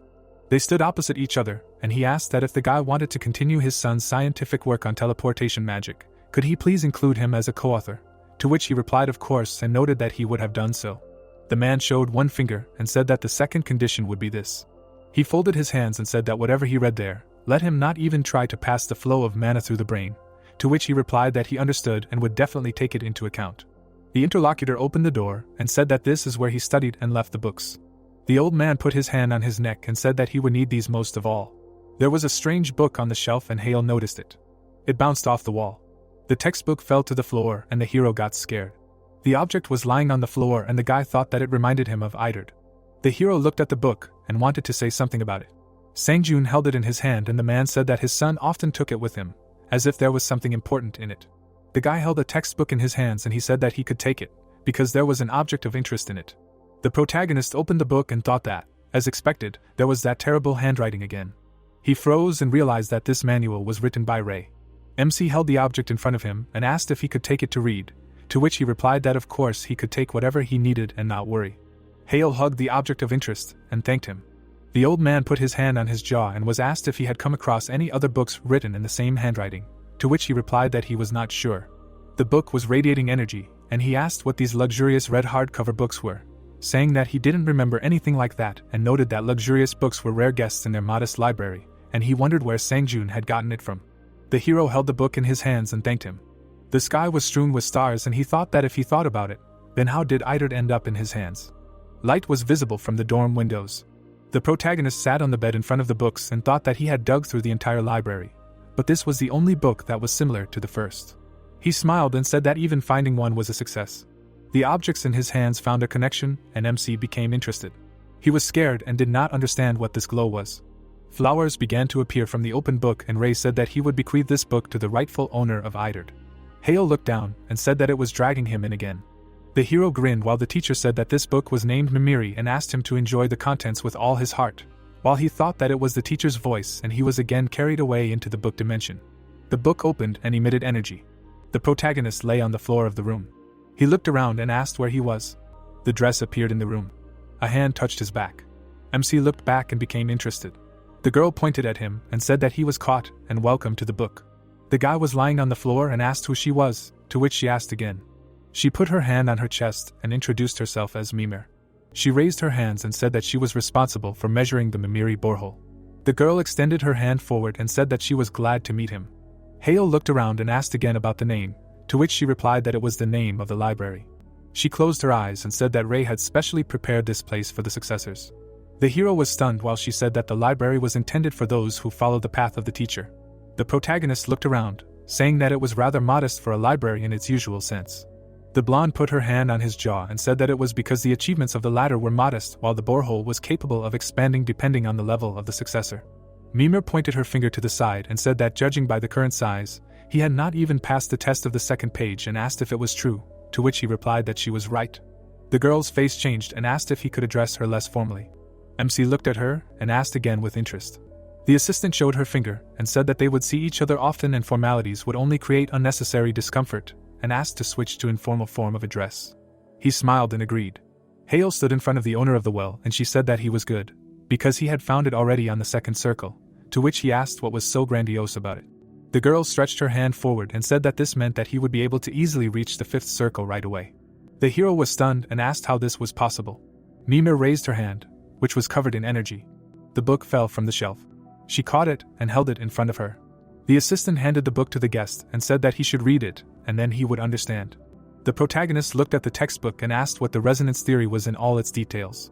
The girl leaned over and said that in this place he would find all the information that was not included in either, for example, the information in the book that he was holding in his hands. MC looked at the blonde and asked why something was not included in the first book, to which she noted that this was a good question. Energy hovered around the textbook, and it was said that it was already overloaded with a large number of pages with tests to test the successor in every possible way. Sheets circled around Mimir, and it was said that there were other reasons why it contained only the most necessary, and this forced the creation of separate books. Hale held Idard in his hands and asked what the teacher described in more detail in the Mimiri well. The girl stood in front of him and said that the main theses were collected in that book, only this book is better considered a reference book. The hero looked back and asked that all these books contain information of a certain level, and once he expands his achievements, the number of books will also increase. Mimir showed 2 fingers and said that it was correct, asking how he would figure out how to reach the 5th circle with this. He stood in front of her and said that of course, it would be easier for him to figure out the second test. The book was open and the letters were emitting light. Hale was in space. He opened his eye and thought that this was already the 79th. In front of the hero were magic circles, and he thought that the second test requires activating 100 magic circles, and during the first run he activated only 10 circles in 8 hours. The textbook was lying on the table, and he thought that after visiting the Mimiri well, his result was 79 at a time. He held his hand, thinking that if he strained himself, he could do it this night, but if he was unlucky, then the next. Mimir stood on the book and smiled while he thought that getting this book before the Olympics was pure luck. The academy was empty. The protagonist walked behind the housewife. MC was serious and thought that he wondered why his father called him and assumed that it was because of the compensation that followed the incident with Sanhyuk. He remembered standing in front of the body. Hale looked at the housewife and thought that he planned to study with Mimir after school, but nowhere, and noted that this was also an important matter. The servant bowed, saying that the hero had arrived, to which he asked to let him in, and after he called out to his father, asked his son to sit down. Inhyuk put his hand on his temple and said that he would be brief. The father sat in front of the child and said that unlike last time, this was not 100% of the merit, but the contribution could be estimated at slightly more than half, and in total with the previous ones, he received 26% of the shares in the magic stone mines. Hale sat in front of his father while he said that this was a significant benefit, so he deserved a corresponding reward. The man frowned and asked if he had thought about what he wanted. The boy's eyes showed determination and he said yes. He put his hand on his chest and said that he wanted an ancient relic that was stored deep in the family treasury. Inhyuk looked ahead and asked again, wondering if he understood that ancient relics rarely concealed any secrets, and said that they were just antiques. The protagonist was serious, and said that he did not think so and believed that the legends about ancient relics and the events described in myths are absolutely true. The father lowered his head and said that he was still young, but believing in all this nonsense was pretty stupid. He showed his finger and said that he respected his choice one way or another. However, the son could only take one item. Hale was happy and thanked him. The man sat in front of the guy and asked what relic he wanted. The doors were closed and the hero said that he wanted an ancient relic that was kept under the treasury. The thing was in the basement. Behind the protagonist was a cloak, and he said that he wanted to get the Ray cape. The action took place in the underground treasury of the Shin family. MC watched as the man received the box. He put it on the table and said that he hoped that he would not regret his choice. The guy smiled and thanked his father. In-hyuk looked away and said that he did not even believe that he bought into stupid fairy tales and noted that he was still too young. Hale stood in the room while he asked him to focus on training and go back. The limo drove down the road. The hero sat in a chair with his arms folded, saying that most of the relics their family possessed were genuine. He looked at the gift and thought about what if it really was Ray's cloak.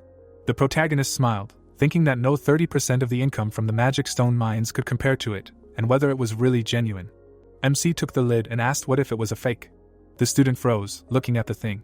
He examined the cloak and asked if it was pure mana fibers. Hands reached for the stones and it was said that mana fabric was a valuable material obtained from magic stones through special processing. The cloak studied energy, and it was said that there were less than 30 craftsmen in the world who could perform this processing, and Hale thought that this cloak was not partially made of mana fibers, but entirely. The hero examined the thing and said that, moreover, this technology was not available in their time and did not understand how it was so, saying that this fabric surpassed all known artifacts made of mana fibers and had never seen anything like it before. A smile appeared on the protagonist's face. The action took place in a dormitory. MC was sitting on the bed with a cloak and thoughtfully examined it. There was a signature on the hood and the guy said that it was terrible handwriting and he believed that it was the work of the teacher, because he was already used to deciphering his scribbles. He picked up the cloak and asked what it was, mentioning the structure of the fabric. The item of clothing was shining from the inside and Hale asked that it seemed like the outer and inner layers were mixed up. The cloth was emitting energy, and it was said that another reason that was difficult to work with the cloth of mana was that the outer and inner layers had to be developed separately from each other, and the inner layer had to improve the conductivity of mana use, while the outer, on the contrary, had to reduce conductivity to reduce incoming damage, and thought that this cloak had the exact opposite design. The man was wearing Ray's cape, while he thought that the outer layer attracted mana, which would increase damage to the mage, and the inner layer blocked it, reducing the power of outgoing spells. The hero put his hand on his jaw and said that the teacher would never make such a mistake. He smiled and thought that it should just be turned inside out. The protagonist looked at the thing and was puzzled. The hood was emitting energy, and MC thought that even when he turned it inside out, the structure of the outer and inner layers did not change places. He lowered his head and assumed that it was done intentionally, but he did not understand for what purpose.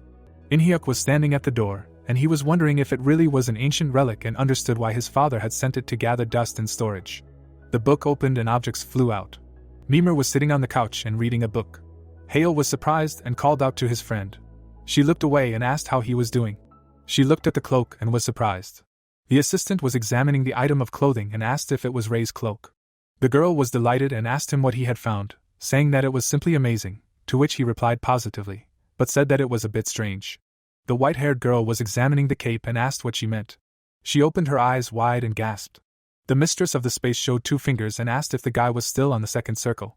They stood opposite each other and the boy asked what the question was about, to which she replied that it was now clear why he still didn't know and he asked her to keep her reproaches to herself, and asked how this thing could be used. Mimir crossed her fingers and apologized, saying that she was sorry, but she couldn't explain to him why the cloak was designed like this. She gave the thing back and asked him to take it back, to which he asked why. The assistant folded her hands and said that the Bite Neon style has special magic. She opened her eyes wide and tensed up. The student looked at her and asked again, while the owner of the well said that she shouldn't tell about it and noted that she was confused. The blonde extended her hand forward and said that she would say only this, namely that the master's style has special magic, which is called true. Hale looked away and asked again. The girl stood in front of the guest and said that it was different from the magic he was used to and noted that true magic was real, to which he asked that he had not used real magic yet. She put her hand on his jaw and said that unfortunately it was, but she could not tell him about it in detail until he reached a certain level. The hero thoughtfully looked away and assumed that this was some kind of limitation.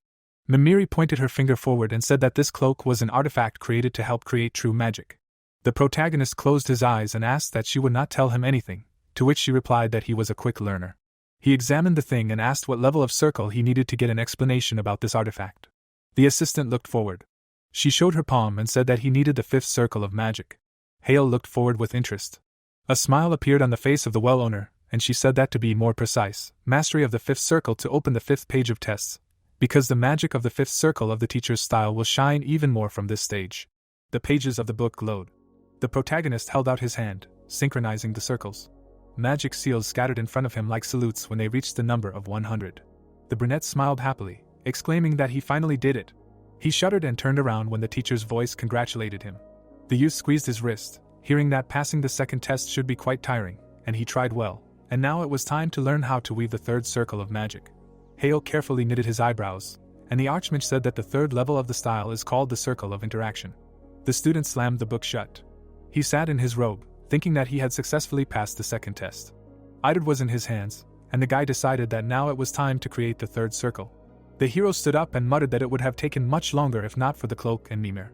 The night before, in the subspace, the girl smiled and said that mastery of the fifth circle was required to open the fifth page of the trials, but from there everything would shine even brighter. Hale rubbed his chin and noted that he had no choice. He glanced at the robe and decided that he would have to put it away in a distant drawer until he became a master of the fifth circle. The interlocutor frowned and exclaimed that such a valuable thing should not be sent to gather dust in the storage room, and the student asked how he could use it then, since the outer and inner layers were mixed up, and it would only get in the way. The girl snatched the cloak from him with displeasure. Mimir smiled and said that this robe prevented mana from leaking outward, locking it inside, which would allow him to achieve a state of mana overabundance. The brunette's eyes widened in surprise. The interlocutor closed her eyes and added that if you have an excess, the circle of infinity rotates even faster, which means that the mana filling the brain will also increase. The girl raised her finger and said that this way he would get rid of fatigue and physical exhaustion faster. The protagonist took the cloak and asked if he would really reduce his sleep time if he wore it. The blonde winked and replied that with the mantle, you can no longer sleep at all. The brunette frowned and asked again, dumbfounded. Mimir put her hand on her belt and said that if you wear the cloak at least 5 hours a day, you can quickly reach the peak, and this is just one of the side effects of the item. The young man looked at the interlocutor, who said that such information was worth sharing with the successor. Hale grinned and promised that he would definitely reach the fifth circle as quickly as possible. The girl frowned and warned that it only worked on the successor, and normal people should never wear the robe, and the guy noted that with such a cheating item, the subsequent tests would be a piece of cake. 2 days later, the protagonist sat with his eyes closed. He squinted. The student turned the page, thinking that he was so close, but there was a feeling that something was missing, although the young man was sure that he would soon understand how to achieve this. There were diagrams on the pages. The hero imagined magic circles, thinking that the third style of ray allows you to interfere with the process of creating spells by other people. In order to interact with someone else's mana, you need to perfectly synchronize with it. The guy lowered his head and guessed that the test with mana circles was in order to learn how to affect someone else's magic. The brunette grinned and exclaimed that it sounded interesting. He remembered how he had passed the second trial, and had not expected that it would serve as a support for the creation of the third magic circle. The student looked at the book and read that in order to weave the third circle, the first two must be in perfect harmony and connect well with the surrounding mana. Hale smiled, realizing that he could do it, continuing to use resonance. He furrowed his brows and decided that this time it would definitely work. The youth closed his eyes, absorbing the abundance of mana in the air and synchronizing it together, and with the excess of mana in his body, it was like building a new house brick by brick. The boy sat in the lotus position, adjusting the flows within himself. Blue spirits flew around him. The energy spread in waves throughout the room, and Hale thought that it had found refuge in his body. The boy floated in zero gravity, hearing the voices of mana. He smiled when the spirits invited him to play. The brunette threw his head back, and someone said that it was so cramped here, but warm, that he did not want to go outside. Small creatures circled around him, intending to stay here and play, and the hero thought that he had already come this far, but it was only halfway, so he needed to maintain the resonance. The spirits joined hands, dancing in a circle and saying that they needed a spacious area. The hero sweated, feeling the heat, and remembered that if the mana deviation rate differed by more than 1%, his body was not able to accommodate it. Mana danced in the air, and the student noted that for now it only accommodated what did not deviate from 1%, and it was necessary to gradually reduce the deviation rate by 0.01% using the mana of the circle. The young man put his hands on his heart, trying not to rush and do everything carefully. The sun was shining in the sky. The light penetrated the room where the main character was sitting. He jumped up all sweaty. His eyes widened and the boy muttered that everything was ready. Hale extended his hand and activated the first circle, Call of the Heart. Then he spread his fingers and created resonance. Finally, the boy clenched his fist. He raised his hand and wove the third circle of interaction. The boy smiled, glad that he had done it. Mana sparkled in the air, and the hero thought that he must become stronger and become a master of the fifth circle as soon as possible. The sun shone above the forest. The hero lay on a tree, and birds hopped on it. He closed his eyes, thinking about the combat survival test, a large-scale test held in spacious training grounds, usually in the rocky terrain of Gangwon province. The boy had a bracelet on his hand, and it noted that the test lasted 32 hours, and each student was given a special evaluation artifact. There was a blue barrier above the island, and the point of the test was to survive as long as possible in a gradually narrowing zone for the duration of the test. The brunette glanced at the screen and decided it was time to move on. He imagined the other participants with monsters and thought that the only catch was that he had to survive not only the attacks of monsters and other students, but also, of course, earn points. The guy looked at the birds taking off. Some guy grinned from the ground and attacked the hero, advising him to die. Hale jumped, dodging the blow. Then he landed on the grass and smiled. The opponent bared his teeth and exclaimed that he was deftly dodging, but still had nowhere to go. The main character swung his fist.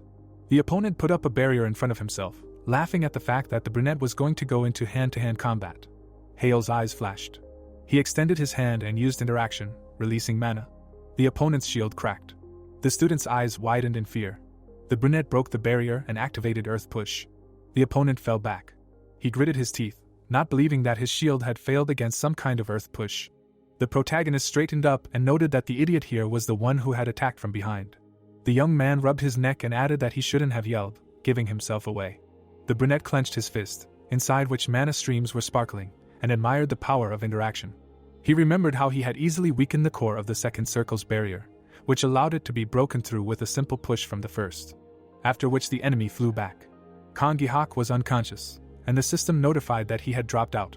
The protagonist turned around, thinking that this idiot had exposed himself, so naturally everything had worked out. He pressed the bracelet, and saw that he had been awarded 10 points. Clouds were floating across the sky. Hale walked forward, his hands in his pockets, thinking that he seemed to have become addicted to this new circle, and at this rate he would start using it not only against the second, but also against the third circle of magic. A shadow flashed behind him. He frowned and turned around. The guy turned around and launched a fireball. The brunette's eyes widened. Blood claw wolves were coming towards him from the bushes and had already surrounded him.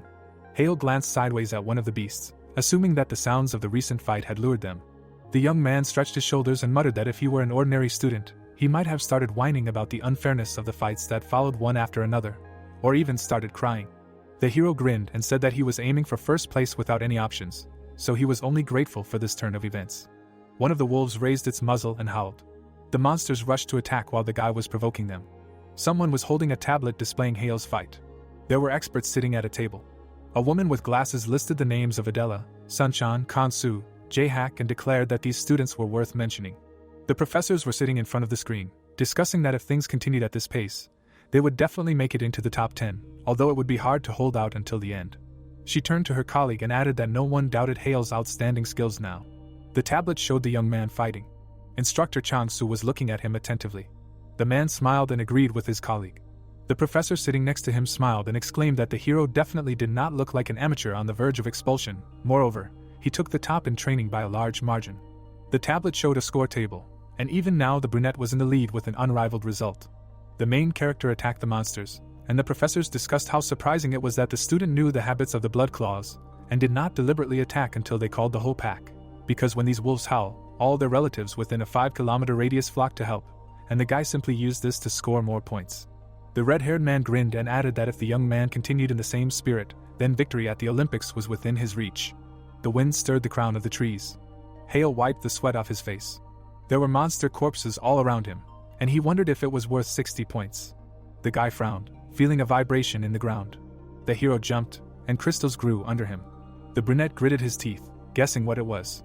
Under him was a huge carcass, comparable to an elephant. The emerald turtle opened its mouth and growled. Hale grinned, wondering where such a rare monster came from. It landed on the ground. The brunette narrowed his eyes, thinking that he was seeing it for the first time in real life. The opponent turned to him, and the young man decided to fight. Obelisk Academy, the tower of the examination committee. Professors were sitting at the tables, noticing that the main character went against the emerald turtle. The man turned to his colleagues and said that usually people run away from such a threat, and it also gives many options, such as cooperation between students, because it is the rarest monster of the training ground. The woman glanced sideways at Chang-su and muttered that even a genius like Hale could not cope alone. Opposite the young man stood the emerald turtle, a 4th-class reptile monster of rank C, which is characterized by incredibly high defense indicators, and it is the natural enemy of all wizards. The enemy swung his paw. He hit the ground, and the hero thought that killing this creature gives a huge number of points. The young man jumped up and turned around. The guy smiled, anticipating the reward. Then a new attack was approaching from behind. The hero put out his hand and activated the barrier. He stepped on the blue shield. It broke from the blow, but the brunette had already jumped back. The instructors watched, noting that Hale used the barrier as a support platform, but it couldn't stand it, because after all, the Emerald Turtle is an opponent that not every 6th circle mage can handle. The hero put out his hand and launched Flame Volcano at his opponent. He landed, looking at the smoke. Hale grinned, wondering if it would work. The monster appeared ahead again. The young man turned and ran, realizing that even with the 5th circle, he would not be able to defeat such an enemy. The turtle followed him, and the hero assumed that it was so nimble because of the mana in its body. The brunette's eyes suddenly widened. The student turned around and decided that it was worth a try. He crouched down and strengthened his legs with mana. After that, he quickly jumped back, dodging the attack. The monster immediately turned to the hero, and he thought that the powerful force that could smash a centuries-old tree to pieces with one blow of the head would not leave a wet spot on him when it hit. The young man ducked when the monster charged at the trunk, and realized that running errands would not bring him any closer to victory, so he had to fight. Hale stopped, and a paw hung over him. He created a barrier in front of himself. The young man held the shield, but noticed that he had underestimated the enemy, and this could not be blocked. Colored streams of mana appeared around him from the use of resonance. The brunette gritted his teeth, facing the enemy face to face. The turtle opened its mouth, and the hero thought that immediately after the attack it would not be able to move for some time, recovering. The student raised his hand and called for the wind. He moved forward. The young man remembered how he sat and read in a picture book as a child about how the emerald turtle had weak ligaments for the speeds it developed, so immediately after the attack it lost mobility in order to endure the stress.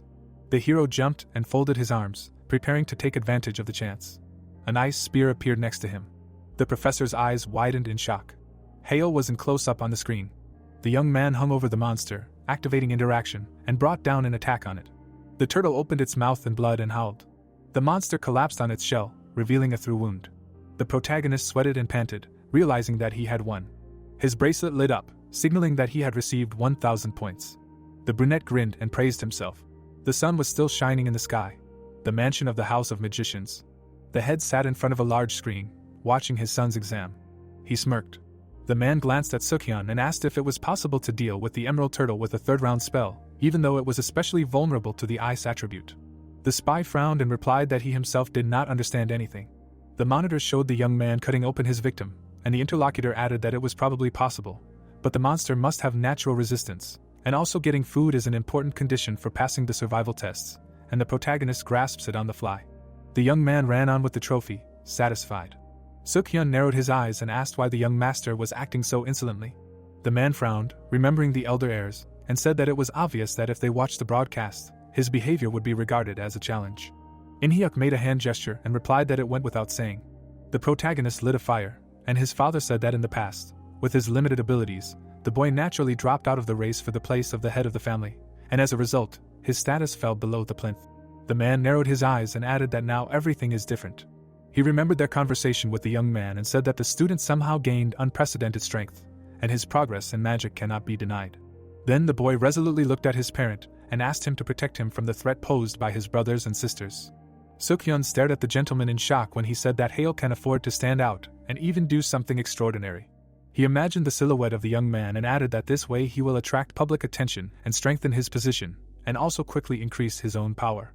Inhyuk closed his eyes and noted that this is so that when the protection period is over, no one else will pose a threat to the hero. The young man seasoned the monster's meat with a satisfied look. The moon was shining in the sky. Hale was sitting by the fire, eating dinner. The stars were sparkling above them, and the boy remembered that on the first day of the tests, fighting was prohibited between 11 o'clock at night and 1 o'clock in the morning. The brunette frowned and thought that he understood that it was for safety reasons, but if the students were to be made easier in this way, contrary to the original rules, they would learn little. He frowned, imagining the different wizards, and noted that in the past, the training of wizards in some countries was quite brutal, so this was a necessary change. Hale grinned and was glad that this time at least they were allowed to take their magical equipment with them, which meant that he could get rid of fatigue with the help of the teacher's robe. The young man decided to have a snack of meat for now. Some time later, he patted his stomach and noted that he was full. The hero turned around abruptly at the sound. Sun-chan and Adella appeared in front of him. The friends sat down by the fire, and the brunette asked how it happened that they were wandering through the forest together. The blonde smiled and answered that they had bumped into each other right before the break and had a little argument, to which the guy noted that she had brutally beaten him unilaterally. The protagonist looked at his friend and assumed that after the end of the battle he had crawled towards the enchanting aroma of food. The students greedily reached for the meat, hoping that the young man would treat them. Hale frowned and reminded that it was his food, but the interlocutors looked at him plaintively, reminding him that friends do not differentiate between yours and mine. The brunette closed his eyes and sighed. The guys smiled happily when he agreed to treat them. Sun-chan and Adella took a piece each, noting that it looked delicious. They both took a bite of the meat. The protagonist nodded with a satisfied look, while his friends praised his cooking. The blonde looked at the dish and asked if it was a honey bear. Hale imagined a beast that lives in the forest, and its fried meat has a very delicate taste. The guy put his hand on his belt and shook his head, and the interlocutor noted that only 2 local monsters have meat suitable for food. Adella frowned and remembered that these were the honey bear and the emerald turtle, and the others were either poisonous or tasteless. The comrades glanced sideways at the hero, and the blonde asked if he had really finished off the emerald turtle. Hale smiled and answered in the affirmative, adding that it had been during the day in the west. Sun-chan widened his eyes and exclaimed how he did it, because he himself had only seen one like that once. The girl looked at the brunette thoughtfully. She opened her mouth and muttered that it was unheard of. The student frowned and said that it was simply unrealistic for a wizard below the 5th circle of magic to defeat the emerald turtle. The interlocutor smiled. He raised his hand and activated Flame Volcano. A pillar of fire rose into the sky. Sun-chan and Adella widened their eyes at the sight of the 3rd circle magic. Flames twisted in the sky. The girl opened her mouth and exclaimed that the young man managed to modify it to the power of the 6th circle. The protagonist turned around smugly. He embarrassedly looked away from his admiring friends and thought that it was still the 3rd circle, just strengthened by the teacher's technique. But it was better for them not to know about it. The blonde smiled and asked how the guy won in the end. Could he really hit the turtle in the head? And he replied that he simply broke through the shell. Sun-chan exchanged glances with his friend and asked him not to make things up, to which the young man assured him that it was so. He remembered the battle and added that the recording from the academy drones should have been saved, and it would be possible to watch it after the tests were over. The hero grinned and said that they would see them first. The interlocutors looked at him questioningly. The brunette smiled and said that tomorrow they would fight fairly and justly.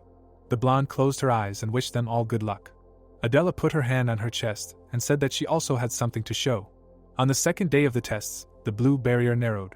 The instructors looked at the screens, noting that there were 2 hours left, and the radius of the survival area would decrease, and only 4 remained, so who would emerge victorious in this fight? In the morning, the sun came out. The protagonist walked forward, his hands in his pockets. Energy flashed in the air. The boy turned around abruptly. He waved his hand and summoned wind spears. His projectiles flew upward. The opponent smirked and muttered that it was not just a rumor, and the supernova explosion was real. He pushed off the tree. The student jumped above the hero. Then he swung and hit, but Hale managed to dodge. The boy swung his leg, and the brunette noted its speed. The hero arched to dodge. He crouched to the ground and gritted his teeth, thinking that the magical wind cutter was just dust in the eyes, and the real danger was in close combat, because his roundhouse kick whistled a millimeter from him. Ji Sanwook smirked and said that the boy was unlucky to run into him. The protagonist clenched his fist, recognizing a wizard specializing in close combat, and replied that it was just the opposite. The academy building was illuminated by the sun. The brunette remembered watching the student leave the arena as a winner. The young man watched from behind the crowd, and the girls whispered in admiration that body enchantment was a really powerful thing. Sanwook turned around and the hero remembered that among the 2nd years, he was in the top 2 in martial arts. Now the opponents were standing opposite each other. They looked at each other, and Hale thought that he was not the one against whom interaction could help. The young man clenched his fist and released mana. The brunette took a fighting stance, deciding to also use combat skills and body enchantment. The interlocutor smiled, happy with the honest, direct confrontation. The professors looked at the screen, discussing that both students chose the combat magic of body enchantment. The man rubbed his chin and noted that in this fight, the favorite was definitely Sanwook. The boy made a sharp lunge with his foot, and the teacher remembered that among the 2nd years, his fighting skills were undoubtedly the best, and he even had a victory in the junior national competition using enchantment. Chang-Su narrowed his eyes and noted that, given Hale's fight with the emerald turtle yesterday, his potential was immeasurable. The hero dodged the punch. His pupil narrowed from using the demon eye. The opponent squeezed his hand, and the brunette saw streams of his mana, which was concentrated right in the palm. He turned his gaze to the opponent's knee, where the energy was immediately transferred. The boy put his hands in front of him and created a barrier, guessing that this would be a kick. Hale narrowed his eyes and thought that the attack was heavy, but he could use the shield to pin him down. The boy stretched out and smashed the barrier. Sandwook's eyes widened in surprise, noticing that his opponent had completely destroyed his own defense. The brunette waved his hand, creating a circle of infinity, and the opponent thought that he had never seen such magic. Could it be that the genius wizard really had returned? The student sweated, realizing that this was clearly not just rumors. The fighter ducked, noting that it was getting more interesting, but he had pride. Sandwook grinned and decided that he would not lose in close combat. The protagonist swung and thought that this was his chance. He hit with an enchanted fist. The opponent crossed his arms, blocking the attack. The brunette frowned. The instructor stared at the screen, amazed that the student had blocked. The guy kicked with a roundhouse kick, but the opponent dodged. Hale narrowed his eyes, noting that his combat sense was pretty good, but lacked common sense. He imagined his attack, in which he could disguise the flame throw, and then even if he used that barrier at the last moment, both hands would have received serious damage. And the guy would have ended up with burns. The brunette pushed off the ground. Sandwook's eyes widened, noticing that his opponent was very fast. He crossed his arms again to block. The young man raised an eyebrow, surprised that his opponent was still defending himself in this way. The student gritted his teeth, receiving a kick. He frowned, realizing that the enchantment of his arms was a distraction, and that he had wanted to hit him with his knee from the very beginning. Hale grinned, swinging his arm, while his opponent wondered when he had managed to enchant his legs. The guy squeezed his side, feeling that his rib was broken. He bared his teeth, reminding himself that a real fighter can withstand such pain, relying only on willpower. Sandwook took a fighting stance and prepared to attack. The hero narrowed his eyes and said that if the interlocutor relied too much on his strength, his body would quickly break. The opponent jumped out and raised his leg. The brunette crouched and did a sweep. The opponent gritted his teeth in displeasure. He landed on the ground. At that moment, a fist was already approaching him. The protagonist hit him with force from below. Sandwook flew back. The young man shook his hand, looking at the passed-out student. He remembered the moment of the blow and noticed that at the end, the opponent concentrated all his mana in his lower jaw to reduce damage. Sandwook rolled his eyes, mooing something. Hale wiped his sweat and muttered that his combat sense was incredible. Not only his attack power, but also his defense was simply at its best, so he was not an easy opponent. A notification about receiving 100 points appeared on the young man's bracelet. The sky was painted in the colors of the sunset. Then it gradually darkened. The blue barrier narrowed again. The protagonist looked at the screen and noticed that only 3 were left. He frowned and realized that these were only 2 enemies. Adella appeared in front of him and greeted him with a smile, noting that now was a great time for a battle. The rivals exchanged glances. The office building of the House of Magicians. The brother and sister were sitting in chairs, looking at the screen, and the woman muttered that it couldn't be, but the broadcast clearly showed that this block had remained in the final round of the trials. She frowned and was indignant that they couldn't even lay a finger on him, and he would soon be completely out of control. Saya bit her nail and muttered that at this rate the young man would again become the heir, and this could not be allowed. The interlocutor pressed his lips tightly. The woman frowned and demanded an answer, indignant that the younger one had even defeated the turtle. The video showed a frame with a defeated monster, and the girl asked how it was possible to defeat her at his level, and this was also a live broadcast that everyone could see, and her father was probably watching right now. She jumped up, cursing, and her brother sighed and asked her to calm down. Saya grabbed her head and squealed that she couldn't remain calm in such a situation. Her eyes widened. Jihan looked at her menacingly and said that he wouldn't repeat it twice. The other woman trembled and muttered that she would remain silent, but he shouldn't punish her. The brunette smirked and asked again. He put his hand on her head and asked what she was talking about. The woman sweated when he asked why he would do that. The man chuckled and added that they were brother and sister. Saya sank to the floor and thanked him, and the other man muttered that the sly Hale always snagged good opportunities. He frowned and added that even though he was his brother, if he continued to stir up trouble, it couldn't be left like that. A powerful explosion was heard in the forest. Adella aimed her fingers and used the moonlight bullet, saying that this time she would not be caught off guard, and for this occasion she had replayed all his battles tens of thousands of times. The girl remembered their fight, when the young man even used the sun, but now it was night. The moon was shining above them, and she decided that everything would be different. A magic circle was shining on her fingertips, when the blonde thought that she would not give him a chance to counterattack. She leaned back, concentrating her energy. The protagonist quickly dodged. He frowned when the projectile hit his hand, and noted the very dense fire from the moon bullets. There were several seals around the girl, from which magical volleys flew, and there were many more of them than in the transfer exams, so it was impossible to dodge them all at once. Adella put her fingers out and said that a mage capable of only single weak techniques was vulnerable to dense magical fire. She decisively frowned. The girl activated another spell and added that this was his weak point, because his opponent surpassed him in strength, efficiency, and in general in everything. An explosion was heard from the hero's side. The brunette frowned and sighed. He created a barrier in front of himself, and replied that she could think as she wanted. The guy grinned, noting that his opponent was trying to overcome him with the advantage of the magic circle, and grinned that this was the result of her analysis of the battles. The blonde smiled smugly. Hale held the barriers, thinking that not everyone could spam magic like that, as expected from a divine guardian. He smirked, thinking that this was it, without a doubt, and asked since when she had mastered the fourth circle. The girl took aim again. The hero hid his hand behind his back and created ice needles. Adella lowered her head and muttered that she expected him to notice right away. The guy launched an attack spell, intending to hide him in smoke. The interlocutor frowned and said that she had mastered the fourth circle about 4 days ago, and that was not all. She closed her eyes. A bright flash appeared above her. An ice attack was approaching her. Adella raised her hand and noted that such obvious tricks would not fool her now. Lightning flashed next to her, breaking the needle. The girl opened her eyes with altered pupils. The protagonist froze, realizing that this was a vision of the heart, and was amazed that she had mastered him as well. The guy imagined the symbol and remembered that this was the secret magic of the noble French family Stirt. The young man visualized the head of the blue magic tower, whose red eyes were similar to this special power. The blonde held out her hand, and Hale thought that she was now a combination of the strengths of the divine guardian magic, such as range, power, and variability, with the signature magic of detection, making her an incredibly formidable opponent. The brunette wiped his sweat and thought that this was just a monster in human form, so he would have to give it everything he had. The girl raised her hand, concentrating energy. She flashed her eyes and said that she was no longer so naive as to give him concessions. Adella attacked with mana needles and asked when the hero would show the magic he used to defeat the Emerald Turtle. The projectiles were approaching the boy. He smiled and replied that he was about to. His pupils narrowed from using demonic eye. The young man covered his face, analyzing the moonlight bullets, noting that activation required calculating 12 magic formulas at the same time, as well as docking the graphs of magic levels. The brunette put out his hand and used interaction, after which the attack missed. The girl widened her eyes and exclaimed that her bullets deviated from the course right before hitting the target. But how was that even possible?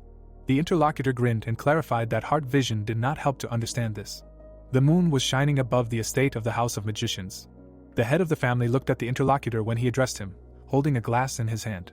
The head of the divine guards widened his eyes and asked what kind of magic it was, and what kind of spell could change the trajectory of magic projectiles in such an unprecedented way. He sweated and raised an eyebrow.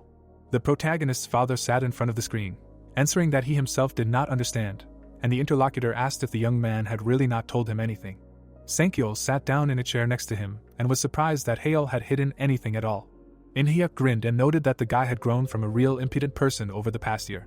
The broadcast was showing the protagonist's fight, and the man added that now he had more secrets than revelations. The interlocutor frowned and concluded that the student had changed a lot in a year away from home. The friends sat in front of the TV, discussing that they say correctly that a man grows up only when he leaves his father's house. Sankyol rubbed his chin and admitted that during the transfer exams, he thought the boy was just lucky. He smiled and said that he was a little embarrassed to say this in front of his father, but then he thought that the boy's glimmer of glory was fleeting. The interlocutor looked away and said that he understood, because this child was incompatible with artificial intelligence. The head of the Divine Guards looked at the screen and said that in that fight, where the hero defeated his daughter, it was clearly not due to superiority in skills, but thanks to strategy and technical execution. Hale created ice needles, and the man continued that people began to analyze information about the boy and immediately exposed his weaknesses, after which it was no wonder to predict his imminent defeat. The interlocutors looked at each other, and Inhyuk agreed with this, especially considering Adella's analytical skills, and her father exclaimed that the girl is just great in this regard. He closed his eyes and added that he greatly underestimated this boy. The students' fight continued on the screen. The head of the mage house turned to his interlocutor when he addressed him. The man grinned and muttered that he was even grateful to Hale. The mage remembered his daughter's face when she lost her purpose in life for the first time, and her eyes were expressionless. Now the blonde stood under the moon opposite her opponent. Adella smiled excitedly, casting spells.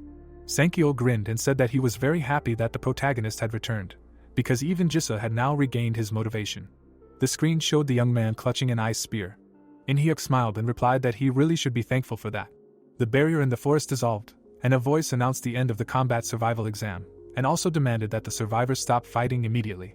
The protagonist pressed the button on his bracelet, breathing heavily. He squinted and wiped his sweat. The opponent stood in the middle of the battlefield. The girl tiredly leaned on her knees. Hale grinned and regretfully noted that if he had more time, he would have certainly won. The interlocutor raised her eyebrows and declared that, No matter how you look at it, she had the advantage. The students stood opposite each other. Chansu approached them and with an awkward smile asked them to return to the tower. The moon was shining in the sky, and the professor hurried the students. The next day, the academy dormitory. Adella frowned and exclaimed that she would have won yesterday's fight. Hale crossed his arms and asked not to dream, because the victory would have been his, as always. The blonde frowned and objected that she had already gradually begun to understand in which direction her magic was deviating, and would have figured it out in 5 minutes. But the guy replied that he said that in that time her brain would have boiled, and she would have lost. Sun-chan sat and watched them. He frowned and asked to go to another room if they were going to discuss this all evening, because he didn't need fights here. The interlocutors turned angrily to him and asked him to shut up, the 26th eliminated. The guy pressed the player in frustration and muttered that this was, in fact, his room, and he invited them to review the recording of the fight, not to argue.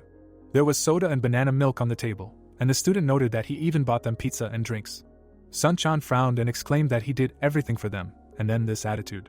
Hale and Adella sat down on the couch, and the guy said that his friend was blocking their entire view. Clouds were floating over the building, and the guys hurried him to turn on the recording, which lasted, just a second, 14 hours.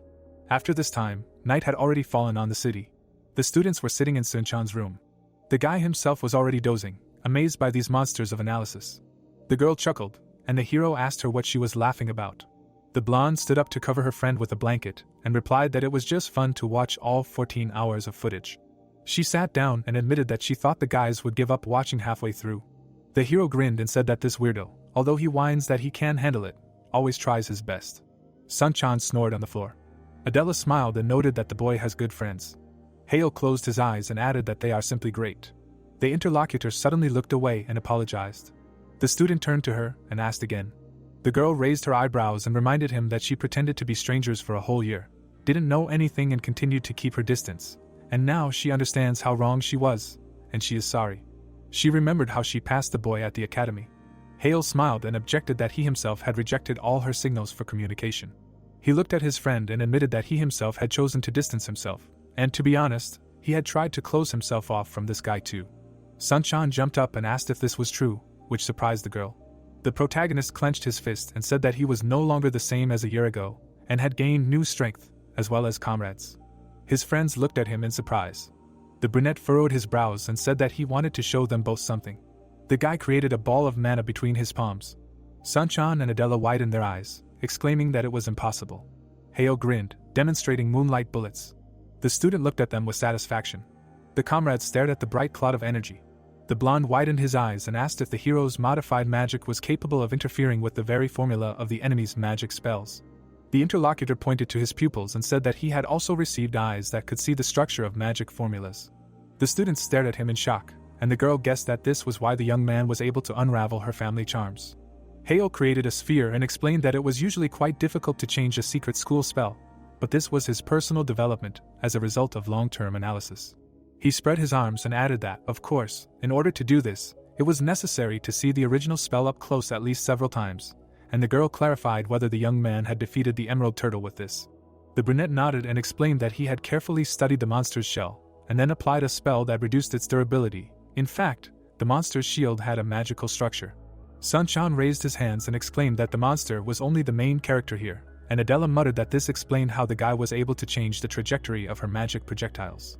She narrowed her eyes and clarified that in order to interfere with the structure of the enemy's spell, he needed to fully understand their formula, which is why he could not do anything during the first encounter, since he simply did not understand how.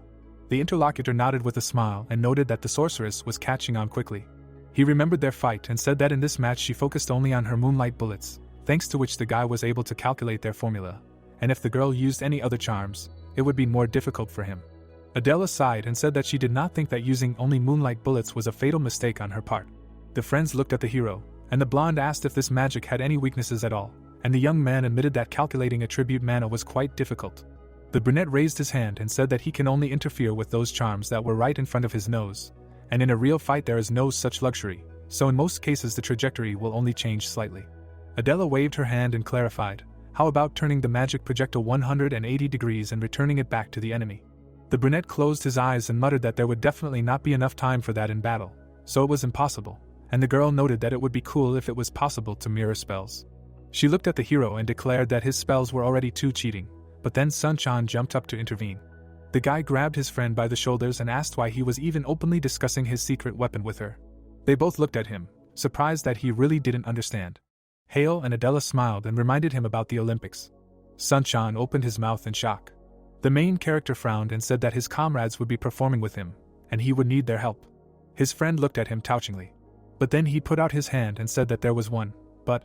The student scratched the back of his head and muttered that the girl was still suitable. But he himself was simply not strong enough for such a competition. The wizard sweated and reminded that the selection was among the second and third years, and it would be problematic to get a slot from the academy, to which the hero advised not to bother. The brunette smiled ominously and promised that he would achieve his participation one way or another. Adella grinned and said that there would be many obstacles, but the interaction of Hale was their trump card. She imagined the coats of arms and crystals and thought that if it was allowed to be used in a match, a team match that required them to protect their magic stone while destroying the enemies with a cannon, or a match where they had to steal a flag from the enemy zone while protecting their own, it would be effective in any such competition. The guy crossed his arms and noted that they had a team or siege battle in their pocket, not counting everything else. The blonde looked at him in surprise and asked if the young man really had any more trump cards. The interlocutor grinned. He looked at her slyly and answered in the affirmative. The academy was illuminated by a full moon. The protagonist stood in a robe and leafed through a book. Hale reached out to the pages and decided that it was time to begin. Mimiri's space opened. The girl was lying on the couch when the successor appeared. She raised her eyebrows and replied that he had arrived later than she expected, and asked if he hadn't won first place. The brunette smiled smugly and said that, of course, he had beaten everyone, since the points for defeating the Emerald Turtle decided everything. Hale put his hand on his belt and reminded her that he had said that he was going to win a gold medal in an important competition, and the girl clarified whether he was talking about the Olympics. The guy nodded and said that he had discussed it with his friends, and also told them about interaction. Mimir touched her chin and noted that the hero had planned to master it completely first before telling his comrades, but somehow it happened too quickly. The interlocutor crossed his arms and objected that everything was very timely, which surprised the girl. She introduced the hero in a robe with magic and asked if he had really mastered interaction to perfection. The blonde looked at him with admiration and exclaimed that the successor was amazing. The young man nodded and turned around. He extended his hand and asked to look for destruction-level books for him. Hale grinned and thought that it was time to go to the level of the third magic circle. The hero's phone rang. The young man picked up the phone and greeted the Lord of the Tower. He smiled when the interlocutor exclaimed that he saw the broadcast, and how the student defeated the Emerald Turtle alone was simply amazing, to which the hero replied that he was just lucky. Kim grinned and added that the battle was also on equal terms with Adella, who had already mastered the fourth circle, and how the brunette was able to break through the turtle's shell. The Tower Lord smiled widely and exclaimed that he noticed how those moonlight bullets changed their trajectory at the last moment. The screen showed a man who admitted that at first he thought the student was using some kind of mana distortion field, but that was clearly not it. The protagonist smiled awkwardly and apologized for not being able to share the secrets of his magic yet. The interlocutor nodded and noted that he got too carried away and the guy did not have to answer. Hale frowned when the man added that the mage had the right to his secrets. The blonde narrowed his eyes and said that the boy's magic was indeed incredibly interesting, and he hoped that he could figure it out himself. The Tower Lord stopped with his secretary. The man presented the crystal and said that he called because of the elemental stones the student asked about. The interlocutor frowned and asked if there was good news or bad. Kim grinned and answered that there was good news. He entered the lab and announced that everything was ready now, so it was time to raise the stakes. Hale widened his eyes and asked if his workers were tired. The Overlord winked and replied that everyone here was a creator to the core, and they could not be torn away from the elemental stones. The student grinned and thought that, as expected, they were ready to work until they sweated. The blonde made a gesture with his hand and said that the guy could not worry about getting his artifact. The IG hero thanked him. The man smiled and was about to say goodbye. Hale frowned and remembered that he had one more request. The interlocutor raised an eyebrow and clarified if it was about compensation for the incident with Lang. The young man narrowed his eyes and replied that it depended on how he himself interpreted it. Kim walked forward, declaring that he was listening attentively.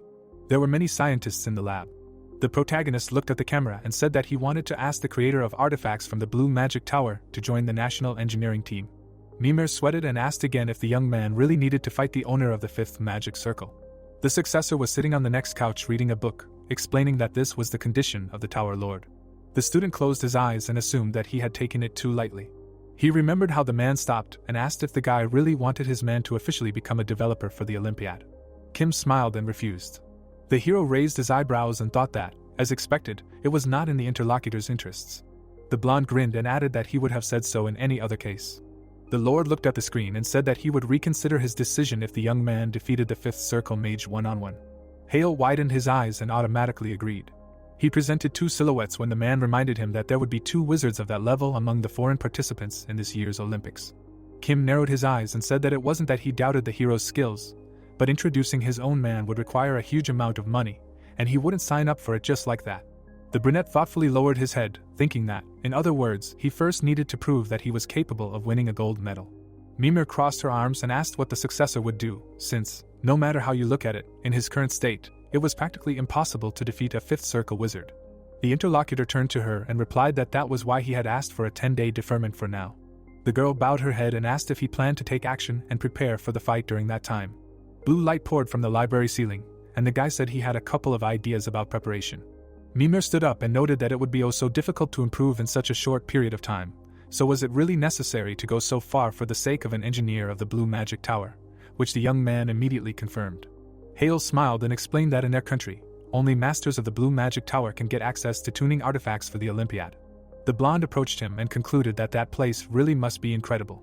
The guy introduced the laboratory and said that artifacts made by an ordinary craftsman and a master of the Blue Magic Tower differ by at least 10%. He visualized the crystal and added that now only their experts can tune elementary mana stones at all. Mimir smiled and guessed that the difference in artifact tuning can affect the victory in the competition, and in this case, their support really would not be superfluous. The student sat down with his books, saying that he absolutely had to involve these people, and the girl asked when he planned to start the 3rd page of tests. Hale smiled and said that he planned to study all the materials she had prepared for him first. The girl put her hands on her hips and praised his good attitude. She closed her eyes and asked him to say hello from her and praise his efforts when he started the 3rd test. The hero looked at her and asked if she knew someone there, but the blonde said it was a secret. Mimir hugged the toy and added that it would not be so interesting if she said it now. Particles of mana flickered in the air. Stars shone in the sky. Lights were burning in the tall building. A coat of arms was on the wall, and a voice greeted everyone who had attended today's celebration of the subsidiary of the House of Magicians. There were many people in the hall, and someone said that, as expected, the floor was given to the eldest son of the head of the company, the president of the branch. Jihan smiled and replied that he was being flattered when the other person said that this was actually a confirmation that he would be chosen as the next head of the family. The man grinned and said that everything he had was thanks to them, his friends. People surrounded him, exclaiming that the House of Magicians definitely had a bright future. Someone came closer and added that even the youngest son of the family had distinguished himself. Jihan turned a cold gaze on him. The slow-witted guest closed his eyes and was amazed that the student had defeated the Emerald Turtle on his own. He remembered the moment from the broadcast and added that once called a genius, he remains one forever. The glass trembled in the man's hand when the man immediately recalled the main character's fight with Adella, who was already a 4th Circle magician. The guy imagined their fight and muttered that the young man not only encountered the secret technique of the moon attribute of the Divine Guardian family, but was also able to withstand it, simply an amazing young man. At that moment, Hale's eyes sparkled, and the guest said that after this, it was impossible to call him unfit, and even if they hid their faces, people would certainly think that they were in the presence of a real fight of adult wizards. Jihan stood in front of the chattering man. The people smiled, discussing how they were looking forward to the boy's participation in the upcoming Olympics. They exchanged glances, assuming that the head of the family was probably also very impressed with the performance of his youngest son. Jihan froze, hearing the hated name from everywhere. His eyes widened when someone said that they were more inclined to think that the talented Hale would take the position of heir. He remembered how he once looked at his younger brother, thinking how annoying it was for him to be constantly talked about. The protagonist then smiled happily, mastering magic, and Jihan hated him the most, hoping that he had finally gotten rid of it, but he began to climb to the top again. The guests looked around, noticing that the president had disappeared somewhere. There was a broken glass on the floor. The man headed for the exit. He went outside and loosened his tie. Jihan stood on the balcony, muttering that this was not good at all. The brunette grinned and muttered that this boy should die. The protagonist was sitting in the subspace with Mimir. He was carefully reading a book. Time passed, and the stack of tomes grew nearby. Finally, the guy slammed the reference book shut. The girl looked at him and asked if he had finished reading, to which she received an affirmative answer. The blonde spread her arms and said that he had studied all the basics concerning destruction, but did he understand everything? The brunette straightened up and honestly admitted that he didn't understand anything, and the girl asked if he had any idea about this circle. Hale narrowed his eyes and said that he understood its structure a little. The interlocutor picked up the album with the drawing and noted that it was normal that he couldn't understand everything right away. After all, if you tell a person who has never had wings how to use them to fly, he is unlikely to figure it out right away. She closed her eyes and added that until the young man encounters destruction directly, he will not be able to comprehend it. The hero smiled and said that the drawing was SOSO, but he understood what she was trying to convey. Mimir puffed out her cheeks and indignantly muttered that it was her masterpiece. Hale rubbed his chin and noted that he had no choice but to step on the third page of the tests. He presented a book with formulas. The girl smiled and said that the student would get all the answers there. The brunette stood up and asked if the one she asked to say hello to taught destruction. The blonde crossed her arms and suggested that he go, and asked himself if he was so interested, especially since the guy had already finished reading these books. The hero narrowed his eyes and asked if some restrictions prevented her from talking about the third page of the tests. The interlocutor smiled and answered that this was not so. She put her hands to her chest and declared that this was a promise they had made to each other. The book closed, leaving a glow and magical flowers in the air. Hale found himself in his room, wondering what kind of promise this was that Mimir was afraid to say an extra word. He took Eidert in his hands. The book swung open and illuminated the room. The guy touched the pages, deciding that it would be better to find out directly during the test. Plant roots stretched out of the book, filling the space. The protagonist frowned and expressed hope that it would become clearer later. He closed his eyes. A glow appeared in the darkness. Hale widened his eyes, looking ahead. The student found himself in the middle of a forest. The young man raised his head, noticing that there were only disproportionately tall trees around. The brunette touched his chin and remembered the previous guides, thinking that he would be transferred to another dimension, like the previous times. But no one was meeting him here, not even the teacher's voice was heard. The protagonist moved forward along the path. He walked through the forest, assuming that this entire area was a page of trials. The guy climbed a rock and looked around the vast forest. Hale smiled and thought that the teacher's magic surpassed all boundaries of imagination. The path led deeper and deeper, and no matter how long the young man walked, there was no end in sight. The student approached the lake, assuming that this was a test in itself. Suddenly he shuddered, feeling a vibration. The brunette began to sweat, at first deciding that it was an earthquake. A large shadow fell on him, and the hero felt as if something was staring at him. Hale turned around tensely. In front of him was the head of a monster. The large creature was standing next to the boy. He widened his eyes in shock, not understanding anything. The monster opened its mouth, and the boy realized that he had not even noticed how he had appeared next to him. The brunette recoiled and fell into the water. The hero turned pale. The creature had a vertical pupil, characteristic of reptiles. It had armored scales similar to a crocodile, and its claws and fangs were sharp as razor.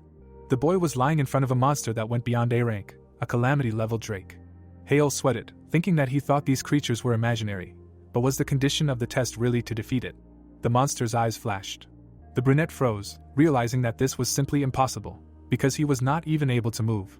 The monster straightened up, and the boy thought that even the slightest breath of this creature made the mana in the air tremble, which was on a completely different level compared to the opponents he had met before. So in Drake's eyes, the student was nothing more than a sweet mana berry, just prey.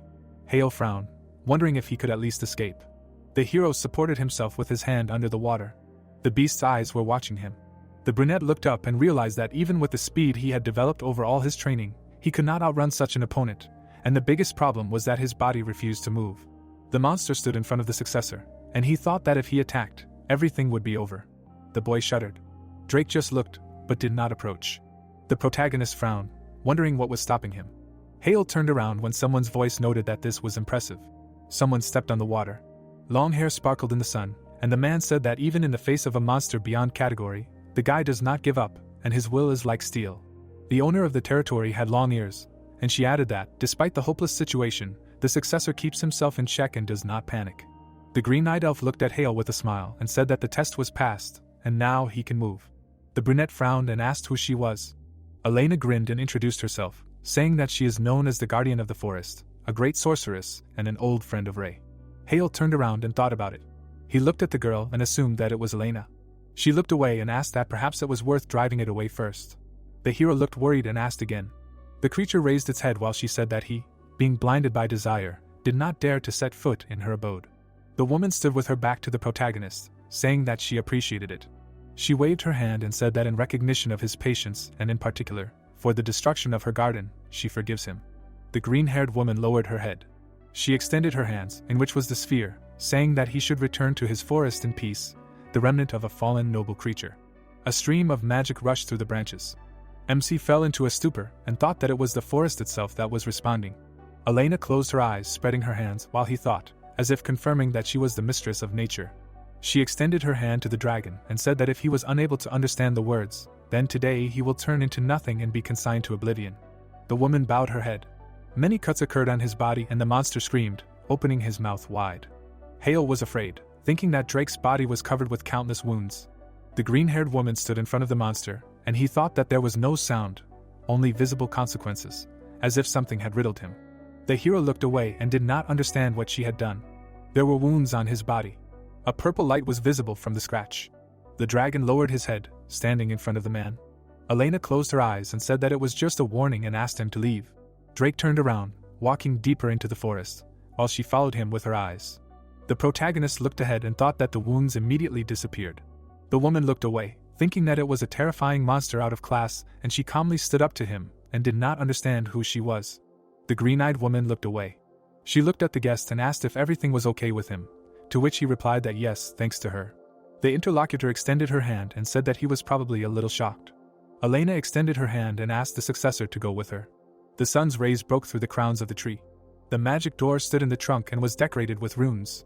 There was a cup on the table and it said that it was herbal tea, which Ray loved very much. The woman stood next to him and said that he would feel calmer, to which he thanked him. The dark-haired man closed his eyes and drank part of the contents of the cup. He froze and opened his eyes wide. Hale froze and thought about what kind of miracles this was and noted that his thoughts cleared up in an instant. The red-eyed man continued to drink while she stood nearby contentedly. The hand put the empty cup down, and she said that she was glad that he liked it. Elena looked to the side and asked what he liked. The hero was delighted and said that this was the most delicious tea I have ever tasted.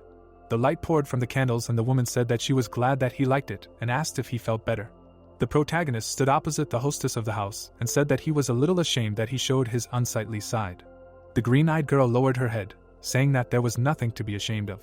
The dragon opened its mouth wide and made a terrible sound, while she said that the fact that it did not give up in the face of Drake was already quite impressive. MC put his hand on the jaw and said that it really was that monster, and noted that he could not even move. The creature lowered its head, while the girl said that although he was the master of the forest, the tail dragged along the ground and usually the monster did not enter her territory. Elena folded her arms and said that apparently this time it was difficult to resist. She held out her hand and while the interlocutor asked what to resist, to which she replied that the pure, concentrated mana that it carried within itself was a real delicacy for Drake. The woman put her head on her hand and said that he probably found it incredibly appetizing, because hunger displaced his fear even in front of her. She smiled and asked if he had any more questions. Hale was worried and asked if all this was really inside Idard. The guy was standing on the ledge and said that the world was so real that it was completely lost the feeling that it was in a book, because the walk from the intersection with Drake to Lady Elena's house took them at least 15 minutes, and it was such a huge forest, the scale of which was on a completely different level from the previous page of the tests, and thought where exactly this place was. The woman was sitting at the table in front of the guy and was about to answer. She was calm and said that this place stretched from the 214th to the 232nd page of Idard and noted that this was the third page of the tests. Hale opened his eyes wide and became wary. He leaned on the table, remembering the creature, and asked that the Drake was not real, but created with the help of magic. Elena put her hand on his jaw and said that it was not that he was real, but not completely unreal. The hero looked at the interlocutor and asked how to understand this, to which she replied that this space was created based on the memories of the past. The trees stood on the book and copied the greenwood forest, which was once quite real. The green-haired woman stretched out her hands and asked that it could be called a copy of the real world and said that that is why it is either real nor fake. The hero looked away and said that it means that they took the real world of the past and rewrote it, placing it in the book Idard and asked if he understood correctly. The door to the house was decorated with runes, and he asked how this was even possible. The green-eyed woman lowered her gaze, saying that she did not know the exact details, because the only one who understands this magic is Ray himself, the only heir to his teaching. Hale opened the book while a man stood behind him, and she said that he would be like that too, because one day he will reach his level and understand everything himself. The hero pointed his palm upward and asked why the teacher created this space then, to which she replied that it was to pass on some magic. The protagonist froze and asked again, some magic. Elena lowered her head and answered positively. She looked away. MC was excited and wary. The woman was calm and said that the magic of the third circle of the Neon style, necessary for gaining destruction, namely this eye, capable of seeing the nature of magic, the divine eye. The girl's eye turned yellow and it was said that the divine eyes, capable of seeing through, golden eyes. Hale frowned and asked that the divine eyes, these are the eyes of the teacher's style.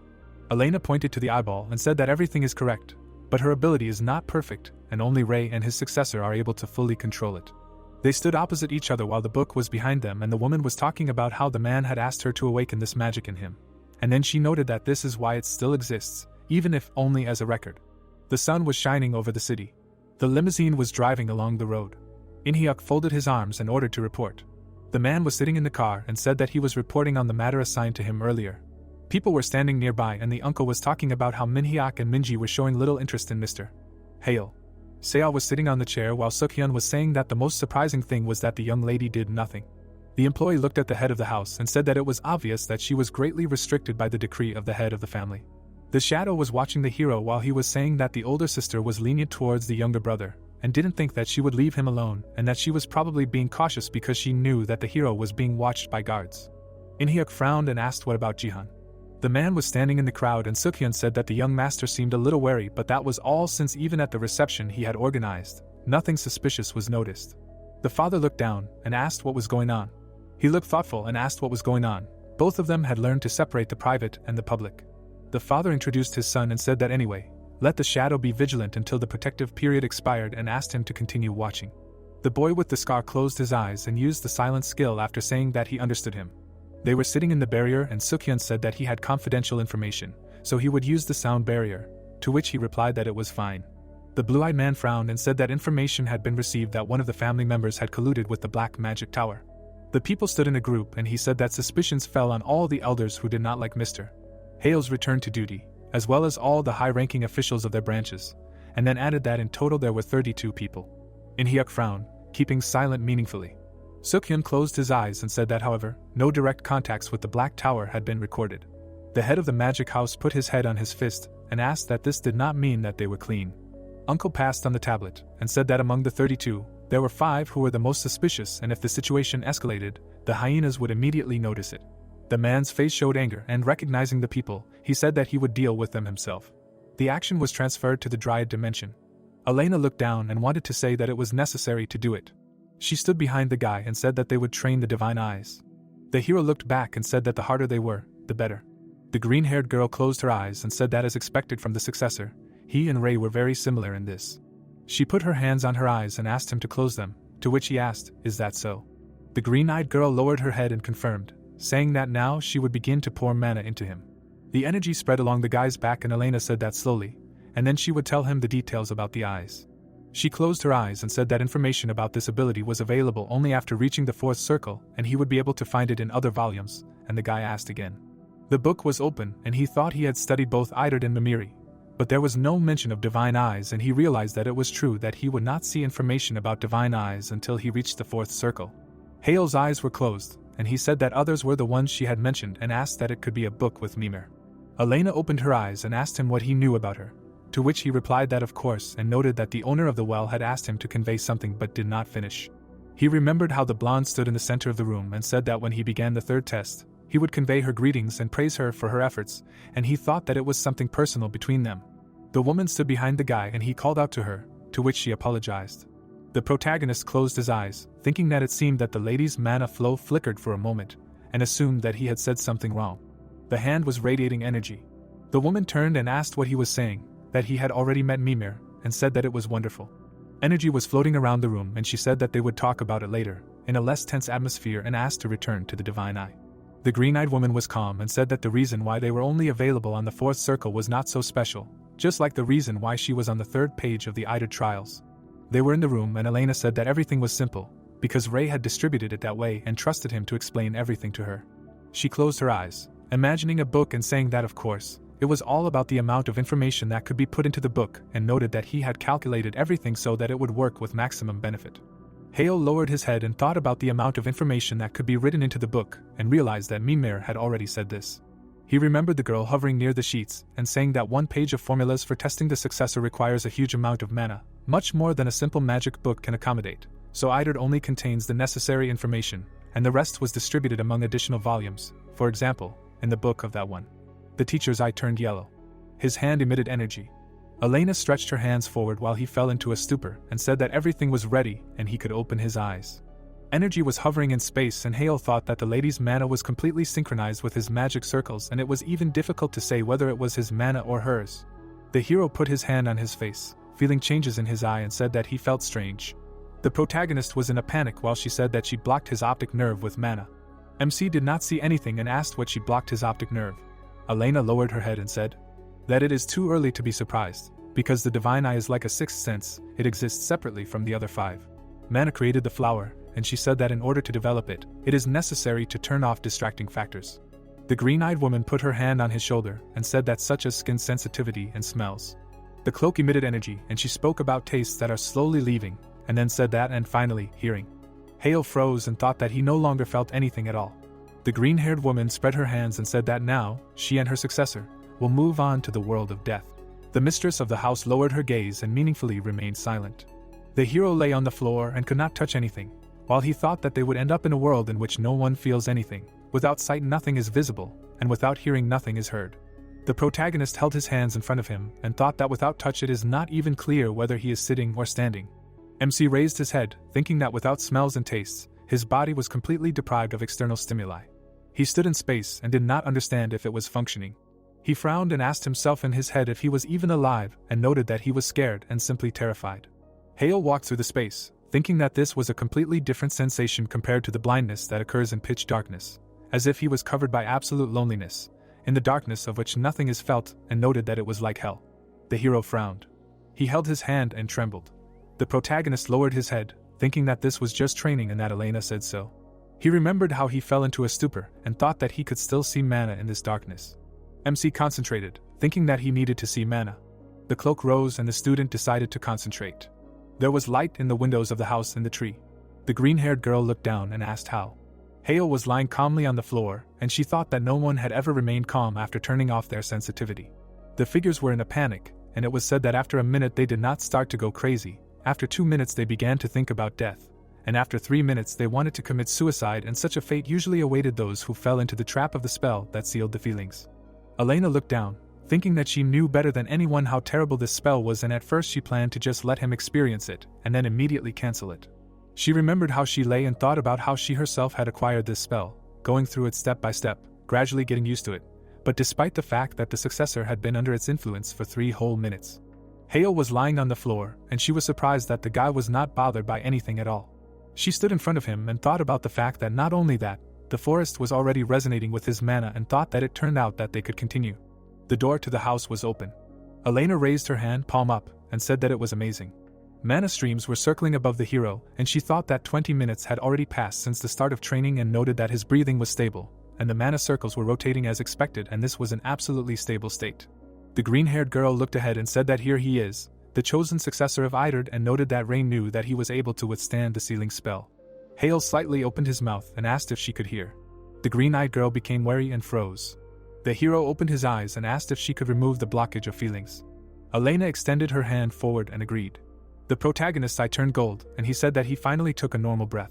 MC adjusted his cloak, and she asked if everything was okay.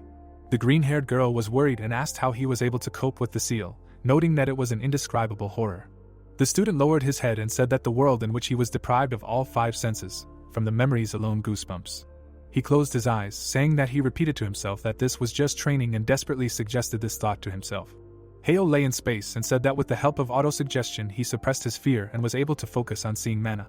Elena stood in front of him and asked what all this was, saying that such fear is not easy to overcome even with autosuggestion, to which he replied that she was right, and he really almost broke down halfway and thought that although he understood that this was part of the training, his body did not react to what it did not understand. He remembered how he fell into horror and thought that in that moment, darkness enveloped him, namely, the hell called loneliness. The protagonist was floating in the dimension and thought that the feeling of despair and death. When his concentration was almost broken, a thought flashed through his head. MC's eyes were shining yellow, and he thought that everything was better than the events of a year ago. He remembered how the students crowded in the corridor and thought that the moment when he realized that he was incompatible with artificial intelligence. Things were lying on the table, and that day when the path to the great magician suddenly ended. Hale stood in front of the building and thought that his father and family turned away from him then. He stood in the darkness and thought that he had already experienced hell, and compared to that feeling when he lost everything, plunging into despair, and asked if these feelings were not more bearable. The sun's rays broke through the crowns of the trees. The interlocutors stood at the foot of the house, and Elena asked that the ceiling of feelings was more bearable, to which he answered positively. The sun's rays fell on his shoulders, and he said that this seal was just one of the steps forward. The green-eyed girl looked at the guy and was silently meaningful and wanted to ask how much he suffered, but did not finish. Hale looked at his hands and spoke to him, already all is well. The hero put his hand on his face, and said that it was all in the past. He raised his hands and said that now he was grateful that he had his own way forward. Tears appeared in Elena's eyes. The man stood in space and she called Ray. The woman wiped away her tears with her hand. The protagonist looked back and thanked the mentor. They stood opposite each other, and the guy said that in the darkness that blocked all his feelings, he saw her mana. He spread his hands to the side and said that she was very gentle, and thanks to her it became easier for him. The successor looked to the side and asked that it was because he was captivated by the charm of that one. She stood in front of the guy and repeated in her head as if gentle. A smile appeared on Elena's face, and imagining Ray, she thought that she did not think that she would never think that she would hear these words again. Moonlight was spreading over the forest. The doors to the tree house were decorated with runes. The interlocutors were sitting at the table, and Hale was saying that he had then moved straight from Mimiri's volume here. To which she replied that it was clear and that she was glad that Mimir was doing well. The hero was holding a cup in his hands, and she thanked him for the story and noted that it was nice to hear good news, to which he replied that it was nothing, because he had promised to send her his regards. He remembered the fair-haired woman. The green-eyed woman was smiling and saying that if he had met the owner of the well, then he had probably heard something about her and Greenwood.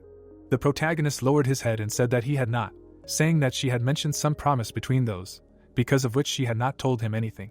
The green-haired woman lowered her head and said that she was still keeping her promise, and she could no longer do so. MC looked at the woman and called out to her. She smiled and apologized, saying that she had only ruined the atmosphere for nothing. They were sitting opposite each other, and Hale was saying that no, and everything was fine. Elena put her hand on his jaw and said that since he had mentioned the promise, it seemed that Mimir really liked him, to which he asked again. The green-haired girl was upset and asked if she was wrong. The hero put her hand on the back of his head and said that their relationship was quite good and asked what exactly the promise was. The woman put her hand on his chest and asked what was bothering him and apologized, saying that it was a secret. The girls were standing with their backs to each other, and she said that it was just between them and she would not tell either him or Ray. The protagonist looked ahead and was about to say something. He looked ahead and said that then, if this was a promise from the past, then Mimir was once real and asked how she was. Elena put her hand on her jaw and asked what she hadn't told him and noted that she didn't think she had the right to answer that question. If the blonde hadn't told him anything, then he shouldn't. MC looked away and said that it was okay if she didn't want to talk, since she had given her word, she couldn't break it. The green-eyed girl looked down and thanked him, saying that she was glad he understood them. The moonlight illuminated the treetops.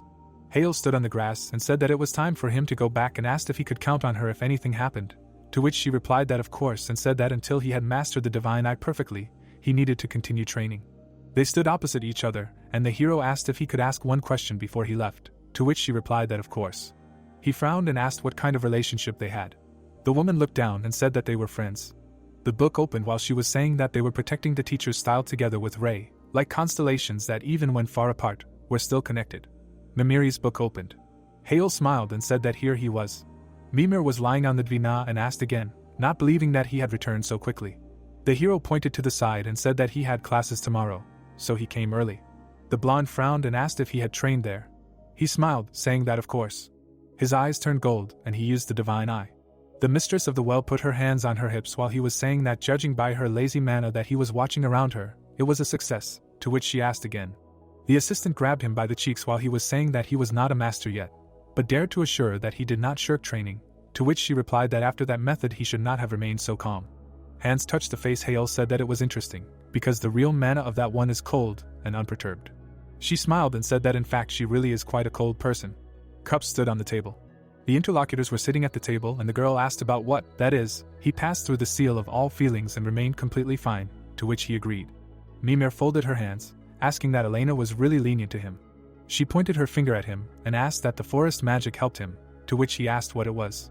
The blonde was stunned and asked that he did not even have to treat the consequences for the brain, to which he asked if there should be consequences. He remembered how calmly he got up after the session. The blonde was stunned and asked if he had really endured this terrible magic without any consequences, and said that he had used some kind of trick, no doubt.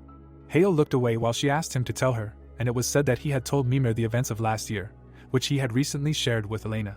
The blonde was furious and asked if this had really happened to him, and asked him to tell her where he was.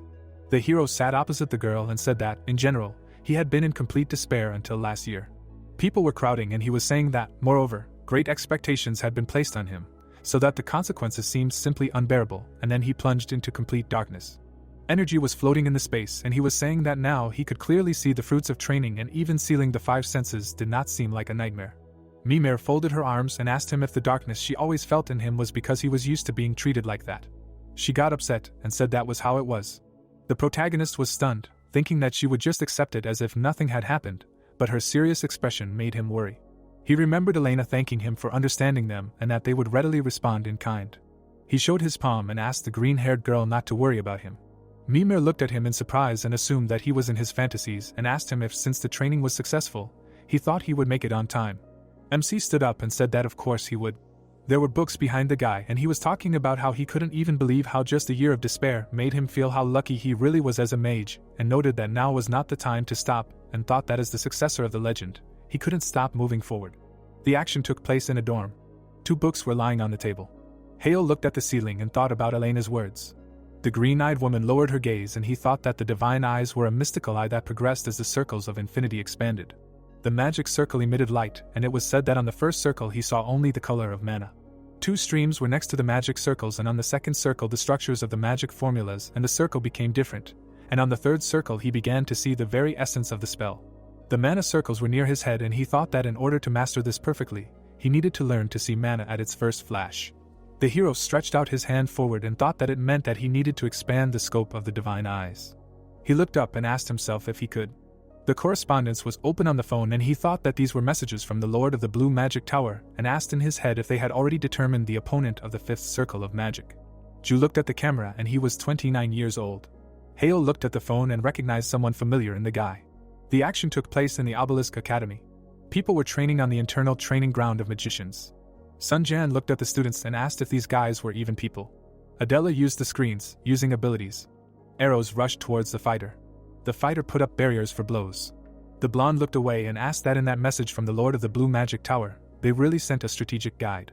She put up barriers for attacks. The hero looked forward and said that well, yes, because he said that he would not just have a profile of the opponent, but a full-fledged guide.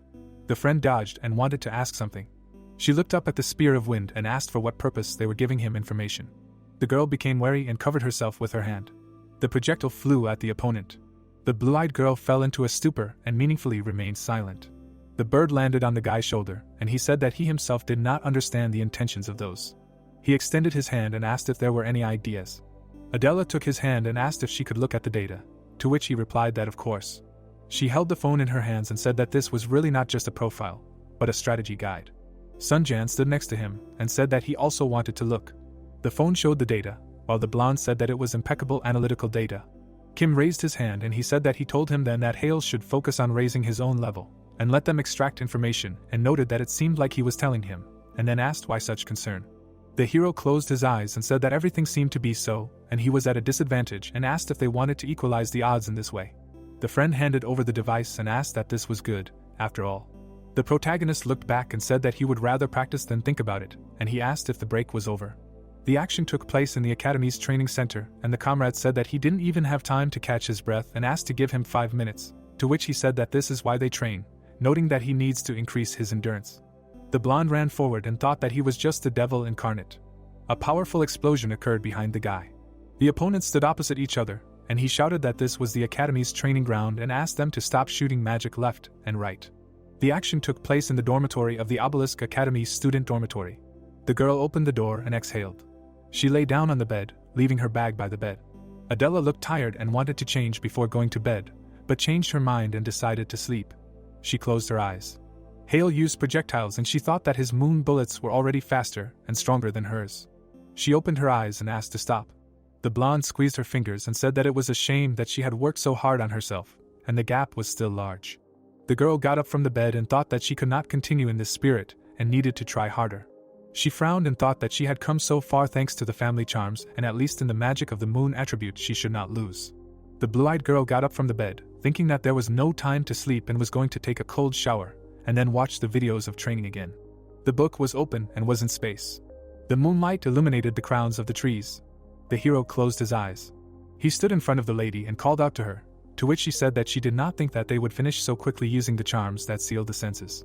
Elena put her finger on his temple and said that he seemed to have completely mastered the ability to see mana.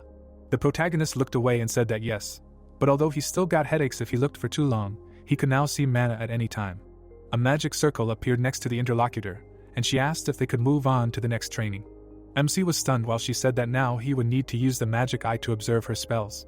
The magic circle emitted a dim light, and she said that after observing properly, he would naturally comprehend the essence of magic and begin to see the gaps and weak points of spells. Hale narrowed his eyes and asked about the gaps. The lady's hand touched the circle, and she said that every spell has its weak point. She lowered her head and asked to use it to break the spell and make it dissipate. Elena stretched her hand forward and said that this is what is called destruction. The hero looked ahead in shock and thought that he needed to erase the magic circle. The flow of energy was in space, and he thought that destruction was the work of the mystic eyes to the maximum to break the spell in the bud. The green-eyed stretched out her hand and asked him to try, saying that she was sure that he would quickly get the hang of it. MC looked at the magic circle. His hand reached for the object. His eyes shone with golden light and he asked what it was. The target emitted green light and he thought that mana with a strong, warm aura, but no matter how much he looked closely, he could not find a single gap. Leaves were hovering in space and Hale understood that he needed to find a gap in the magic circle. Elena stretched her hand forward and asked to activate the mystic eye and analyze the structure of the magic circle itself. The guy's eye sparkled and he called upon the divine eye. The figure stood with his back turned and it was said that, theoretically, ideal magic formulas do not exist. The book was surrounded by symbols and it was said that magic can be taken apart brick by brick.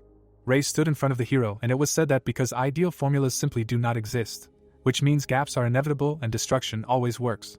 The blonde stretched out his hand forward and he thought that you just need to see the very essence of magic, listen to the stripes and grasp the gap. Elena looked at the teacher's successor while he thought that then magic would cease to be magic. He directed his hands towards the magic circle, and they were embraced by threads of mana while he used destruction. The action took place in the Obelisk Academy. The man stood at the table and said that this preliminary meeting for the Olympiad participants was over. Inhyuk folded his hands and silently looked forward. The man stood next to him and called out to the gentleman. Kim smiled and said that he did not expect the head of the famous House of Magic to personally attend the meeting. The head of the House of Magic put his hands in his pockets and said that he believed that the same could be said about him and noted that as for him, there should be no reason for him to come here. The fair-haired man stood in front of the interlocutor and said that he was only an invited sponsor, to which the latter asked again. The Lord of the Blue Magic Tower smiled and said that, to be more precise, a potential sponsor. The dark-haired man lowered his head and said that it sounded as if the Blue Tower was going to send its masters to organize the Olympics. Kim walked down the steps with the interlocutor and said that this was exactly the case, but the matter was under consideration, so, as he said, he was a potential sponsor, to which Inhyuk replied that the fact that he was considering it was quite surprising. Hale's father looked away and asked if the Blue Magic Tower was in a position to share its valuable masters now. The fair-haired man looked away and said that fortunately, their affairs were settled and he thought the upcoming Olympics were worth it. The red-eyed man lowered his head, asking what was so much. There were people standing behind the hero, and it was said that the Korean team, led by the protagonist, was quite capable of snatching the gold medal for their country. The head of the house stopped and asked the name again. Kim smiled and said that he was sure that he was looking forward to it as much as he was. The dark-haired man put his hand on his jaw and asked what it meant that Hale also offered the Lord a deal, to which the Lord replied that he knew it, noting that he understood quickly. Inhyuk looked serious and asked what he offered him in return. The fair-haired man folded his arms and stood silently. He remembered the photo of MC on his phone and said that he promised to win a gold medal this year for sending their engineers, and then asked what about that. The father adjusted his jacket and said that he also promised to win a gold medal, and in return asked for maximum support until then. The man remembered his son, saying that he was completely different from last year, and noted that he seemed very confident. Kim looked away and asked that Inhyuk accepted the offer without any conditions. The man looked down and confirmed, saying that support is not that difficult after all, but sending first-class engineers is large-scale. But he did not finish and asked that it was all just because of the boy and was it serious. The fair-haired man smiled, thinking that the son was just like his father. The interlocutors stood opposite each other, and the Lord said that if Hale satisfied what he put forward, he would gladly invest. The head of the house kept his hands in his pockets and asked what the condition was. Kim showed his fingers and said that he was obliged to defeat the magician of the fifth circle in a one-on-one fight, and noted that this was exactly the condition he put forward. Inhyuk smiled and said that it was not bad, to which he asked if the father would come to watch his son's fight. The sun illuminated the roof of the academy, and the man asked if it was worth it, to which he replied that of course and everyone would be happy about it. A dense forest protected the soil from the sun's rays. The hero lay on the grass and said that he was tired. Elena held a tea set in her hands and said that he had worked hard. She put the items on the table and said that such was the training. The red-eyed man put his hand on his chest and said that the lady worked no less than he did and noted that only thanks to her he was able to go so far. The green-haired woman looked down and said that she hoped that she had not strained him too much because this was their last meeting. Hale spread his hands and said that thanks to the teacher's cloak everything went smoothly. He stretched his hands to the cup and the assistant asked to drink tea, saying that it would help relieve fatigue, to which the guy said that he would be happy and thanked him. The hero stood in front of Elena, who said that in this he was a little different from Ray, because he hated everything that required physical endurance. The green-haired girl put her hand on her jaw, imagining the evil mage, and said that he preferred to solve everything with magic, and when it came to physical effort, he only grumbled and whined, to which he replied that he thought that a mage of the teacher's caliber could be understood. The sun illuminated the crowns of the trees and she called out to the successor. The woman put her hand on her chest and thanked the guy for holding out until the end and noted that their training had come to an end. She stood in front of the student, saying that it was a pleasure to teach him, and she should be glad that they managed, but in addition to relief, she also felt sadness. She lowered her gaze and said that from the moment she began to wait for Ray's successor, she knew perfectly well that the moment of separation would inevitably come. The red-eyed man became wary and asked what she wanted to say. Elena raised her hand and said that as soon as she fulfilled her role, the page of destruction should disappear. The green-eyed woman looked down and said that this forest would cease to exist, noting that such was the contract. Hale was confused and she asked him not to make such a sad face. He looked at the petals and thought that the world really began to crumble before his eyes, as if proof that it was created for a time, and the green-haired woman was saying goodbye to the successor. He put his hand on his chest and said that if it were not for the lady, he would not dare to dream of mastering destruction. The woman lowered her head and said that she was glad that the teaching had found him and noted that he was truly capable of inheriting it properly, and this was a great happiness for them. A tear appeared on her face while she said that if there was something to regret, it was only that she would not be able to see how much more he would grow. The hero stretched his hand towards the teacher. He held her hand while she said that no matter what obstacles and difficulties he would encounter in the future, he should never give up. Elena's hands dissolved into thin air. Her figure became transparent, and she asked him to take care of Mimir. Even though she could be annoying, she was left all alone. The protagonist was scared and swore that he would fulfill his promise, and this was a farewell forever. Energy was floating in the space, and MC thought that he felt something he had never felt before, namely pain and indescribable torment, as well as the sadness of inevitability. Elena looked at him, asking him to accept her congratulations, and saying that he had now completely mastered the third circle of magic. The book emitted energy. Hale stood with Idred and said that he immediately opened it upon his return, but the page of destruction was indeed missing. Tears appeared on his face and he thanked the lady. He remembered how they saw off the sunset and thought that the time he spent in that forest with her would forever remain in his heart, as would this farewell forever, which gave him the incentive to move on. The action took place in a blue magic tower. Kim smiled and said that the duel between the protagonist and the fifth circle mage was about to begin. The blonde looked down and remained silent, displeased. Inhyuk raised his hand and asked what the chances were in the opinion of the interlocutor. The guy sat next to the lord and asked why he was asking him, and thought how he got involved in this. Sun-chan was excited and thought that it would be better if Adella were sitting here. They looked at the arena, while he thought that she was now down below helping Hale and asked to hurry and come up here. The hero stood in front of the blonde girl, while the man asked what the chances were in the opinion of the interlocutor. Kim showed his index finger and said that he assumed that 10%. The boy put his hand on his shoulder and looked at the referee. Inhyuk was sitting in a chair and said that he thought differently, to which the referee didn't believe him and asked how many percent he would give. The head of the house looked away and noted that the most was 2.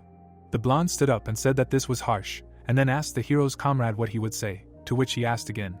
The lord narrowed his eyes and said yes, noting that if you put aside friendly feelings and talk objectively. The boy tensed up while the head of the blue magic tower asked what the student thought the chances of winning were. MC put his hands on his hips while he thought. Sun-chan sat between the men and said that he would say 50%. Kim leaned on the armrest and asked why he thought so, noting that it was a very generous assessment. The comrade leaned over and said that there was no specific reason for that, and that he was sure that if he tried his best, he would be able to compete with the fifth circle magician. Hale was warming up while his friend was saying that his progress was still incredibly fast, and he had not yet shown them his full strength. The lord smiled and asked what he meant by that the guy had not even fought seriously until now. The woman stood in the arena and announced the end of the magic tests, and announced that the match would soon begin. Adella stood near the protagonist and asked him to try harder. Ju looked forward and was silently meaningful. The blonde closed her eyes and lowered her head. Sun-chan looked tense and said that he was finally saved, to which she asked what happened. The opponents maintained eye contact and looked calm. The judge looked away and asked the participants to take positions. The mage moved his hand aside, saying that he did not expect to be matched against the protege of the mage house itself, to which he replied that he hoped for the leniency of his senior comrade, while the observer asked him to prepare. MC frowned and looked focused. The woman raised her hand and announced the start of the match. Ju stood in front of his opponent and said that he would give him the right to strike first, to which he said that he would gladly accept his kindness. Magic circles formed next to Hale and he summoned a magic cutter, and then created a fireball. He smiled and thought that since he had the opportunity to strike first, he would invest in it. The blue-eyed man put his hands on his hips and asked if this was the modified magic he had heard so much about, and noted that it was amazing. The hero lowered his head and asked if he was too relaxed. The opponent was calm and said that he believed he could afford it. The guy smiled and noted the extreme confidence of the man. The protagonist held his hands out and said they would see how long she could last, summoning fire. The projectiles appeared above the mage and rushed towards him. Ju was stunned and surprised. The projectiles were in space and he thought that it looked like familiar magic, but much faster and unpredictable. Such a chaotic change of trajectory greatly complicates dodging. The opponent stood in a stance and thought that if these were fifth circle spells, he would be terrified. Holograms formed in front of him, and he extended his hand forward. The man squinted and concentrated. The projectiles crashed into the barrier, and it called for attributeless protective magic of the fifth circle, an absolute shield. Dust rose in the arena and a magician stood under the dome. Hale looked away, thinking that this was a very powerful shield that would block even fifth circle magic. The guy ran forward, thinking that, however, its weakness was that it limited the user too much. The hero was approaching his opponent, and understood that because of this, Ju would not be able to prevent the distance from closing. The mage frowned and said that he had taken advantage of the vulnerability to get closer, asking if this had been the plan all along, then noting that it didn't change anything anyway. The protagonist tilted his head and asked what made him so sure of that. The hand hit the barrier and a wave spread out along it. MC touched the shield using interaction and cracks appeared on the dome. The man was stunned and wary as he watched what was happening. Hale's friends were worried and Sunshine said that the shield of the fifth circle had cracked. Streams of energy surrounded the sphere as more and more serious cracks appeared on it. Kim put his hand on his jaw and said that this couldn't be happening. In-hyuk looked calm and meaningfully remained silent. The guy's hand stopped affecting the shield. A blinding beam appeared behind it, with projectiles flying around it, and the guy said that it was too late to regret. The abilities were gaining power while he was saying that he expected you to resist magic, so he set it up to get stronger over time, intertwining flames and winds to create a firestorm. A powerful beam hit the shield, raising dust. The battlefield was filled with fire and shards of protection flew in all directions. Adella was stupefied and did not believe what was happening. The blonde man was stupefied and said that it was shattered. The protagonist smiled and said that he was pleased when elders let down their guard. A huge storm dealt damage while Ju said that the opponent in battle can be relaxed, but not sloppy. A new shield stood in place of the old one, and the boy noted that this is how the Lord of the Tower taught him. Hale stood in front of the man, thinking that he created a new shield at the same moment the old one fell apart, and realized that this is what the magicians of the fifth circle are like. The opponent stood in the shield. He began to gather energy, and said that it was his turn. The opponent stood in front of the hero. He created a flaming sword and said that it was his turn. The protagonist looked ahead and thought that it was as expected. He remembered the message with information about the wizard and thought that everything was as the master of the Blue Magic Tower said. The screen showed the specialization of the wizard, namely flame magic, physical enchantment. Ju held the flaming sword in his hands, while he thought that then, the next thing he would do was flame magic and perhaps combinations with close combat, being strengthened by physical enchantment. The fighter swung his sword and rushed forward. Hale took a stance, thinking that for now the wizard was very curious about his magic. The magician approached, while he thought that and in order to observe him longer, he would not hit vital points. The hero was focused, understanding that, however, this did not mean that he would be given a break and if he wanted to hit, then there was only one option. Ju swung, intending to deliver a direct blow. The protagonist dodged the attack. He looked at his wounded hand and exhaled. He looked away at the opponent and froze. The fist was clenched and approaching the target. The blow hit the mage's body. The blue-eyed one grinned, making sounds of discontent. He stepped back, making a dash. The wizard held a fiery sword in front of him and looked pleased, asking that he was able to react at such speed. Hale lowered his hand and said that he trained a lot in close combat. The fighter's hand was engulfed in flames, and he said that this is for sure. The hero stood in front of his opponent and thought that he specialized in close combat and was inclined to analyze the enemy, adapting to him, and then noted that this enemy is not simple. Blue-eyed looked away and said that the future was really scary, because the third circle magician already had such fighting skills. Fire appeared in his hand and he was about to say something. Ju raised it and said that he would fight seriously. Magic appeared above the arena and he called for a rain of fire. The protagonist took his hand and said that this was the privilege of the fifth circle of checkmate. The magician of the fifth circle of magic spread his hands and called for an area destruction spell. The opponent opened his mouth and said that there were no spells in the third circle that could block, and then asked how he was going to counter this. MC stood in front of the opponent, thinking that the fight would end there, but did not finish. His eyes shone and he concentrated. Magic circles appeared at his chest and noted that his victory. Water appeared in Hale's hands and he called for resonance. The shells crashed into the water shield. Ju raised his hands and thought that the magic of the third circle was incapable, but did not finish. People watched the battle and a column of dust rose in the arena. Adella opened her mouth wide and said that the fire rain and the water shield collided, to which Sunchan said that nothing could be seen and asked what was going on. Kim put his hand on his temple and thought that the water shield was definitely a third stage spell, but the effectiveness was at the level of the fourth and above. Inhyuk raised his head and was silently meaningful. Ju covered his face with his hand and thought that he could not see anything, because in such a fog he should not see anything either, and asked where he struck from now. The blue-eyed man looked to the side, while a silhouette appeared in the fog behind him. The eye acquired a yellow light and ordered the divine eyes to open. The spirits of mana were there, and he thought that although he could not see it, the mana was guiding him. The silhouette blurred, while Hale thought that the scarlet mana of the flaming sword. The foot stood on the toe. The fifth circle mage looked to the side. He struck and said that he got it. The hero rushed to attack, summoning a light spear. The opponent looked confused, thinking about how he managed to get so close, and noted that he rather needed an absolute shield, and immediately noted that it was too risky, because he broke it once. The spear was approaching the uli and he thought about what to do in such a case. The guy's divine eye was shining, and he thought that this was yellow mana. The wizard spread his arms and holograms appeared in front of him. Huge boulders soared up and he summoned an earthen shield. Hale held the projectile in front of him and thought that he would stop him before he built a wall. The hero hit the floor and the stones flew to the sides. The blue-haired man covered his face with his hand and made a strange sound. His fist was clenched and engulfed in flames. The protagonist swung, preparing to strike. Ju formed mana in front of him and thought that he was fast. The guy's golden eye looked ahead and he thought about the blue mana. He made an attack and blood gushed out while he thought it was a water cutter. There was an explosion and the enemy called a blast wave. The opponent was approaching the enemy who was using a water shield. A column of dust rose in the arena. The mage of the fifth circle of mana covered himself with his hand and thought that he again could not see his opponent. The blue-eyed man covered himself with his hand and thought that this was starting to get boring. The dark-haired man raised his hands with fire and thought that it was time to put an end to his tricks. Hale put his hand on the floor and stood in a stance. He smiled, thinking that thanks to his divine eyes he sees the essence of spells, and told himself that he just needs to listen to the voice of mana. Elena directed her hand towards the hero, and was told that at that moment magic would cease to be magic. The hero lunged and circles of mana appeared on his hands. The blue-eyed man grinned and noticed that his spell was dissipating. The protagonist held mana circles in his hands and said that it was dangerous to think that victory was already in the bag.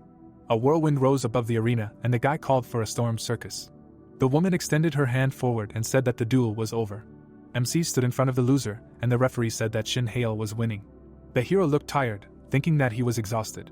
Kim was sitting in the locker room and saying that it was a great match. The guy closed the door and said meaningfully. The fair-haired man appeared in front of the student and said that he looked and did not believe his eyes. He spread his hands and said that he kept thinking why the interlocutor did this or that, but it turned out that all this was preparation for zeroing out the enemy, and noted that he felt like he was watching a carefully calibrated chess game, and the memories alone gave him goosebumps. The Lord put his hand down and asked what kind of spell it was, and that final storm circus, noting that it was the magic of the fourth circle and had overcome the limitations of memorization. MC looked away and asked if he would believe him if he said he had modified memorization. Kim looked away and said that he definitely would not, noting that he might have believed it before the third circle. The man spread his hands and said that the fourth circle was a completely different matter and that he had not only overcome the weaknesses of memorization, but had completely gotten rid of them. The overlord showed a finger and said that there were too many contradictions. Hale smiled and said meaningfully. He remembered how he had struck and said that the activation speed of spells was close to instantaneous, and what's more, the form of spells themselves, breaking all ideas about it. The boss of the magic tower became serious and said that finally, the nullification of enemy spells, asking what kind of magic he was using. The hero frowned and looked away. He stood in front of the agent and tried to find words. The action took place in the blue magic tower. People were sitting in Kim's office. John looked away, saying that the magical engineer squad for the Olympics was leaving tomorrow. The man held a cup in his hands and said that now they needed to settle things with the contractors so that their business relations would not suffer. He put the glass on the table. The Lord looked at the secretary and asked what she thought, to which she asked again. He showed his hand and asked if he would really take gold at the upcoming Olympics. The woman was calm, saying that she was not entirely sure that it was possible. The boss folded his hands and said that she had said yesterday that the guy would not even see a bronze medal, to which he replied that everything had changed, asking if that was true. The man smiled and asked that she thought so too, and wasn't it amazing. The hand pressed the hologram of the keyboard. The dark-haired woman concentrated and said that it was impressive. Kim closed his eyes, saying that she was so carried away that she even forgot about the refereeing, to which she asked him to stop teasing. The overlord looked down and said that he still did not understand what kind of magic he had. Zhang looked away and asked that he had not used the scarlet eye from the very beginning of the match, to which he replied that he had. He remembered how he broke through the dust, and it was said that even so, the boss could not understand. People were watching the fight, and the man said that part of the view was completely blocked by fog and asked if this was part of the plan to not reveal the magic, noting that it was even scary. Kim put his hand on his temple and said that he knew for sure that he somehow destroyed the magic formula of Inferno. Magic circles appeared in front of Ju, while he asked how exactly and said that he had no idea how he managed it. Zhang looked down, thinking that even the Scarlet Eye, one of the top 3 detection spells in existence, did not help to understand and did not understand what kind of magic it was. The blonde-haired man put his hand on his jaw and said that it worried him so much that he immediately interrogated the guy after the match. Hale stood in front of the agent and said that it did not matter. He put his hand on his chest and asked if he remembered what he himself said, saying that any mage has the right to his magical secrets. The red-eyed man smiled, saying that he could not say about his magic. Kim closed his eyes and said that he called it a secret, like, let him figure it out himself. The secretary looked away from the interlocutor and asked if there was a possibility that it was something illegal. The yellow-eyed man was calm, saying that it was definitely not so, because the mana flows and the magical structure were too pure for that. He took the tablet and said that the only thing they managed to find out was only part of it, but he didn't finish. The overlord stood in front of the hero while he asked if they would believe him if he said that he modified the memorization. The boss moved his hand aside and said that it wasn't modified magic at all, saying that in any case, the upcoming Olympics were going to be exciting. Kim tilted his head and asked if they would bring snacks. Zhang smiled incredulously. The houses were going up and she asked if this overtime was paid. The action took place in the dorm. There was a phone on the table with the alarm on. Hale looked at the smartphone and said that his whole body ached. He got out of bed, thinking that he had slept for more than 8 hours and assumed that he had used resonance and destruction at once, and in connection with this, fatigue does not go away so easily, and with this approach, he will not be able to cast magic for some time. The cloak lay on the chair, neatly folded, while he thought that even the teacher's cape does not save, and this is a big problem and from now on he needs to be more careful. The hero sat on the bed and looked at the floor. He put his hand on his forehead and moved it to the side. A message from his father appeared on the smartphone. In-hyuk stood with his back turned and wrote in the message that he was very tired in the last fight, and it was time to take a break for health reasons, asking to ask for a couple of days off and get himself in order. The protagonist read the message with a tired look. The guy stood in front of the guy, while he thought that after yesterday's fight, Dad left without saying a word. The man calmly left, while he thought that the parent was dissatisfied with something. A smile appeared on MC's face, and he thought that this was a relief.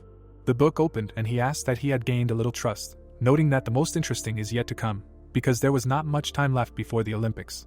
Mimir looked ahead and asked the successor how the fight went. Hale showed his finger up and said that of course he won, noting that it was easy, to which she asked again, saying that his face looked like he was about to faint.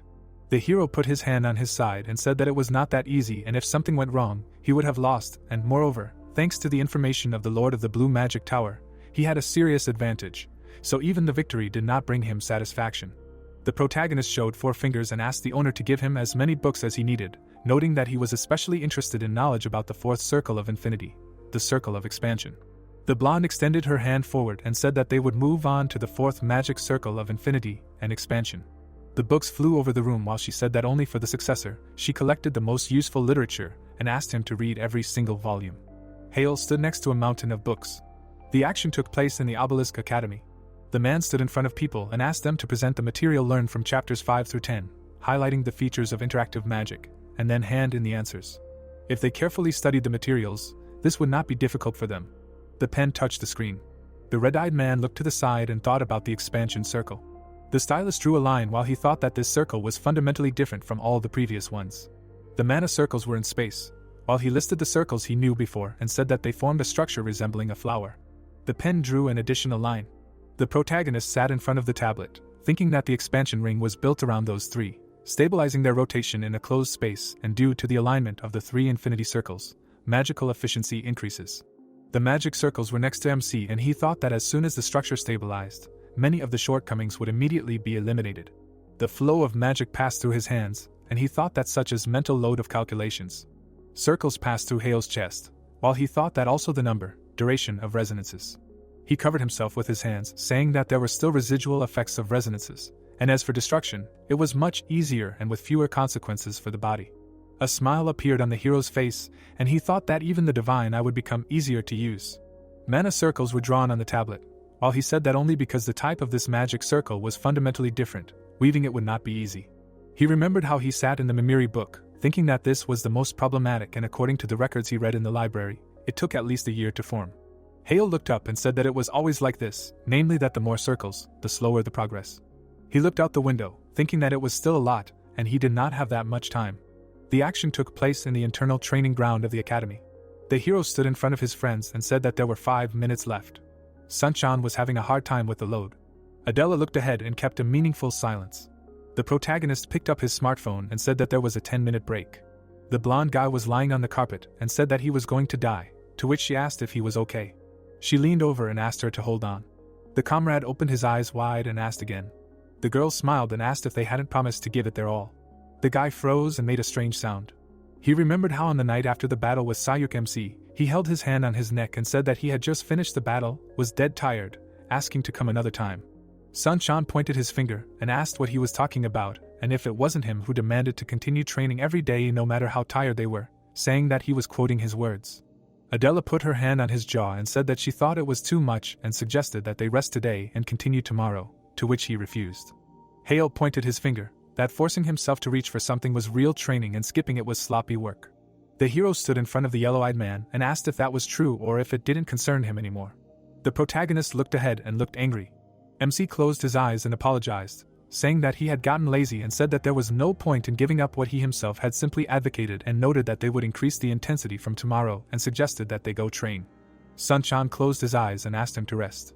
Hale entered the room and said that they were starting from the very beginning and now they would study everything step by step, while the victim asked to save him, to which she wished him peace. Clouds floated above the city. The blonde man walked next to his girlfriend and said that a genius is a genius, even if he is his friend, to which she replied that he is amazing. The yellow-eyed man raised an eyebrow and said that he is crazy and the opponent gave him the right to the first move, but he discarded the one thought out in advance and immediately gave a new, winning one. Sunchan lowered his head, while she nodded. The guy looked away and asked if Hale was like this even as a child. The blue-eyed girl drank milk and said that he was quite naive then. The comrade stood next to the girl and asked if he was mentally immature. She remembered the hero holding the cup while she said that he was overly optimistic, overestimating his own capabilities. Tears appeared on Adella's face, and she said that she was not without sin. The blonde smiled, thinking that, to be honest, she even liked it. The mana circles were in the protagonist, and she thought that now his magic fascinated her even more than before. Sunchan lowered his head and asked that their Mr. Perfection had such a period, to which she replied that it was before entering the Obelisk Academy. The guy lowered his head and said that it turns out, incompatibility with artificial intelligence, and asked that this is not a curse at all but a blessing. Adella looked away and asked again. The guy held his hand out in her direction and asked her not to misunderstand and noted that he didn't mean it in a bad way, asking if she knew how it was, saying that in comics and movies geniuses were often too arrogant. Hale looked ahead and thought that he believed that arrogance only hindered their progress. But he certainly wouldn't say that about the hero, and that incident, the recognition of unfitness, had greatly affected him. The blue-haired girl held in her hands, asking what he wanted to say, that because the guy had tasted defeat, that he had become such perfection as he is now. The fair-haired man walked ahead and said that that was exactly it, that is, that's what he thought, although the protagonist would hardly like such speeches. The yellow-eyed man raised his head and said that one way or another, he had found his way, so it was safe to say that he was doing well now. Adella froze and fell into a stupor. The comrade closed his eyes and suggested that they try their best. The friends followed MC while he said that they needed to prove that they could keep up with him. He raised his hand and said that they would prepare for the Olympics properly. The blue-eyed girl narrowed her eyes, offering to work together. The guy was lying on the floor and said that it was all like that. Sunchan looked away and asked again. Hale held out a bottle, saying that he was a good boy. The blonde guy closed his eyes and asked what the carrot and stick were. He took the bottle while the hero asked when he had ever used the stick, saying that he had only given the carrot, to which he thanked him. Adella drank banana milk and smiled. The protagonist raised his hand, telling his friend that it was time to return to training, to which she agreed. It was calm and sunny in the Obelisk Academy. On the indoor training ground, a long-haired guy was trying to catch his breath. The hero pointed behind him and called Adella and apologized for distracting him during the break and asked her to go with him. The blue-eyed girl turned around and asked with a little surprise if he wanted something. They went outside and went into the shade. The protagonist looked at her with a little concern and said that when the team roster was approved, he would like to review their schedule. He held a tablet in his hands and said that starting tomorrow, they were officially allowed to skip classes. He put his hand to his chin and said that although their academy had a great training ground, he thought 8 hours of training would not be enough. Then the guy handed over the tablet and said that it would be different now.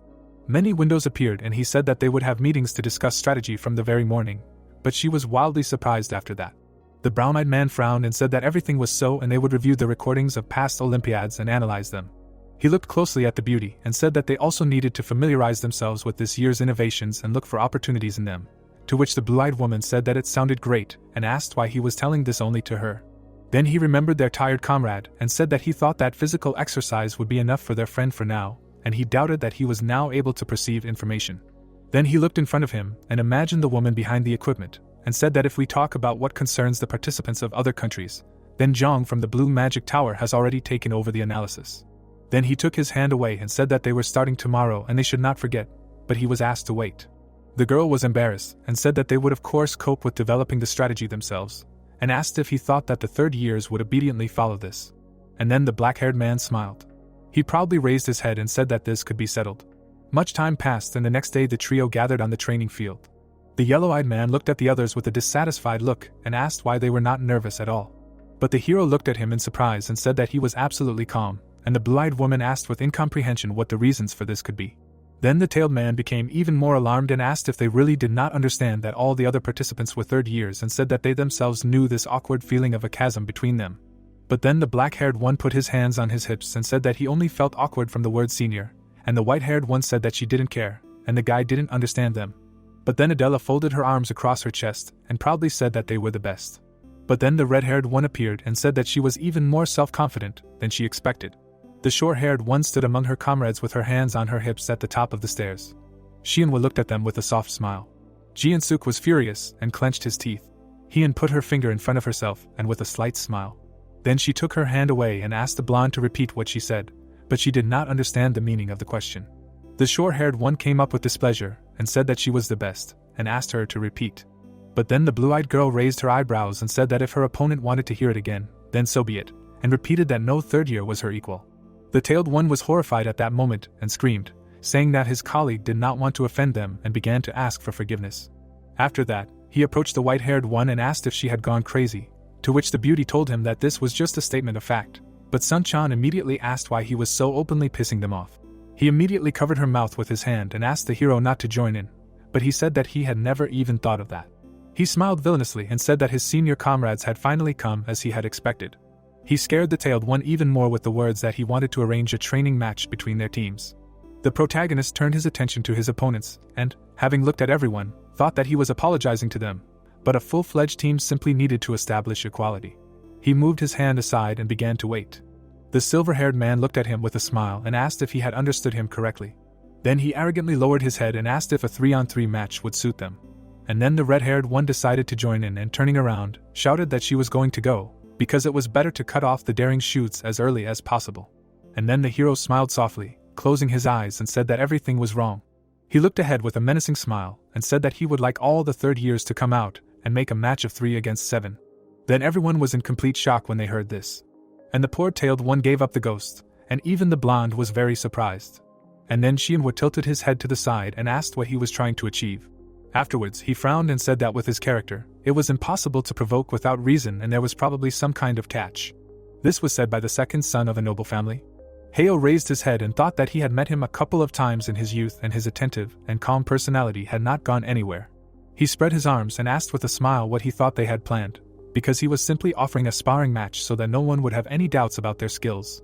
But then the bespectacled man ran out and called him an arrogant scoundrel. He sat down in a low stance and asked if he was going to measure his skills with them. But then the silver-haired man put his hand to his chin and said that he understood everything and that he was apparently going to demonstrate the difference in strength in order to seize the lead. The red-haired woman became even more furious. Jiansuk leaned over him and asked if this was his plan and ordered him to lay it out. But the hero looked at him sternly and said nothing. And then Hian pointed her finger at him and shouted that there should be a limit to all arrogance, and that adults' patience is not limitless either. She continued to rage and said that even if she and Adella were talented, they should understand when to stop in front of their elders. Then she raised her head arrogantly and said angrily that she could be stronger one-on-one. The short-haired girl moved her hand away, pointing at her comrades and asked how they could stand up to 7 and asked if they were making fun of them, no matter how strong they were. Suddenly, they pointed a finger at the unfortunate Sunshine and said that they would never be able to cope with a number twice as large as theirs with such a burden.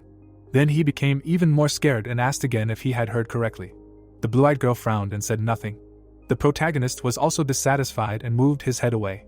The scoundrel pompously raised her hand to her face and said that she was giving them one last chance, and if they apologized now, they would get away with it. Xian smiled arrogantly and said that this was really too much.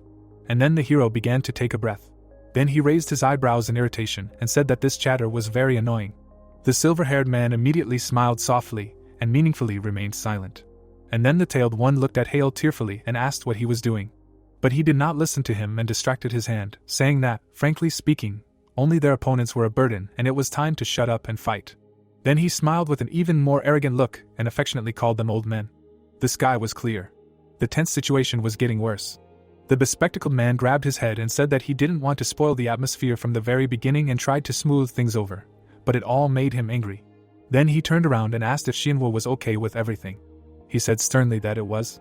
Then Jiansuk smiled cheekily and said that he agreed to the conditions, and said that it would be boring to leave everything like this. He turned around and said that if he wins, then they will stick to the strategy, he said, but if he loses, but then he was interrupted. The hero looked at him with an arrogant look and said that he agreed and would do so. Then the blue-haired man put his hands on his hips and said that he didn't even have time to voice what would happen in case of defeat, but he was immediately told that it didn't matter. Then he extended his hand and said with a smile that he agreed even to be expelled, because it was not destined to happen anyway. Then the silver-haired man became worried with a smile, while everyone was in shock. The red-haired woman became even more furious and cursed at him. The protagonist pulled his hand back with his finger outstretched and said that he had one condition. He pointed his finger to the side and said that if he won, he needed something. The blue-eyed woman was surprised to hear this. The black-haired man surprised Sunchan by saying that she would have to apologize for calling him useless. The action moved to the battle arena of the Obelisk Academy. A notification came out about the installation of the Field of the Night Mountain. Hale began to warm up and asked her comrades about their readiness. While the enemy team was discussing the action plan, it was announced that there were 5 minutes left before the start of the siege battle and everyone needed to take positions. It would be a match of 3 against 7 and the simplified siege battle mode was set according to international standards. Each team has a base and a team flag is placed on it, which the enemy team must capture. The tailed one pouted and looked at the leader with anxiety. The brown-eyed man looked at him and asked if everything was okay. He immediately looked away and asked if it was worth going so far. After that, he stood up from his seat with displeasure and asked why it was necessary to provoke the elders and why it was necessary to heat up the relationship by turning it personal. He remembered the faces of their opponents and said that he thought that people were ready to follow him anyway. But then the hero said with a serious look that he would not simply follow orders and that they must obey without question. Then he put his hands on his hips and said that he himself understood perfectly well what kind of battle he would now begin, to which he asked if such methods would only create discord and resentment. The tailed one tensed up and looked away. Then the protagonist smiled arrogantly and said that let it be so, it suited him. Then he spread his arms to the sides, taking the flag in his hands and thought that if they were simply suppressed by superiority in strength, then what kind of resentment could there be, to which he immediately said that he had asked in vain. At that moment, the red-haired girl got mad and said how much Hale annoyed her, since he so brazenly declared that he would accept any bet, because he would not lose anyway, and insulted him. But then the silver-haired man raised his hand and told her to be quiet, because there were only 5 minutes left before the start, and she tried to calm down. But right after that, the short-haired girl got even more mad and said that nothing of the sort, and wondered why she should apologize for calling him useless. She raised her hand up and shouted a question about why she should apologize for the truth. After that, Xianwu closed his eyes and said with displeasure that he would like to bring the guys to their senses, but there is no time for this. Then the bespectacled man put his hands in his pockets and said that this is also true. He adjusted his glasses and thought that it was true, because even he had a hard time staying calm now, because it was simply impossible, and then he would need to use at least anger. He smiled and thought that anger made him throw out his strength to the maximum, and it was the best incentive to perform. The blue-haired man looked up at the sky and heard a loud call to get ready. At that moment, he took a deep breath while Sunshine held his chest. The silver-haired man looked menacingly ahead while Adella was absolutely calm. The count reached 1. Jiansuk smiled slyly, looking to the side when the call to start sounded. The hero was also absolutely serious. The enemy team broke away and ran in different directions with a smile on their faces. At that moment, the protagonist put his hands on his hips and turned to his comrade and said that he was counting on him. The yellow-eyed man tensed up and meaningfully remained silent. 5 minutes later, there was absolute silence. The red-haired girl sat on a tree and looked away. She noticed the flag and notified her people about it, and then the blue-haired one asked her about who was guarding it. The short-haired girl smiled evilly and said that she only saw something useless. While she was looking at Sunshine, the leader asked her how this could be and asked if there was someone in ambush. She hid and said that she did not see a single hint of movement, and she was immediately asked to be on the alert. The smart man with glasses put his hand to his head and said that they could use him as bait, and they answered him, saying that they would act carefully. And then the scoundrel jumped down, asking the tailed one if he was guarding the flag alone. She stood in a proud pose and called him an empty shell. And then the handsome man lowered his head and said that he knew it would be like this. Then the woman made a displeased face and asked if he knew that she would come first. He looked at her with concern and said that it was so. She began to come closer and asked how he knew that. The yellow-eyed man became even more worried and said that the hero said that the gorilla would come first. In his memories, the black-haired man raised his finger up and said that he was told that Heian would immediately go on the attack. He lowered his head and said that because of her explosive temper, no one would trust her with protection. The red-haired woman, listening to this, lowered her head and asked if she was being deliberately irritated and said that even knowing that she would come, only he was left to protect. She immediately stretched out her hand in front of her using magic and aggressively said that they were just arrogant upstarts. The girl immediately used aimed fire. At that moment, the tailed one brought his hands together and prepared to defend himself. An explosion of incredible power occurred. The scoundrel spread her arms and said that someone like him would never be able to block it. But then she was shocked. In Sunchan's memory, the hero turned around and told him to remember that his role in this battle was the most important and asked if he would retreat after being slandered. Yellow-eyed put a shield in front of himself and thought that of course this was not the case, since if it came to that, then holding back was not in his intentions. The red-haired one was horrified and said that she had blocked it. Hale in his memories folded his arms across his chest and loudly called him, saying that he probably considered himself a DD, but in this game his role was not in this, and said that he was a natural-born tank. The tailed one himself was in complete shock and asked how this was possible. He immediately imagined the Lord of the Blue Magic Tower and asked if he knew that all magicians have a predisposition to a certain element, and said that he had a predisposition to the attribute of water. Then he imagined James from the Red Magic Tower and said that he, on the contrary, was predisposed to the attribute of fire. Then he imagined Heian and said that she also wielded fire, and his predisposition was to reduce the cost of spells and increase their power and effectiveness. The hero's eye lit up and he said that he saw in him a predisposition to attributeless magic, or more precisely, to defensive magic. At that moment, the yellow-eyed man stood with his arms spread and created a shield. In front of him were many layers of defensive magic. The villain was furious and gritted her teeth, saying that he was always hanging around his friends. She put her hand in front of her and asked if he had already decided that he fit in with them and said that compared to these two, he was just a worthless secondary character. Then the tailed one closed his eyes and thought with displeasure about what was starting again, and said that he already knew that he was not their equal. But then he smiled and said that there was still another point. He looked at her with a satisfied smile, and said that if this was all her power, then he would be able to calmly hold the flag. Then the blue-eyed one got even more furious and insulted him. Suddenly, 2 sixes jumped out from behind her. They all ran together, and Heian screamed at him not to act tough. She jumped, and taking her hand away, said that she would slam this trash can shut and drive it into the ground. She raised her flaming fist and got angry using an explosive punch. But the shield calmly withstood it. Yellow Eyes lowered his head and tensed up. And the scandalous woman kept trying. She looked at her fist and thought about what was wrong with this shield and wondered why it was so strong. She looked at the shield she had created and thought that it looked like third-tier magic, but she had never seen anything like it before. The support mages began to charge their spells and she thought that there were 3 of them here and if they all attacked together, it would not hold up. She smiled again and thought that this fight would be theirs. Yellow Eyes stood calmly and began to count, calling out the numbers 16 and 66. Then, when the opponents began to approach him, he continued, calling out the numbers 13 and 25. Suddenly, a bright flash lit up. One of the attackers turned around sharply and noticed something with alarm. A bird from the wind suddenly flew past the mages. Then it quickly soared into the air. The short-haired woman sat down on the ground and, noticing the smoke, thought that it was a wind spear and wondered where it came from. Sun-chan was still calm and said the numbers 16 and 77. And then the mean woman suddenly looked up and, thinking about the hero, told everyone to be careful.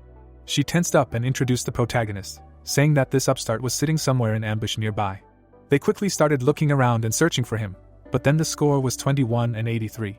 One of the low-ranking mages was hit by a magic arrow right in the back.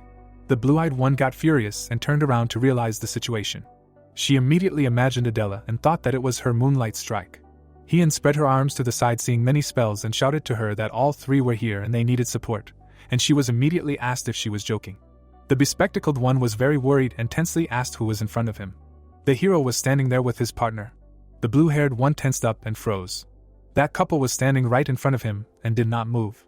He immediately imagined 3 more of his comrades and thought that because of all this confusion, 2 more came out to support Hien, and this confused all their cards. The black-haired man looked up carefully, and seeing a column of smoke said that it seemed that Sun-chan was holding up well there. The nasty woman dodged the shots and told the leader to hurry up, because everyone was here and she couldn't calculate the trajectory of the spells, and then asked what was going on. But he just stood with his arms spread near the flag. The silver-haired man put his hand to his ear and asked him where exactly the protagonist was now, and then asked where they should go. Then the blue-eyed man gritted his teeth and said that those 2 were right in front of him. Hale and Adella stood motionless, and the red-haired woman indignantly screamed that they were attacking her right now, and then screamed and asked what he had done. But then the hero pulled his hand away and proudly asked why they were wasting time and suggested finishing it faster. The bespectacled man said with an uncertain smile that he was deceived again as a minor, and thought that if there was only Hale here, he would be able to buy time, but against 2 at once. Then he looked closely at the blonde. Then the blue-haired man tensed up even more and thought that this situation was already. Ji-in-suk looked at them carefully, and thought that it smelled like a trap with a tiger and a dragon. Then he clenched his teeth tightly. Then the hero quickly raised his hand and used magic, saying that in this fight. At that moment, Adella silently took her hand away, releasing the light, and he immediately continued, saying that they had won.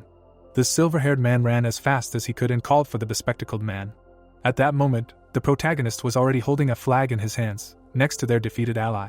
The reinforcements were completely shocked by what they saw. The blue-haired man raised his hands up and said that he felt like a fool and gave up. At the same moment, near the opposite flag, there were many bodies. The red-haired girl tried to catch her breath and covered her eyes with her hand, shouting curses. A victory notice appeared above the flag. Then Sun-chan folded his arms with wild joy and shouted loudly. After a friendly match at the academy. Obelisk conference room. The protagonist and his team were standing next to each other. The 3rd years were sitting at the tables in front of them. The defeated opponents were looking at the brunette with attention. The girl exhaled in irritation. She hit Ji-in-suk and was indignant that he had let them take the flag. The bespectacled man raised an eyebrow and suggested that she tried to hold it against this duo solo, and she exclaimed that she should have at least held out until Xianwu returned. The interlocutor waved his hand and reminded her that she was the one who gave false information about the opponent's positions. Hien looked away and muttered that it was impossible for both Hale and Adella to be there. Xianwu turned to them and asked them not to swear out of emotion, adding that it was not about them. The protagonist team was standing at the board, and the blonde said that the opponent was simply better. Hyomin leaned on his hand and glanced sideways at them. Taesik and Hannah awkwardly looked away. Jaesok closed his eyes. Hien gritted her teeth and clenched her fist in displeasure. The bespectacled man frowned and pouted. Their leader furrowed his brows and asked how the heroes pulled off that trick. Hale put his hand on his chest and offered to explain the most curious parts. The young man remembered his friend and said that, firstly, Sun-chan really defended the flag alone. The girl jumped up and asked if the guy really owned the blonde's signature wind spears and moonlight. The brunette looked at her and replied that no, and all the spells that fooled them were created by him. Ji-in-suk widened his eyes and reminded him that the hero was right in front of him. How could the spells have flown all the way from there? Hale created a shining sphere on his hand and replied that that was exactly how it happened. The 3rd year stared in shock at the moonlight strike. Hien stood up and exclaimed that this was a unique spell of the entire family. Did Adella reveal the formula to him for the sake of victory? The protagonist held the magic in his hands, answering that no one told him anything, and he himself deciphered the basis of the spell through analysis. Xianwu touched his chin and asked if this was possible. The young man pointed to his golden irises and said that his eyes already see through magic formulas. The interlocutor stared at him in amazement, not believing that he had already acquired mystical eyes. The hero waved his hands and said that he really deciphered the moon spell himself, and also, since the start of the match, he placed magic shells along the base. He turned to his comrade and asked him to demonstrate. Sun-chan closed his eyes and said 1 to 2. Gusts of wind immediately appeared in the air. The 3rd years followed them with their eyes in surprise. The girl closed her eyes. The protagonist clenched his fist and dispelled the magic. The boy frowned and said that these wandering projectiles only needed to be given a direction, and they would hit at an unlimited range. He remembered his fight with the 5th Circle Mage and thought that this was an advanced version of the combo he used back then in the Blue Magic Tower. Hyomin raised an eyebrow and asked if it was possible to aim accurately with these. His friend sweated and added that those projectiles flew straight at them with amazing accuracy. Sun-chan looked at them and explained that it was all about the numbers he had voiced earlier. Xianwu squinted and assumed that they were coordinates. Hale raised his head and replied that the first digit denoted the ordinal number of the projectile, and the second the angle at which it should fly relative to the plane. The boy stood at the board, talking about the magical development that he shared with Adella and Sunshine. His friend stood nearby, not interrupting. The listener sat and listened, but the hero, of course, kept silent about Rei's style. The clock was approaching night. The sky was gradually darkening. The brunette made a hand gesture and said that this was all he was willing to reveal about his unique magic, so he expected understanding. The third years, who were now also aware of his abilities, frowned thoughtfully, although they were in the same boat for the duration of the Olympics, so a small excursion would greatly facilitate the young man's work and help convince the upperclassmen. Heo raised a finger, and once again voiced that his goal was the gold medal. Hien silently crossed her arms. The protagonist frowned and noted that for this he needed their unconditional cooperation, and this friendly match was supposed to clearly demonstrate the effectiveness of his strategies. The brunette closed his eyes and apologized for his harsh words earlier. He bowed and asked them to follow his instructions. Hien looked closely at the student. He looked resolutely at the third years and promised to make them all champions in return. Hien would carefully study the young man. The girl leaned on her hand. She sweated and muttered that she wasn't thrilled, but she agreed with him, surprising her friend. She turned to Hannah and asked why she was surprised, and Hannah replied that she was fickle. The other girl stood up and said that she was just accepting defeat honestly, and their part of the deal was to obey. So what could she do, because otherwise they wouldn't be able to represent the national team. She walked up to Sunshine. The girl extended her hand with a smile and apologized for calling him useless, because his defensive abilities were quite impressive. The guy grinned happily. He sheepishly took her hand and exclaimed that her fire magic was incredible. Obelisk Academy, main building. There were many people in the cafeteria. The protagonist sat down at the table and praised his friends for doing a great job in the battle with the third years. The brunette smiled and added that before they got down to working on the strategy for the competition, he wanted to ask for a small favor. The other guys looked at him questioningly. Hale narrowed his eyes and asked to train in the evening without him, because he needed to work on something. The blonde took a sip of banana milk and asked if he was really going to work on his mana circulation or something. The guy grinned and said that he was on the verge of an epiphany, although it was just an excuse. The friends widened their eyes and asked if he was already on the threshold of the fifth circle. The protagonist presented the book and thought that he couldn't tell these two about the Rei style yet. He visualized himself among the energy and remembered that, although he presented his differences as modified magic, the power of the third circle of the Archmage was equivalent to the fourth circle of standard interactive magic. The boy sweated and thought that it would take him longer to reach the fourth circle of the Rei style, and he should take care of the excuse of enlightenment in advance. Sunshine exchanged glances with the girl and noted that his friend was talking nonsense about the fifth circle at 18, and she replied that if he really succeeded, it would be the first case in the world. Her eyes lit up, full of faith without a shadow of a doubt. Hale smiled awkwardly and said that this was the reason he would not be able to attend evening training for a while. Adella folded her hands and said that they understood everything, and if the boy wanted, he could stop attending them altogether. His friend grinned and added that the hero could stop coming from tomorrow. It was no problem. The brunette narrowed his eyes and thought that they were a bit too happy about this. The chandeliers were burning in the dining room, and the hero said that they did not need to worry, because he would regularly measure their physical indicators. The stars were shining in the sky. The light was on in the office of the head of the House of Magicians. The man looked at the tablet and muttered that, as expected, the octagon horn, the catastrophe heart and the Leviathan eye were outrageously expensive materials. The protagonist frowned when his father asked why he needed them, and replied that they were necessary for his magical progress. He remembered the book by Mimiri, from which he got a hint on how to reach the fourth circle. The young man was sitting on the couch opposite the girl. He sighed and asked if there were any books with more understandable explanations about the expansion circle. The interlocutor closed her eyes and answered negatively. The student glanced at her, unsure if the blonde was even interested in helping him, and decided to read another book. He accidentally touched the stack. One of the manuscripts fell to the floor. The brunette squinted and read the title. He picked up a textbook on potion making. Hale flipped through the pages, noticing that the book was quite old. Where did Mimir get them from? Suddenly, his eyes widened. The girl shuddered and asked what it was. The boy grinned and said that, as expected from Mimir's help, the transition would be quite possible with this. The moon disappeared behind the clouds. The young man imagined the bottle and thought that if he had a potion that could absorb a huge supply of mana, the period of energy accumulation for the formation of the expansion circle would be significantly shortened. Hale stood in front of his father, saying that he was already on the threshold of enlightenment, and the man clarified whether he had really approached the fifth circle. The student frowned and lied that he had, adding that these ingredients were necessary to make a breakthrough. He imagined the materials and thought that he could obtain most of them himself, but the rare ones, which were only sold in specialized markets, he would be able to get only thanks to his father's influence. Inhyuk narrowed his eyes and remained silent. The protagonist looked at him patiently. The leader rubbed his temple and concluded that the guy was not lying and needed the materials for a potion, after which he asked where his son got the recipe from, since he had never seen such a formula before. Hale frowned and replied that he found it in an ancient book. The man raised an eyebrow and agreed to get the ingredients if it was true. The young man smiled and thanked him. He looked at his parent in surprise, who muttered that first there was an ancient relic cloak, and now an ancient potion. Inhyuk grinned and noted that he had no idea what was going on in his head, but the guy was lucky. The hero pressed his lips together tensely. The car drove along an empty road, and the student remembered that after that, his father began asking him about magic, the spells that the brunette used in the duel with Ju. He imagined the face of the leader and noticed that he even repeated the questions of the Lord of the Blue Magic Tower exactly. But of course, the hero did not open up to him either. Hale leaned back in his seat, thinking that the man might have suspected something, although the robe and the ancient potion left many questions, one way or another. It was night outside, and the hero thought that perhaps he would soon have to talk to his father frankly about his strength. The next day, the market of monster attributes. The young man walked down the street in a cap. He glanced at one of the merchants who offered him red slime extract. There were magic items on the counters, and the student thought that he should be extremely careful when buying attributes.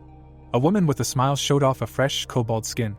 Hale walked forward, and around him the sellers were actively calling out customers, and the guy thought that unless you are a veteran of the trade, it is incredibly difficult to understand a quality product, because there are a lot of scammers here. The woman grabbed him by the sleeve and asked if he wanted some Saint Latine web. She showed him the box and said that it was a very rare component. The young man mockingly raised an eyebrow and asked since when the web of the unicorn became Saint Latine web. The interlocutor sweated and objected that it was real, and there was no need to slander. The guy squinted and asked where the characteristic glow was. The saleswoman frowned and said that it glowed. Didn't he see it?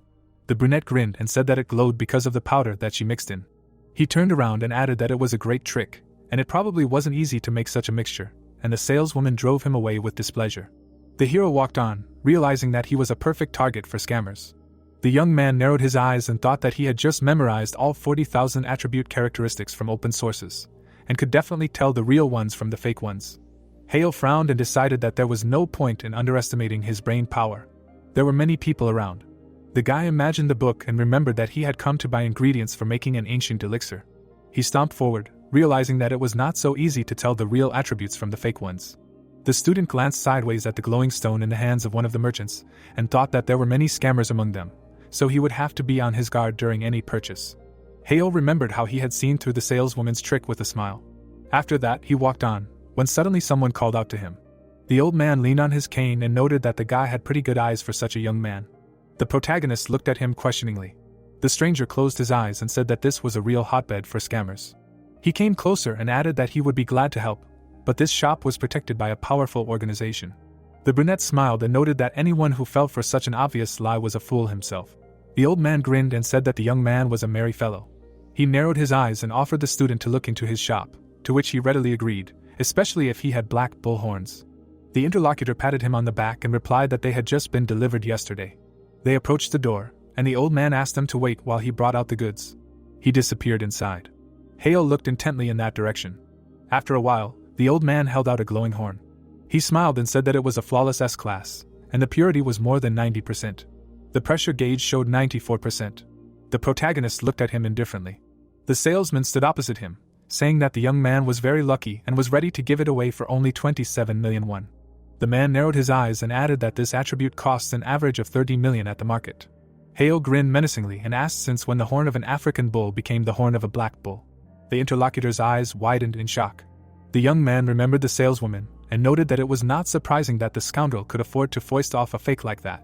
He imagined the old man, who, like a replacement charlatan, was ready to work on the victim after the first failure, but you couldn't take him like that. The salesman froze, and the hero demanded not to waste his time and show him the normal product. Hale adjusted his cap and added that, of course, if there was one. The old man lowered his head. The cane fell to the ground. He put his hands behind his back and groaned. The student calmly watched him. The man straightened up with a smile and noted that the young man was no pushover. The merchant approached the door and sincerely apologized for this, after which he invited the boy in. The lights of the night city were on. The man in the car looked at the receipt for the transfer of funds from the old man's shop on the tablet. Sukhyun frowned and informed the gentleman that an impressive payment had just been made on his son's card. The head looked out the window and replied that this was most likely a purchase of attributes, and he agreed to this. The interlocutor looked at him and asked why the student suddenly needed such a thing, and the brunette explained that his son was working on an ancient elixir. The spy stared at the tablet, muttering that this was something unusual again, and yet the price was not small, and it was necessary to make sure that the product was of high quality. Inhyuk closed his eyes and said that this was not necessary, because the boy knew all the features of the attributes by heart when he was 5 years old. He turned to his subordinate and added that he couldn't raise a child to be an idiot who couldn't tell a fake from the real thing.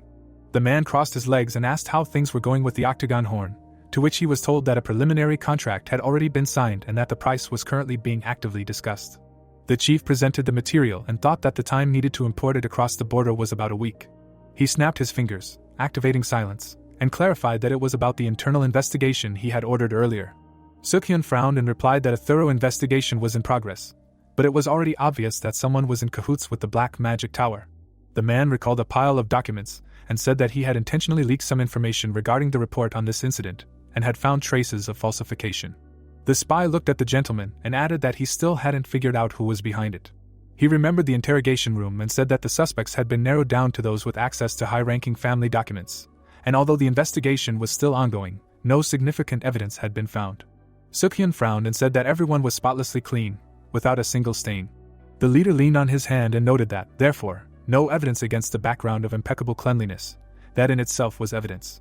The interlocutor looked at him carefully. Inhyuk chuckled and said that if they had cleaned up after themselves like that, there was no point in further investigation, and all that remained was to wait until the traitor himself contacted the Black Magic Tower, and they had to be prepared for that. The stars shone above the city. The Mimiri book swung open. The protagonist put the box on the table and muttered that he was very tired, and the girl noted that he had still done a lot of work collecting it. She looked at the book and said that there were only 3 ingredients left, and it would be possible to make an elixir. On the page was a diagram and a recipe for a mana blessing potion, which, after being absorbed, increases synchronization, allowing the body to absorb much more energy than usual. And the young man thought that with this he would be able to cover at least most of the mana needed to create an expansion circle.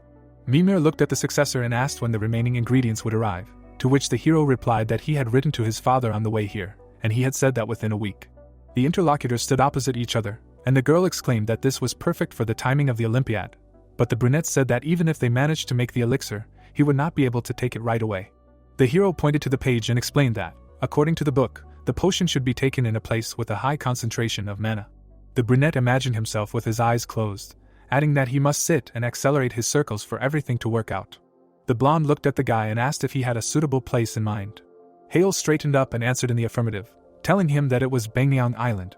He visualized the place, remembering that according to research, this is the island with the highest concentration of mana in the country, and it is currently even increasing. Mimir smiled and exclaimed that this is great, so when will they start? The interlocutor grinned and replied that he has a plan for this. A surprised cry was heard in the academy building. The students looked at the protagonist with delight. Hale smiled and said that they will hold a training camp on Bangyang Island.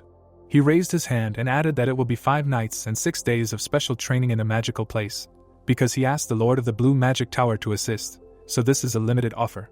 The hero introduced Kim and asked the students to thoroughly prepare for the trip. He hugged the blonde and exclaimed that it sounds very fun and incredible. Shienwood took out his phone and noted that there was a lot of preparation to be done, and Sunchan asked if they couldn't just go and have fun. The other man glanced at him and reminded him that the Lord of the Blue Tower himself was organizing it, so there was no need to relax. Hale smiled and noted with relief that the atmosphere was finally conducive. The students were standing in the office, and the boy noticed that the tension between the 2nd and 3rd years had completely disappeared, and even he felt better. Earlier, the brunette had drawn diagrams on the board and calmly discussed the training schedule with them. The young man grinned and thought that with the support of the Blue Magic Tower, it was easier to gain their trust. The boy turned and remembered that he had to visit the tower for individual mana testing, so let everyone get ready. The sun was shining over the academy, and everyone else noted with annoyance that it was stressful. The headquarters of the Blue Magic Tower. Zhang smiled and said that they were waiting for them, then introduced herself as the assistant to the leader. The hero and his team were standing in front of her. The woman pointed to the side and asked everyone who had come to measure their mana indicators to follow her. The brunette looked at her questioningly when she said that the Lord asked him to come to his office. There were chandeliers hanging in the corridor of the tower. There was tea on the table in Kim's office. The man smiled and asked how things were going with training. The hero looked at him and said that everything was fine, and also thanked him for helping with it. The blonde narrowed his eyes and asked if there were any problems within the team. Hale grinned and assured that there was nothing of the sort, and although they were still a little awkward, they were easily establishing relationships. The Lord crossed his arms and said that he was glad to hear this, so the hero could continue in the same spirit. The brunette put his hand on his chest and separately thanked him for their trips to Bangyang Island. The man sat down at the table and said that renting it was not such a big deal. Kim smiled and said that the guy probably already guessed why he called him. The protagonist's eyes widened and suggested that it was about the artifact. The Lord made a hand gesture and confirmed, asking the boy to imprint his unique mana on the item. Hale introduced the various treasures and remembered that imprinting was the action of the sorcerer leaving his unique mana code obtained through testing to personalize it, and it also optimizes the device to the owner's mana indicators. The rest of the team, who were with the secretary, were just undergoing testing, where the code needed to create a mana imprint is displayed. The blonde looked at the hero and said that he would like to finish before they left for the training camp, and the boy replied that any time after 8 o'clock in the evening would be fine. Hale frowned and suggested that the artifact's completion was just around the corner. The Lord smiled and said that it would be ready in 2 or 3 weeks, and it would definitely be finished by the time of the Olympiad. The sky above the dormitory darkened. There was an open book on the table. The protagonist and Mimir were sitting in the subspace. The student closed another textbook and asked to pass him the next one. The girl activated the mana on her fingertip and nodded. A book flew off the shelf. It flew smoothly into the hero's hands. The blonde smiled and said that this was the next one on the program, after which she asked how things were going, whether the guy was ready. The successor raised his head and clarified whether they were talking about the expansion ring or the Olympiad, and the interlocutor answered that they were both. Hale rubbed his chin and said that preparations for the competition were progressing as usual, but things with the circle were still the same. The girl looked at him and asked if it was really that hard to weave his base, and the brunette explained that he understood everything theoretically, but the problem was only a colossal lack of mana volumes. Mimir conjured a bottle and guessed that he urgently needed a mana elixir. The guy frowned and nodded. He looked away and added that, fortunately, the ingredients would arrive soon, and customs were not so strict this time. The hero introduced his father and suggested that these changes may have occurred under his influence. The young man smiled tensely, hoping that he was wrong. The girl laughed and exclaimed that the successor was such a lucky man. The moon was shining in the sky, and a sphere was sparkling on the blue magic tower. The next night, the protagonist came to the lab, and the Lord praised him. He put his hand in his pocket and asked how the boy was doing with the testing, since it was his first time going through something like this. The brunette touched his chin and replied that the test itself was quite simple, but it lasted a long time, and it was exhausting. Kim grinned and said that the student actually finished it quickly, in just an hour, when it usually took 8. The guy's eyes widened in confusion.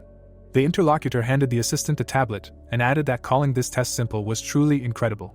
He imagined a human silhouette and thought that, in essence, it was a simple rotation of mana in circles, but keeping the radius deviation within 0.3% was not such an easy task.